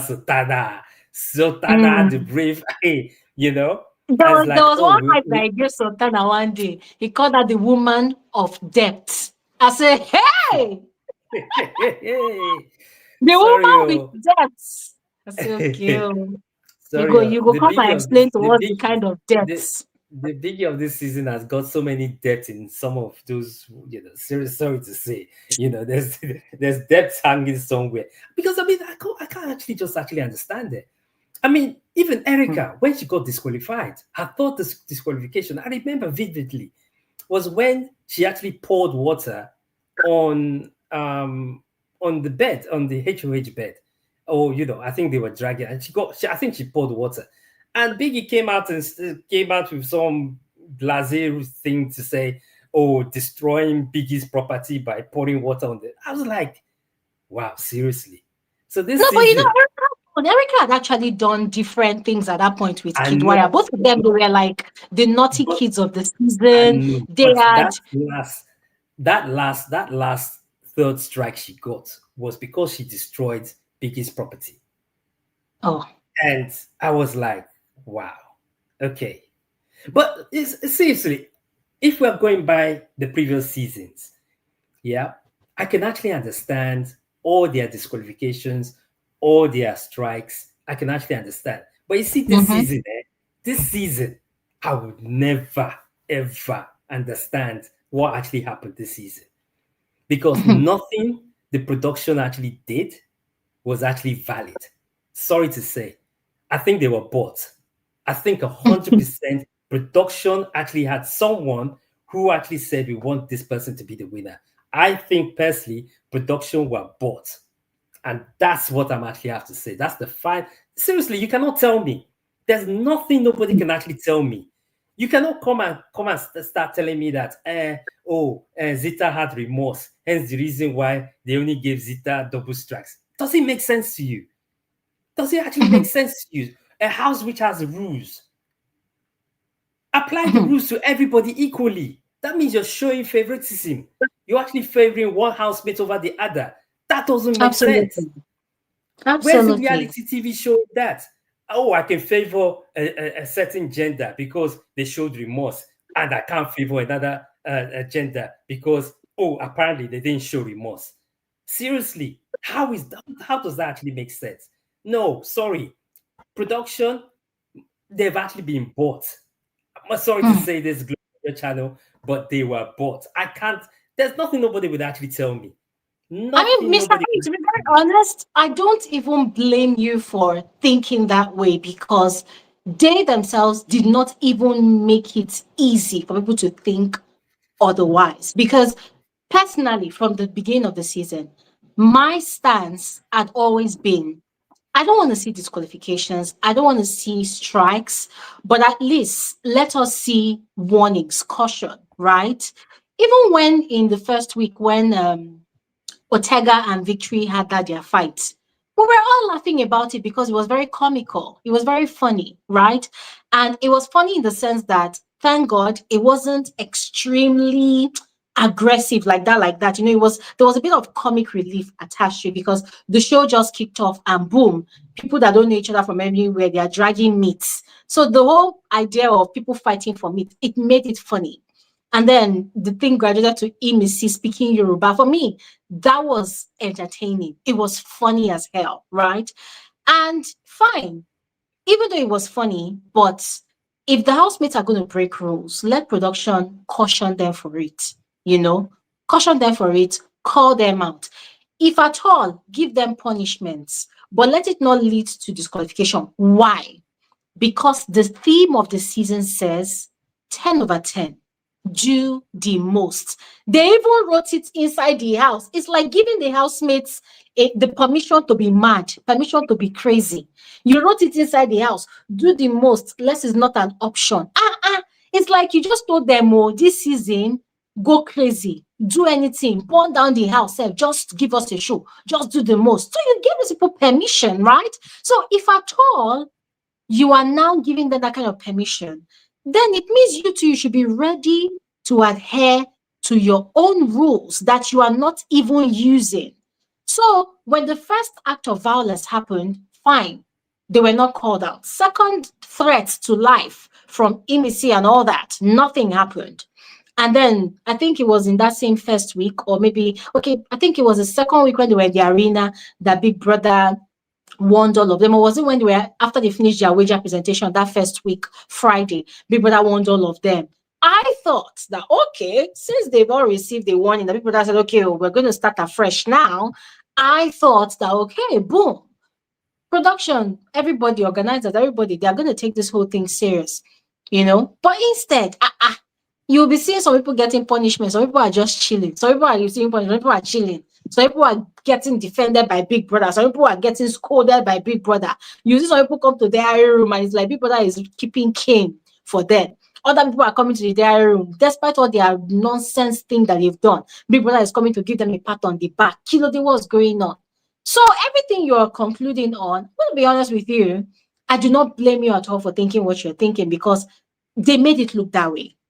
They did not give us, the viewers, any other option to think otherwise. They made it look that way. Because if you call anybody, maybe the head of production now, call that person for a live interview. If at all they're going to even give any live interviews, I beg the interviewer to ask just this one question. Why exactly was Faith disqualified? Just that one question. And let's see if they have a reasonable response to that. Otherwise, there was no justified reason whatsoever. Well, I think they'll probably come with the same narrative as the other lady actually came up with. Oh, he dragged the bucket. That's what they'll probably come up with, But in clear reality, if you watch the show, both of them were dragging the bucket. And that's why that lady couldn't actually answer the question. Both of them were actually dragging the bucket. And the bottom line is, if it was Faith that fell down, I'm telling you, the mockery they'll be making of Faith, it'll be like unheard of. Of course.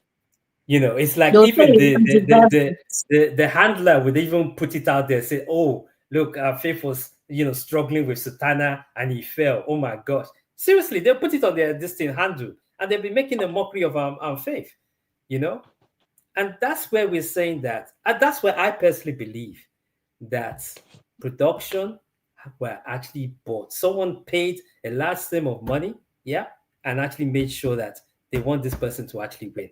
Glory, that's where I actually ends my conversation for today. It's been a pleasure. Please keep doing what you do, and it's been great, being on your platform, and we can't wait for you to actually post on Simply Glory. We're looking forward to that, and thank you so much. Yeah. Thank you so much, Mr. A. Thank you so much. I really appreciate. Oh my God, guys. I wish we could continue doing this, but I was literally rushing so that we could finish up because the network has dealt with me today. I'm telling you, I was literally running mad over here because there was nothing I could do. Nothing. I had like so many connections here, but bam, everything just shut down. It's like there's a global shutdown somewhere. But anyways, I am grateful for all of you for your time. Thank you all so much. Thank you all so much. I'm going to give a shout out to AB. AB, I see your handwork. I see your donations. AB, see, the way God is going to scatter you with blessings this season. I am grateful. Thank you so much. There's also Debbie's chapter. Debbie, thank you so much for your donation. I am grateful. Thank you so much. Thank you. God bless you abundantly. Yes. So everybody, thank you all so much. To every single person that joined today's conversation, listen, the essence of today's conversation, is for us to understand that a show is a show. All right. Learn to attack the conversation, but not the individuals. Individuals in the sense that families should be off limit. If people go into the Big Brother house to act out a script or do whatever, if you don't like what they're doing, attack what they are doing. Keep their families out of it. All right? Keep their families out of it. It's just like how, for instance, now Sultana was quite annoying this season. But if you notice, in this community, we never, ever had conversations about Sultana's kids because they're out of limit. They have no business on the show. They're not the ones that went on the show. It's Sultana as an individual. Whatever's going on in Her life on the outside, it's nobody's business. The same thing goes for all the housemates. Whatever is going on with them on the outside, it's nobody's business. Whatever, whoever is in their life, it's nobody's business. Their life is their life. What you should focus on is the games that they play in the house, is the personality that they portray, that they come to sell to you. That is the personality that you should analyze. And if you're feeling frisky to attack, do whatever you want to do because they presented that personality for you to judge. So if you want to judge, judge that one. But keep people's families out of your fingers. If your fingers are feeling very happy to want to type and attack, keep people's families out of your thing. It's not your business. Don't do that. It doesn't make you a better person. It doesn't give you, okay, it probably gives you satisfaction, but trust me, it makes you look ugly on the inside and on the outside. It's not the right thing to do. It's not. Because trust me, if people attack your family the same way you attack people's families, I'm sure you're going to be drawing blood. So please, keep people's families out of this big brother business. Please keep it out of it. It was just really sad to see how people were dragging these housemates, family members. It just does not make sense. Don't don't stoop so low to lower than even animals. Don't do that. It's not pretty. Don't do that. All right? And ladies and gentlemen, today, officially, I sign out from Big Brother Naija Season 10. Today, the show's analysis, post-show analysis, everything officially ends. All right? We're done. Whatever happens again, make other people use their muscle carry them. Gloria Elijah is not giving her energy anymore to anything related to Big Brother Naija Season 10. It's over. You all know that this is how we do it. Every season, the show happens, we analyze, we use like 1 week for post-show analysis, and that is that. So it's over. It's a done deal. I'm done. Officially signing out of the season. All right. So I want to officially thank every single one of you that made this season great, that made this season worth talking about, that made this season beautiful, regardless of the downsides to it. I had more beautiful moments, to be very honest. I had more beautiful moments. I had new people join the community. I had old people solidify their membership. It was just beautiful all around, except just in some gray areas. But overall, I had a blast. I had a great time. And also launching my new studio, launching the season with my new studio as well. It was just so beautiful. And I think having a new studio to talk about the season kind of made the work a bit easy. The only difficult angle was the sleepless nights that I had. But every time I come into my studio to work, beautiful, easy peasy. Yeah. So I want to thank all of you. All of you. I appreciate every single one of you. Every single one of you. I am grateful for your time, your commitment, your consistency, your donations. Come on. Your donations. Come on. Your donations really, really, really, really went a long way to assist. And I do not take it for granted. I appreciate every single one of you that came through for me, that held me down. Thank you so much. Thank you. Fortune, I'm giving you a special shout out. Fortune, she's not, I don't know if she's here right now, but Fortune would check on me from time to time. Gloria, are you okay? Gloria, are you fine? Fortune, by the way, has been a long-standing member of this community, and thankfully she has my contact. So for every time there's something happening, either I'm getting trolled or whatever, Fortune will always check on me. I'm really grateful, Fortune. Thank you so much.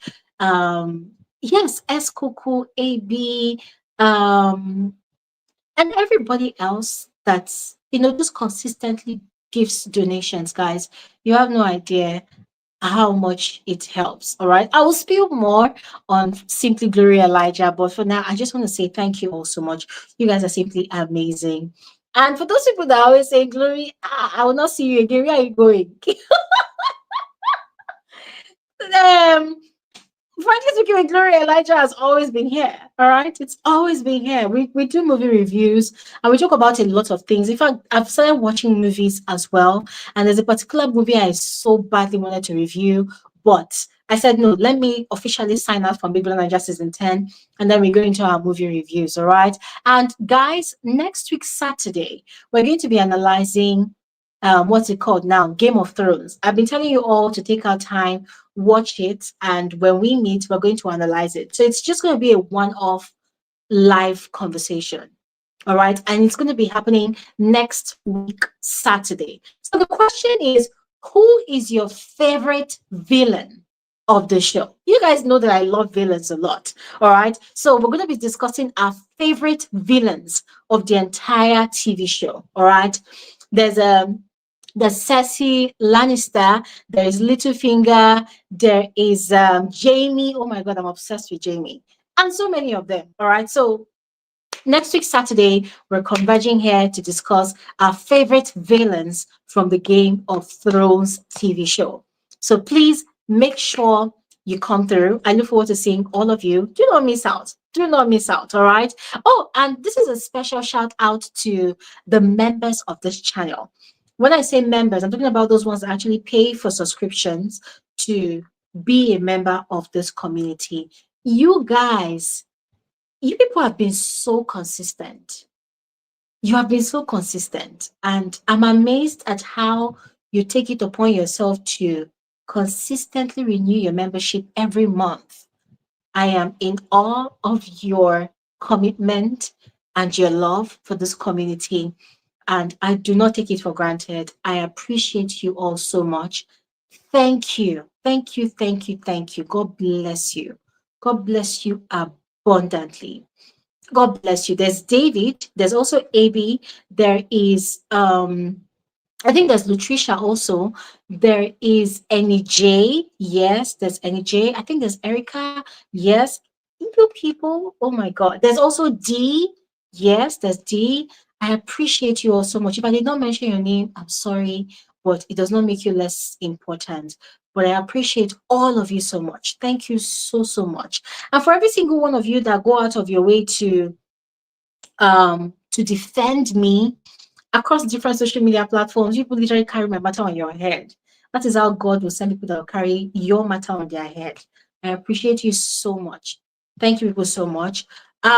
Also, guys, listen, a lot of you wait to receive notifications of my videos on your channel, on your devices. Listen, sometimes YouTube does not immediately send notifications of a new upload from your subscriptions. All right, so if you want to see a new video on my channel this this new week that we're entering, just come to my channel by yourself and check for new uploads for yourself. All right, don't wait for the notifications. Sometimes notifications will come, sometimes they will not come. So please, by yourself, just come to the channel and check. All right, and yeah, so I'm going to be doing like I think 2 movie reviews, or one, maybe two, this new week, or frankly speaking with Gloria Elijah. But on Saturday, we're analyzing Game of Thrones. And the title of the conversation is, your favorite villain. So we're discussing your favorite villain of the show, the entire TV show. All right. Then on Simply Glory Elijah, oh my goodness, I'm so excited for this one. We're going to begin to spill a lot of things. I told you all that you can on Simply Glory Elijah, it's going to be like my journal, my private diary, where I'm going to be sharing a lot of things that I have been dying to share about this entire season of Big Brother. I'm going to be sharing on that other channel, but it's not about the housemates. It's not about it. It's just my own personal musings. All right. So if you're interested, also check out Simply Glory Elijah this new week. All right. Anyways, ladies and gentlemen, I feel like I've actually said a lot, and I'm going to stop talking right now. Thank you all so much once again for your time. To the silent viewers, the silent listeners, I appreciate all of you. Thank you all so much once again. And guys, enjoy the rest of your weekend. Enjoy the rest of your evening. Don't forget to love yourself. Shower yourself with love because, hey, you only live once. All right. So, yeah, thank you all so much. I will see you guys on another episode of Frankly Speaking with Gloria Elijah. Enjoy the rest of your evening and bye.